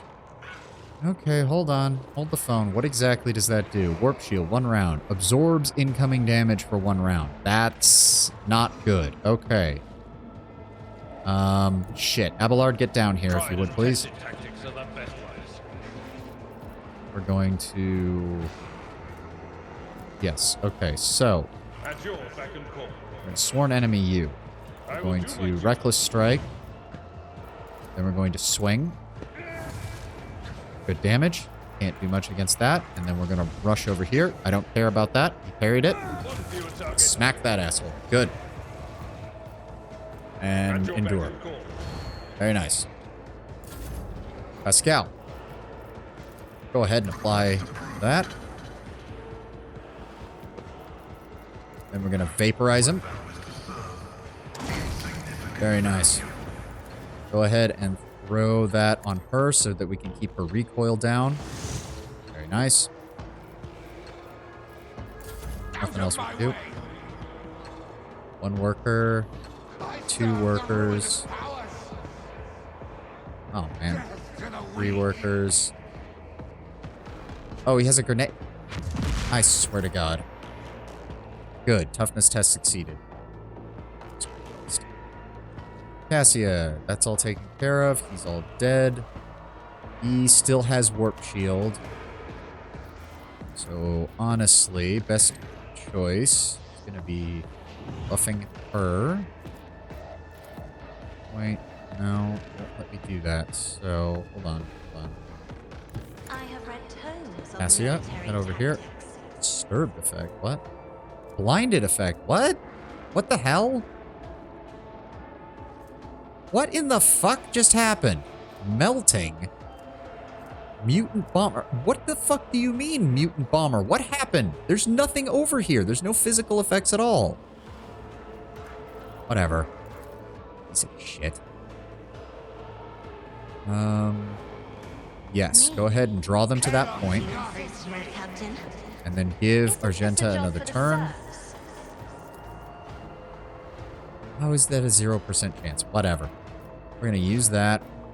Increase the number of shots. Shoot everyone. What the... What the fuck? I'll do it. What the fuck? Whatever. Shoot that one. And you still missed. Of course you did. Okay, let's try that again. Can you shoot the enemy? How is that? That doesn't make any sense. That doesn't make any sense. Shoot him. Thank you.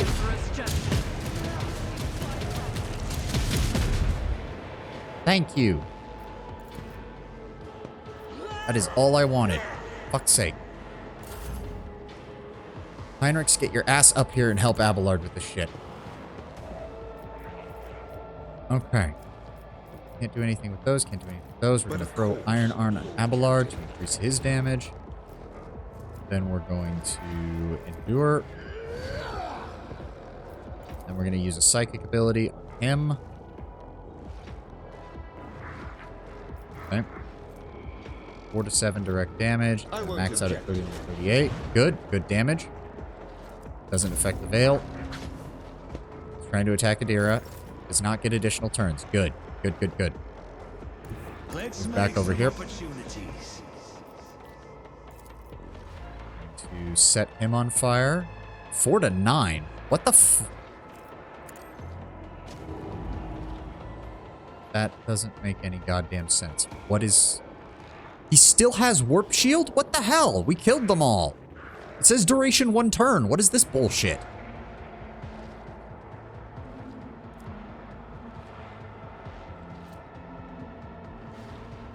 Oh, she used dismantling attack on him. That would explain things. Alright. Yeah, we already used that on him, so there's no point. Adira, stop using the med kits I gave you! Stop! Jesus goddamn Christ. Okay. Yes, Abelard over here. Then we're going to charge him. Good. Then we're going to Sworn Enemy. Reckless Strike. And then we're going to swing. Oh, of course. Of course it did that. All right, I'm tired of this. Daring Breach, please.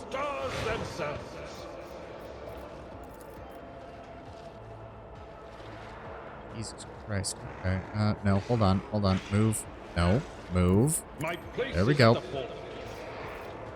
Then we're going to attack him. Smack. Someone else can do this. Smack. Come on, one more. Indeed. Very nice. I'm gonna smack. Gray hair, sure hair. And that's it. My At least he ears are blew himself up. I'm fine with that. Go ahead and throw an exploit on him. Good. That's dangerous. Hold on. He is in cover, right? Yes, he is in cover. So we're going to pop this. Perfect spot. Precise attack. We're going to shoot. Don't hit anybody else, Pascal. Okay. It's not too bad. Cassia. Get up here. And give Abelard another turn. Go ahead. Pop. Bonus. There we go. Voice of command. Abelard. It's the usual shit. Target him as a sworn enemy. Target him with a reckless strike. And break him. There we go. Adira stares at you, crazed eyes, clutching the wounds on her head. At first, no sound comes out of her moving lips. Then she coughs weakly and whispers, Lord Captain, is it really you? Argenta trains her weapon on Adira and watches her closely. Adira, are you all right? Adira removes her hand from her head and tries to wipe away her tears, leaving bloody marks on her face. Then she touches her burnt-out implant, frowning. I don't know. It should be quiet, but in my head, the whispering's louder. It shouldn't be like that. The abomination claimed that you called her. Is this true? Me? Did I? Yes, Lord Captain. I think it was me who called her. I can barely remember. The voices, many old, good whispers, they suddenly turned red and sharp. They started cutting and tearing and ripping me to pieces. I cried out. Nah, I'm not giving her the right. I'm trying to get back to the Jamaican style accent, I guess, that kind of has. Yeah. I called for help. No, that's still not right. Oh well. And she came. Adira groans and clutches her head. Damn it! Why are the voices making so much noise now? Shut up! Shut up! Has anything like this happened to you before? Never. There was something, but it was different. It wasn't as strong or as terrifying. Aberrations. Why can I not get her voice right? I was able to do it earlier. I can't do it now. Mechanisms malfunction. The crew lost their minds. Adira breaks off, but Lady Von Valencius knew about that. She said it was a small price to pay. An acceptable expense. No psyker is immune from it, but what happened here, it was just a mistake. I won't do it again. Adira stretches her lips in a helpless smile, looking past her. There will be no more mistakes. Argenta grits her teeth. This is not the first time this heretic has caused the death of crewmates. Do you remember the incident on the middeck? What did those honest souls ever do to deserve such a fate? To be turned into mutants, to attack their own families? You are a monster, a heretic. If you have any humanity left in you, admit what you are. Shut up, Adira moans. Quit your preaching. You are the worst out of everyone here. Sometime, Psyker's first manifestation is to death, to their death, and the deaths of many others. But if a Psyker possesses inordinate willpower and discipline, they can stave off their fall for a time. Adira has been alive for many years already. That is a laudable achievement and a stroke of incredibly good fortune. But the forces of the warp will never stop. They will eventually devour any site deprived of the Emperor's protection. The fact that these manifestations are growing more powerful is a clear sign that her end is near. The rogue trader has also been seen on other parts of the ship recently. Is that you're doing as well, Adira? Yes, Savani. I did it a couple of times when I had too much to drink. At the time, I thought I heard her voice among my whispers. Her voice was so sad, so clear. I felt myself. I answered. I hoped to reach her. Over there. Adira bites her lip.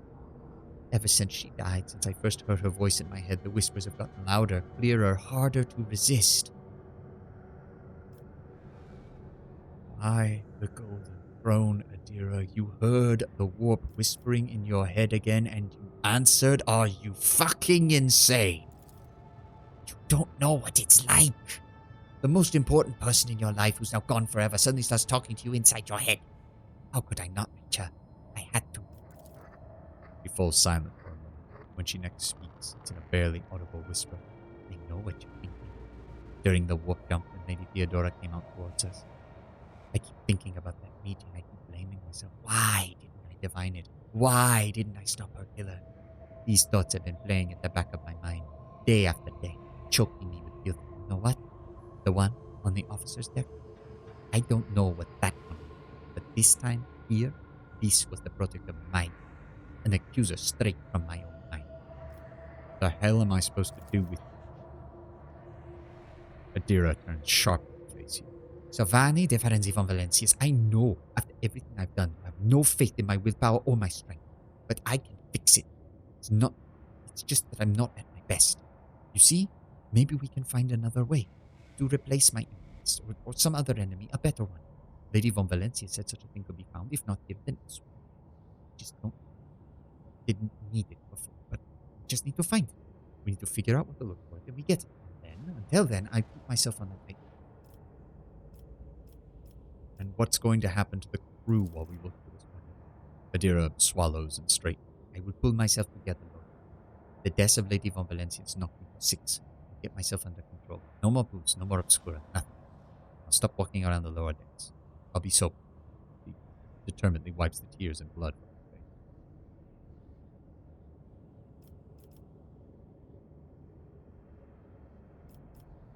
I will help. Think of something. Adira covers her face with her hand and tries to hold back. Thank you. Thank you, Lord Captain. Thank you, Sovani de Ferenzi. I will not. You are making a mistake, Lord Captain. Perhaps you will find something to slow the decline, but it will not stop. Only a miracle of the Emperor could save Adira Tlas now. Adira awkwardly shakes out of her stained clothing. I think I'd better, with your permission, Lord Captain. She sways, takes a step back. Lord Captain, the Voxmaster's shaky voice comes over the comm. I have received a report that the shooting on the lower deck had stopped. I presume you have brought the situation under control, awaiting further instructions.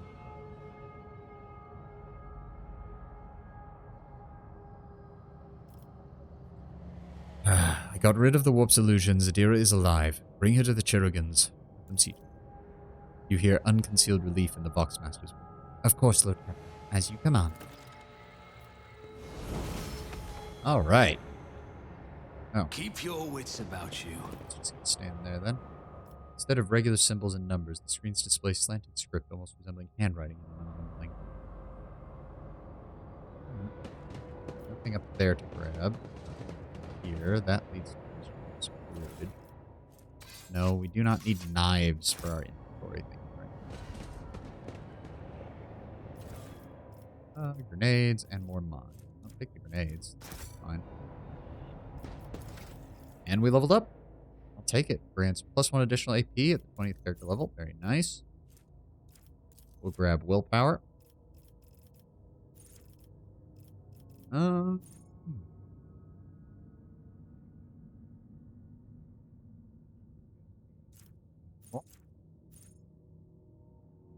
Is increased while veil degradation low.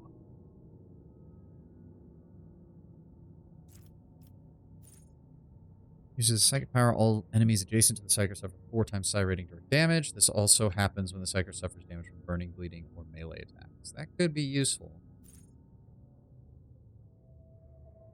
8 creatures in 1 combat. No, that is no.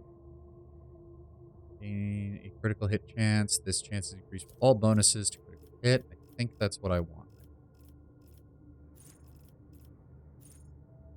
Ooh, flame weapon expert. Flame weapons cost. Interesting.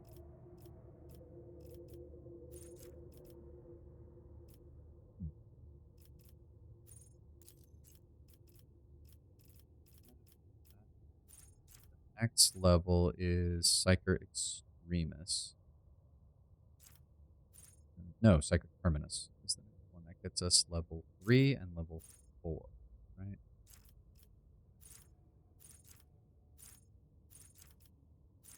Yeah, we'll go with Sparks of the Greater Flame. Abelard. P. 60 toughness. We'll go with Strength to round out his bonus to 6, and then the next ones will start increasing his toughness and weapon skill again. Yep. We'll go ahead and boost Ballistic skill, because he still needs it to deal with the recoil on his weapon.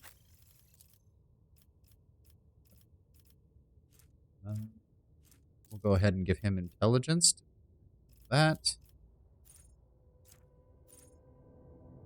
Forge World characters gain +3 deflection with burning and flame weapons. No, not his melee.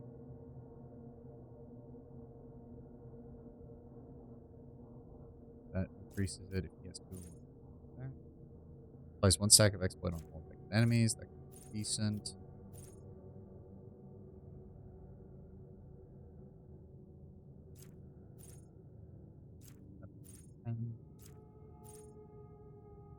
Use and demolition +10.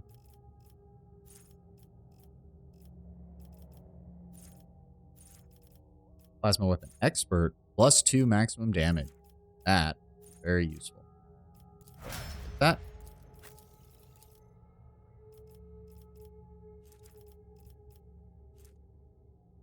Willpower.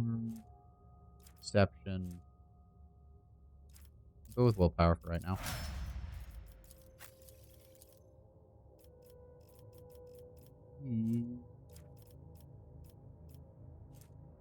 Ability, perception, weapon skill. Yep. Right, that's all taken care of. I believe that's everything. Oh, hold on. Something's up here. I always keep my options open. Pascal, pop that open for me, would you? This explorator is blessed with multifunctionality.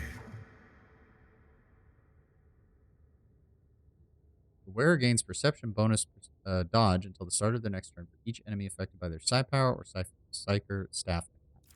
Pretty good. After triggering a warp phenomena or perils of the warp, where psi rating is increased by +1 until end of combat, wearer gains momentum and temporary wounds equal to their resolve, can only be equipped by an unsanctioned psyker. And a machine right set. Boy, I wonder if we're meant to put that on Adira, since she managed to survive this and I didn't let Argenta blow her brains out with a bolter. Get me back up to the bridge, please.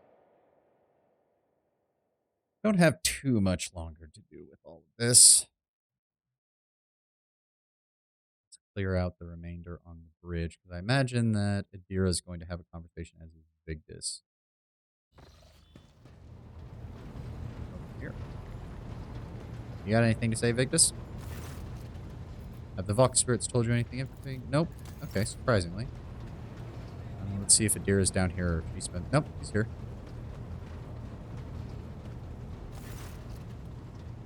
Have you recovered from your encounter with the false Theodora? I'm not going to lie. I haven't. Maybe I never will. But I'm not hearing random voices anymore. And I haven't been calling anyone from the other side. No. All that's done with. After what you did for me, I can't let you down again. No, Adira. Life is Unfortunately, sure. Why don't you talk to Vignes? She is deeply concerned. How did you... Wait, what am I saying? You said her name when you were trying to... You said she's worried? You think I should talk to her, yeah?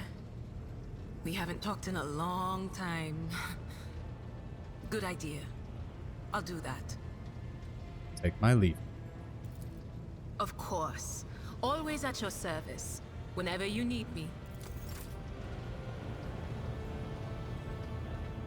It is interesting. She does have purple eyes, and I can't tell if that's due to the warp influence of being an unsanctioned psyker, or if her planet was settled by Cadian colonists at some point in the past of the Imperium. As far as I know, well, it could be Cadians, or it could be those, really any world that is near a warp phenomenon can sometimes result in people having purple eyes. It'd be very interesting. We explored all that. We did Foulstone stuff. Is Foulstone's thing done? I don't actually know. I don't know how time passes with this shit. Get over here. Let me see this. Huh. Colony reward was Foulstone. Yep. Found the Jungle World with that. Ice World with that. Oh, okay. So it's a quarter of the way done. Okay. Alright. I don't know when it's going to be done, man. But...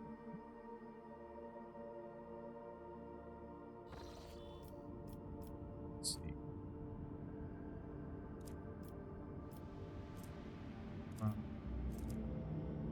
We have to go here. That's 1 in order to reduce it. 2 to reduce that one. So we're going to travel here first. Oh, I should have used the...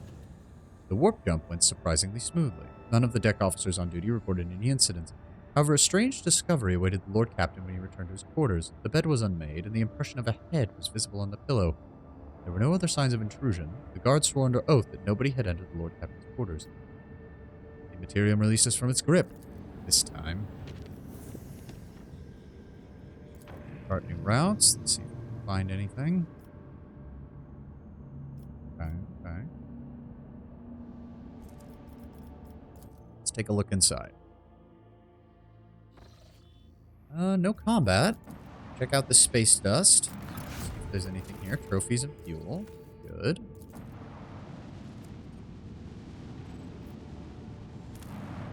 Scan. Oh. Magnetic storm. The magnetic storm ravaging above the planet blurs the gaze of augury rigs. Once only truly powerful diviner machines can see the currents of the magnetic fluctuations in their blessed vigil and discover the mysteries of this Emperor-forsaken planet. Only truly powerful diviner machines. Okay, so we don't have the ability to figure that out yet. A savannah. Interesting.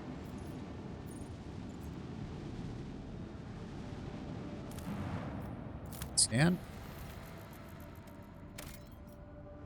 Huh. The ruins of an ancient imperial city are discovered on a dead world completely deprived of an ecosystem. According to the reports, the entire settlement is contained in a titanic glass dome that once held an artificial atmosphere. Your augurs detect the framework of 3 other similar structures that were never completed. For whatever reason, the dome systems failed and left behind in the city a ghost that never managed to become a proper colony of the Imperium. Oh.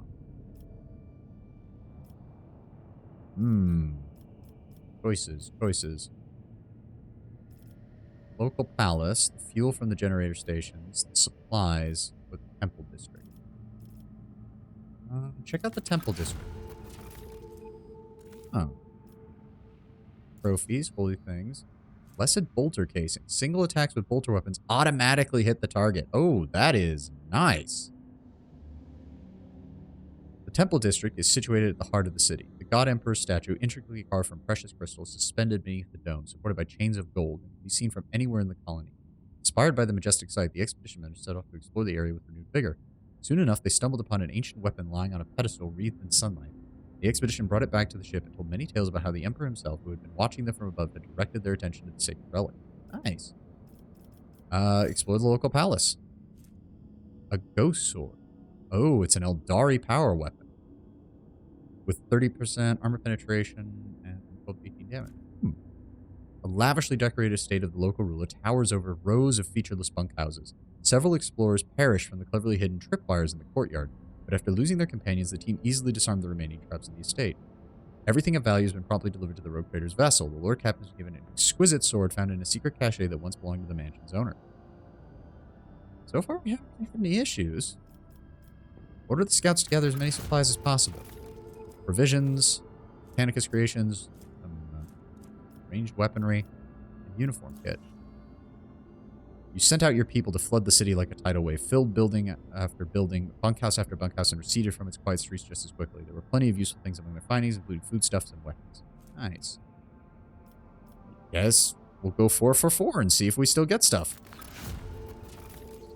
Took several trips to deliver the massive Prometheum storage tanks to your vessel. The crew grimly points out the colony was running out of fuel. Had the life support systems not failed prematurely, the locals probably would have perished due to lack of energy. I guess that's it. I was honestly expecting something horrible to happen. It gave me like 4 options. I expected like after the first one that stuff would just start going horribly wrong. But I guess we got lucky.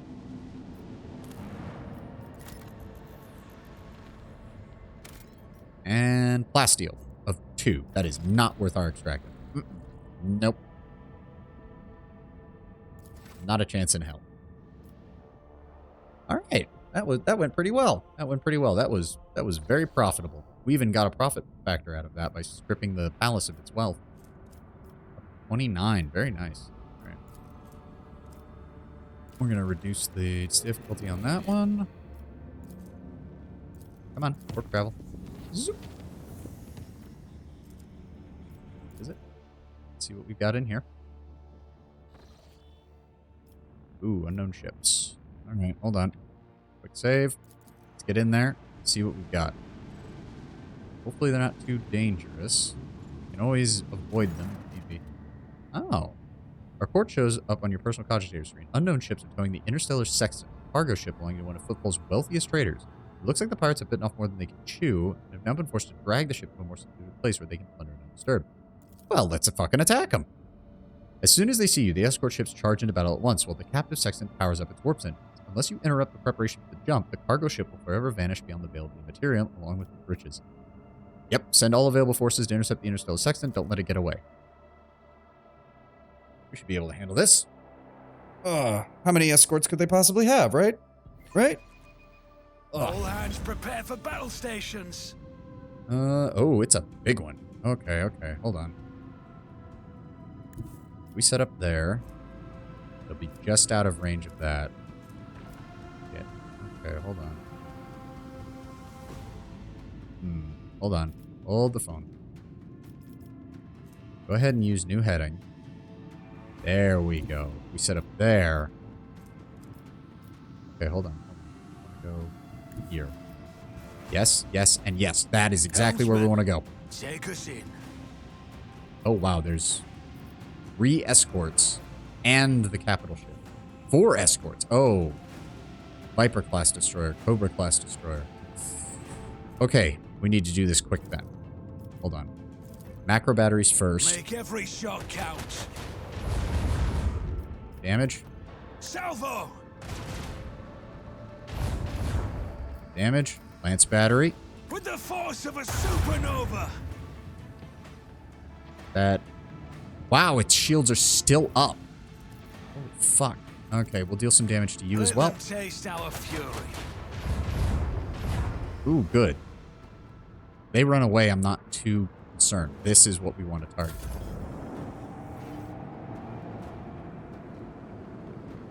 Jesus, they run fast. Yep, it's gonna fire. Thunderstrike macro cannons. Minor damage to the side shields. Yep, they're gonna take some time to swing around in order to come get us. The Viper-class destroyer is the more interesting one, though. Jesus Christ. Shit. I don't want to have to deal with its rear shields now is the problem. I need to keep fire on his... If I move here... No, he'll be just out of reach of that. We have to move here. Yes, yes, and yes. But I'm going to have to tear through his rear shields in order to deal damage to him again. God damn it.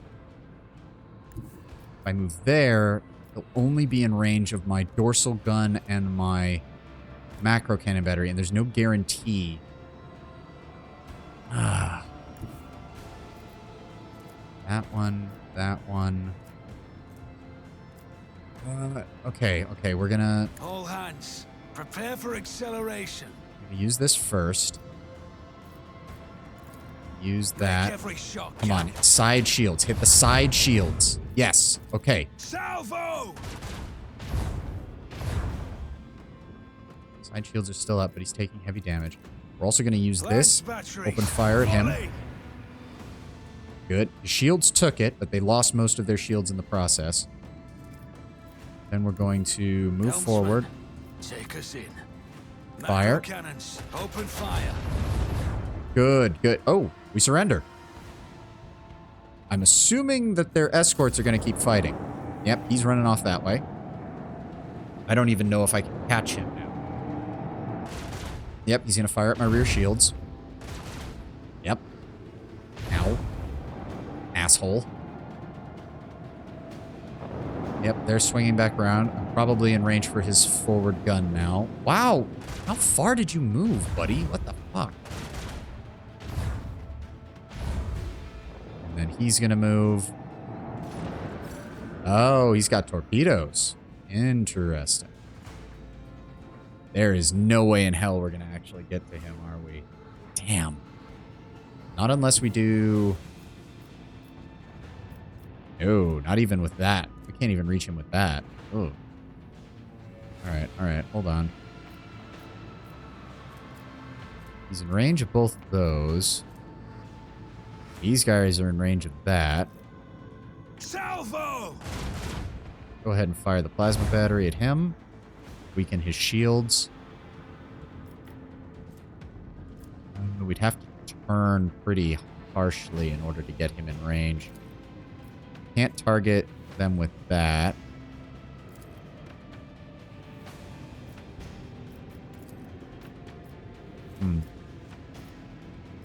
Okay, hold on.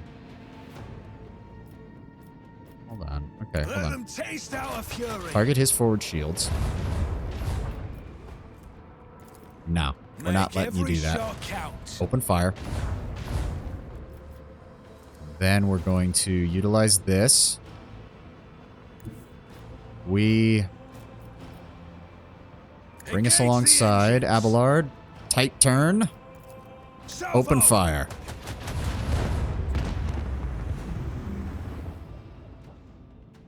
Then we're going to turn quickly towards this way. If we can, I'd love to run as fast as possible to try and hit him from long range, but I think he's going to leave. Yeah, he's long gone. There's no way we're catching him. There's no way. Yep, he's going to fire at point-blank range multiple times.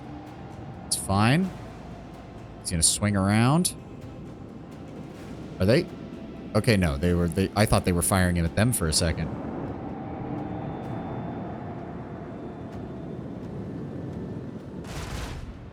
Ah, does have some firepower.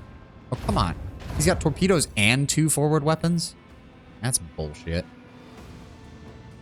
I can't use that. I could flip around, but that's probably not going to help very much. Open fire on him. Damn. Keep firing.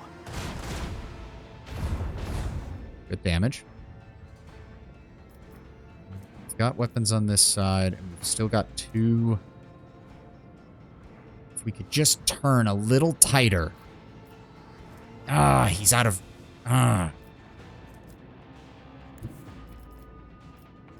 No, we're not going to be able to do anything if we do that. Or that. Oh, he's just... Hold on. Yes, there. Coordinates set. Swing us around. This also should keep us out of the range of their torpedoes. And hit him from the... How does that count as that shield? What the heck? We have wasted so many shots because I've been hitting each side of his shields differently. I thought that was a frontal attack.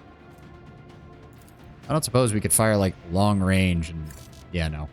That's a shame. No, that's not gonna help. Yeah, he's gone. Maybe he'll activate his warp engines and explode. No, he didn't.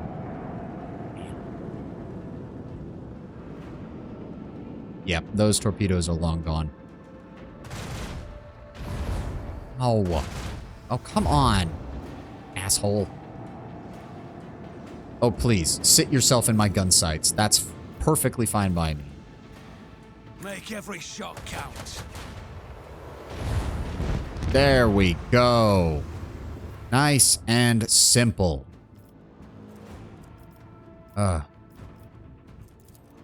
Use these first. Macro cannons, open fire! Good damage, good damage. Can't turn tight enough for that. That'll put him in range of that and that, which is our best Gauge bet. the engines. Dorsal Make cannon, every fire. shot count. And the macro cannons here. Cannons, open fire! Game, set, and match. Another battle won. On to the next one. Starbreaker lance weapon, medium range dorsal lance weapon dealing 32 to 40 damage. Nice. That is going to be better than that. We picked up some scrap, we picked up some ancient machinery, and we forced the ship to heave to. Wait, what? That's it? I thought there would be something on the ship. All we got was the bat. Oh, that is... Whatever. I thought there'd be something more. Oh, wow. We have... Oh, okay. We have a lot of... For the hull. Holy shit. Yes, we're going to upgrade that. I'm going to upgrade the RAM. The RAM is... Oh, maybe there's something later in the game for that, but as it stands, no. We still have a lot of scrap. There we go. Further increase. Does that literally just increase hull integrity? That's all it does? Alright. Yeah, there we go. Look at that. Starbreaker lance. Medium range dorsal lance. Nice. That should help us out very much. No, I don't think I'm going to get much value out of that. I will take one upgrade of the RAM. One upgrade. Damage reduction 4, damage bonus 5. Okay. Maybe this will be worth something in the future. All right, let's check out these planets.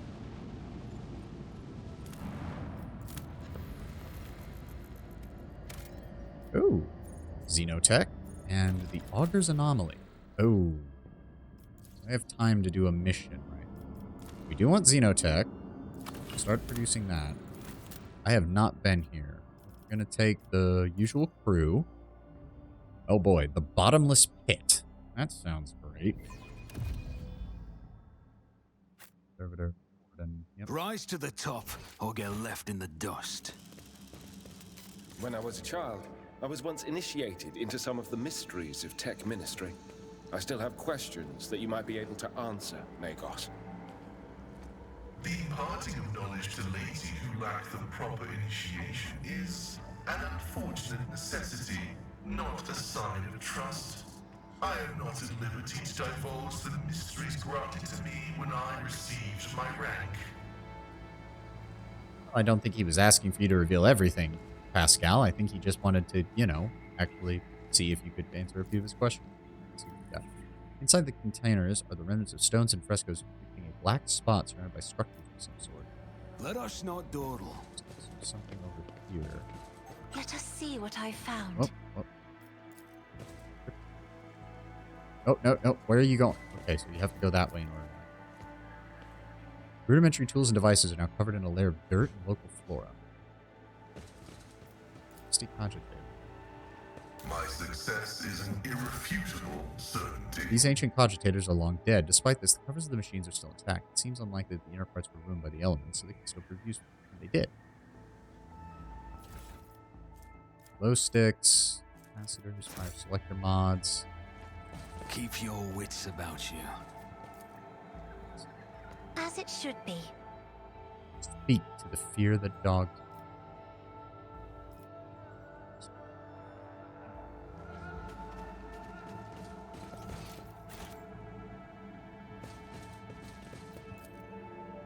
Numerous ropes and cables end abruptly at the very edge of the pit, vanishing into the gathering dark. Oh, that's a pit? And the water's just flowing into it, like, unceasingly. Oh, dear. Glass steel humming. Ancient cogitators are long dead, despite the... Yeah, it's the same. Oh, wait. Something over here. Yeah, more fuel. I always have a backup plan.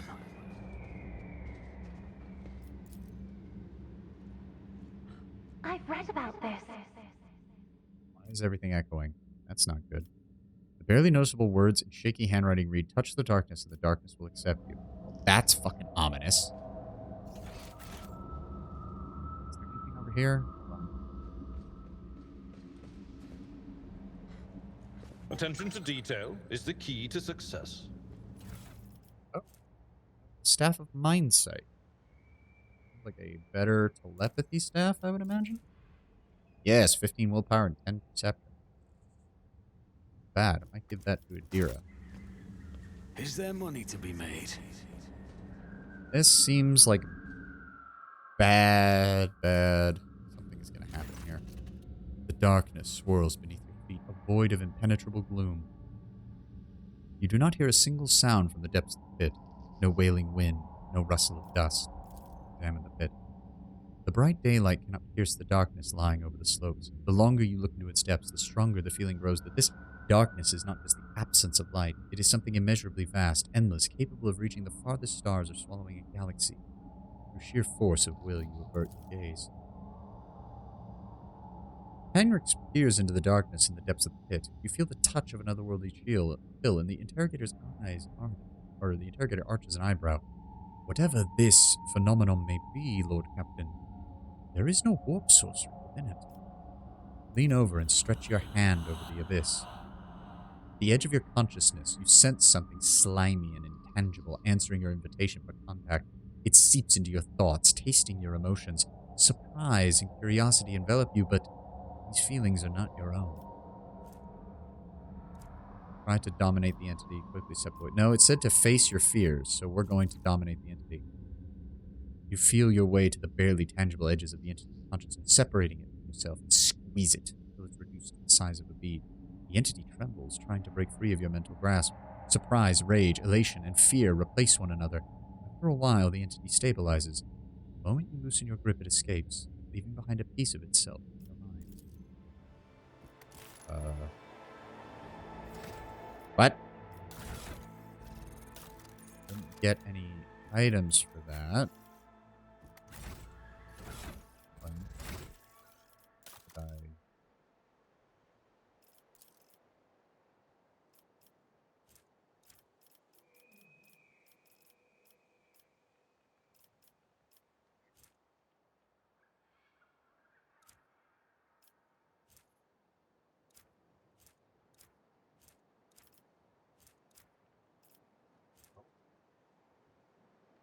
Permanent +2 bonus to weapon skill tests and +5 bonus to coercion tests. Pretty useless for my character build, but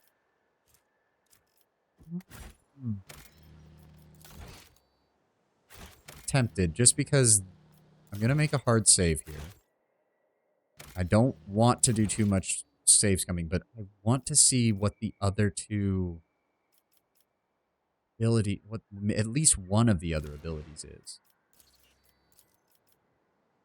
Load that.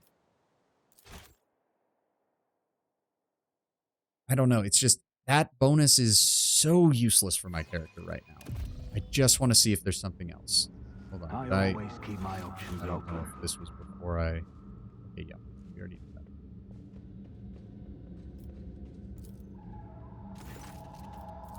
that. Hit.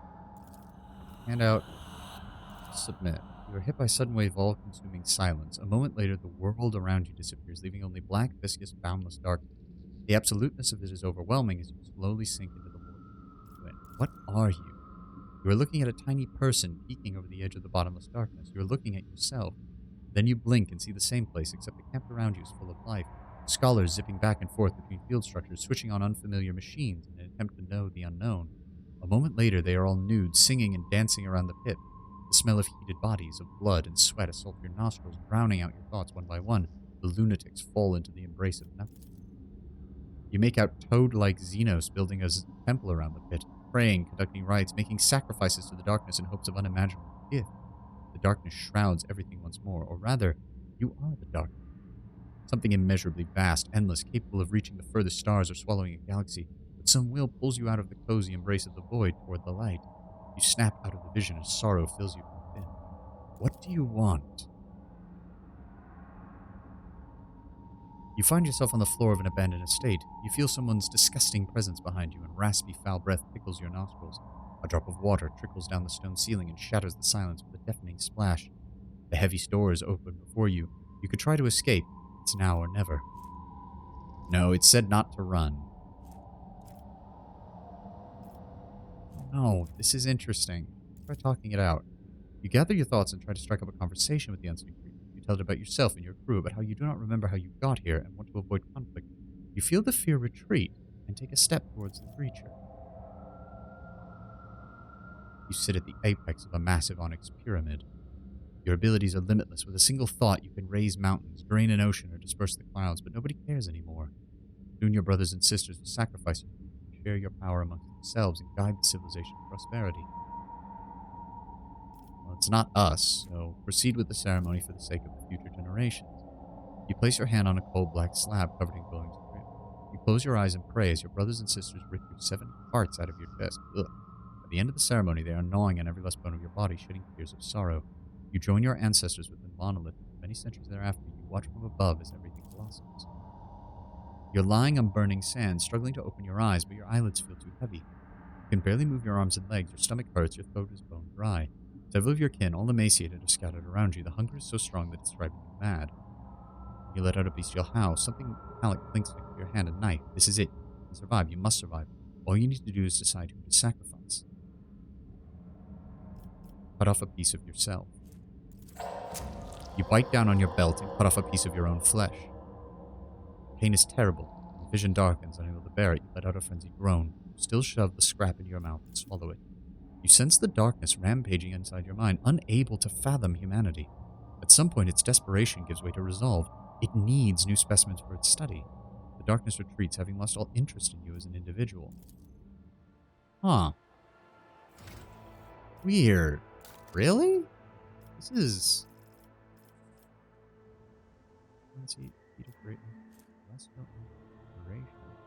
Momentum plus 10. I mean, that's not the worst, but wow, I mean, I like that better than what we had before. Momentum plus 10 at the start of the fight is not bad. Always keep your eye on the price. That was weird, and I would love to know what the rest of the results could be for that. Alright, it's time to leave then. Very interesting. Very interesting. Alright, let's finish up exploring here, shall we? Adamantine. We do have some of that, so I don't want to waste the only extractum we have left.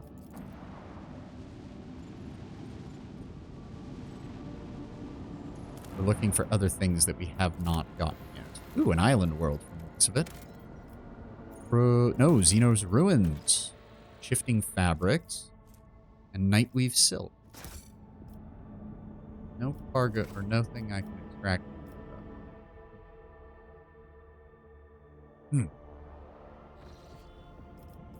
Okay. Drop back this way. Solidify this warp route.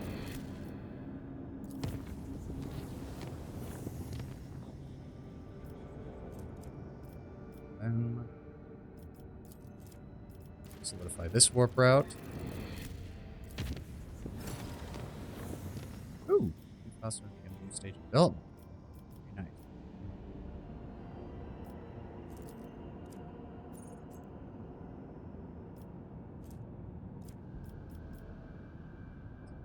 Bugs me. That bugs me so much. Start new routes. Wow.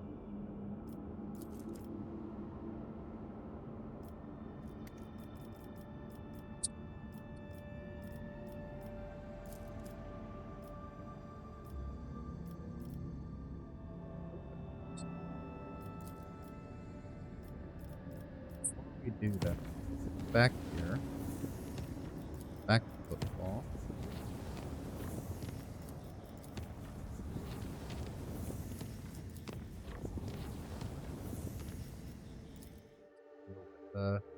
Foulstone real fast. Wait, this was not Foulstone. Shit! I went to the wrong system. Fuck! That was a waste of time. Right, Foulstone's here. Ah, shit. Wasting time. Wasting so much time. Here. Go. Oh, right, we haven't, we need a higher level auger before we can do anything with that. Alright, Foulstone. Then we will return to Jens.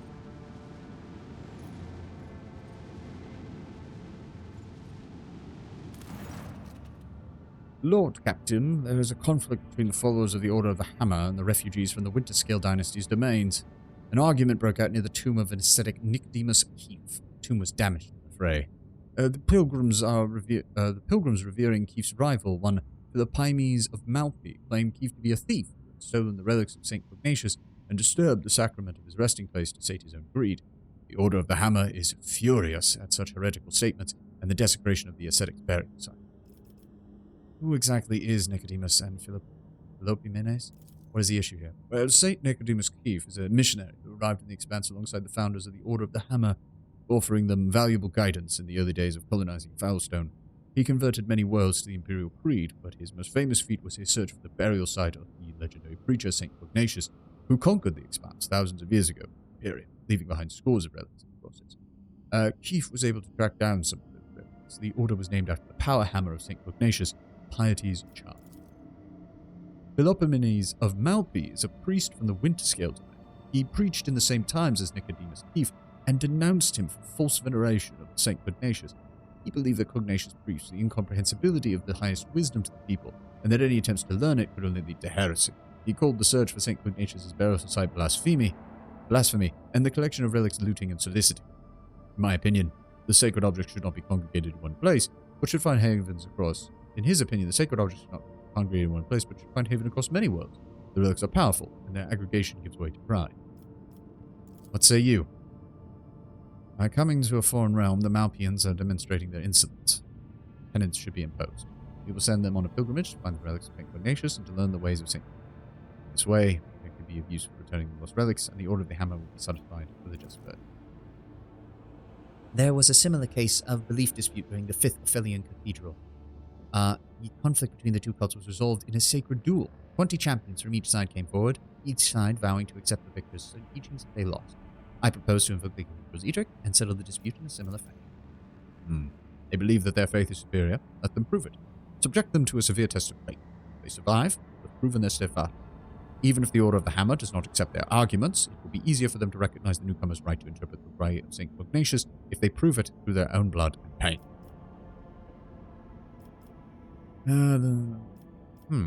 Let's see here. Where's the hammer to welcome 100? Sting shall allow the Malpians to spread the strength of their convictions of faith, bring forth their president, try to negotiate some existence. That sounds like the most iconoclastic route. This sounds like iconoclasm, but forced. This seems like it would... Well, we are trying to be the ruler of this realm. Bring forth their representatives, and let's try to negotiate some form of coexistence. Putting forth 24 wise men from each side, the two cults have sought to find a common interpretation of the ways of St. Pugnacius. They may not have achieved much in the way of dogmatic unity, but they've at least managed to find a way to coexist on the same world.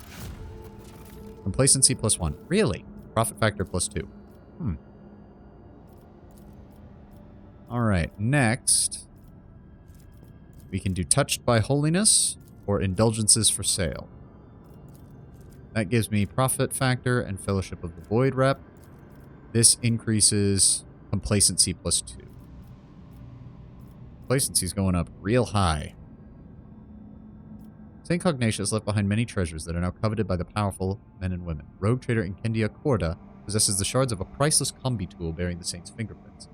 Formally reclaiming the relic via the Adeptus Administratum will be a bureaucratic war regarding influential allies and nothing short of an army of Orthodox tribes. But if it's passed into the safekeeping of monks in the Order of the Hammer, it'll be a great triumph for faith. Go ahead and start on that. Alright. Now, what are we going to get at rank 3? the best one would probably be this. Oh, we need good tidings first, which means we need Logstonian. Logostone. We can't do indulgences for sale, or I think we might be able to, but yeah. Dirty bureaucracy we don't want. Cemetery of the Faithful would probably be better. It'll depend. We'll see what the reputation thing has to do. But after that, we'll want good tidings. It will raise complacency, but it'll allow us to build the shrine and get quite a good chunk of security and efficiency on this world, plus a higher profit factor. Alright. We'll see how things go.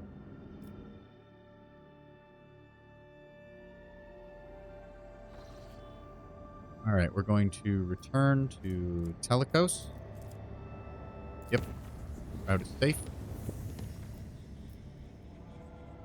Interesting that we can build a new route to Laborious if we choose, but we're a long ways away from that. So we're going to visit the system. Lord Captain, according to the telemetry, the parameters of the system match those of the Telecos Epsilon, home to the agriworld Janus that belongs to the Von Valencius dynasty. We've received a Vox message from the planet. Agriworld Governor officially welcomes the rogue trader and reports that she's begun preparations for a formal reception to celebrate the arrival of the planet's sovereign. Your subjects are looking forward to your visit. Let's deal with these first. Scan. Feeds. Very nice. Fuel. What's that? Occurred to me. Platform vents. Bottom. Yes. Where? Bridge of the Von Valencius flagship. Where is that then? Footfall. Cache. We can't get to. Deal with these. And. Okay.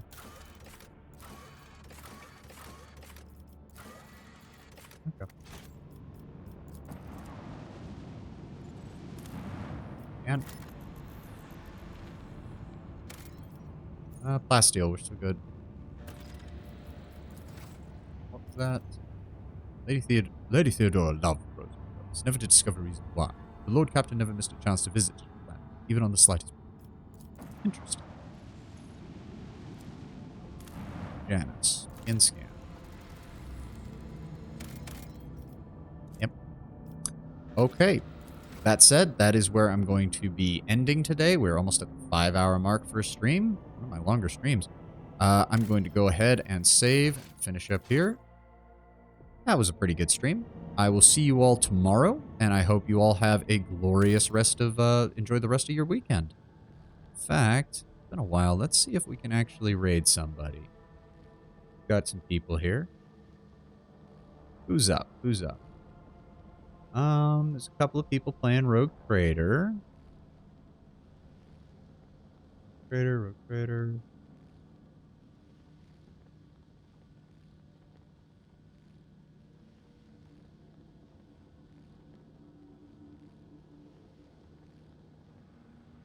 A couple of people that I watch on.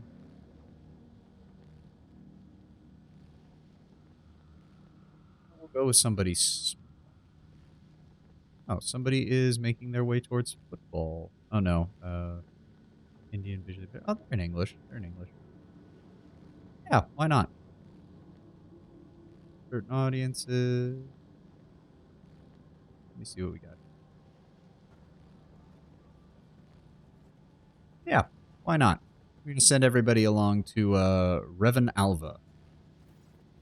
Looks like he's a face streamer, and he's going through football right now, so we don't have to worry about any. Any spoilers. That was the word I was looking for. Sure, why not? Let's start the raid. I don't know if anybody will be joining us in here, but yeah. I'll send you along to him, and hopefully you all enjoyed the stream. And I'll see, as I said, I'll see you all tomorrow. Y'all have a great day and a glorious weekend.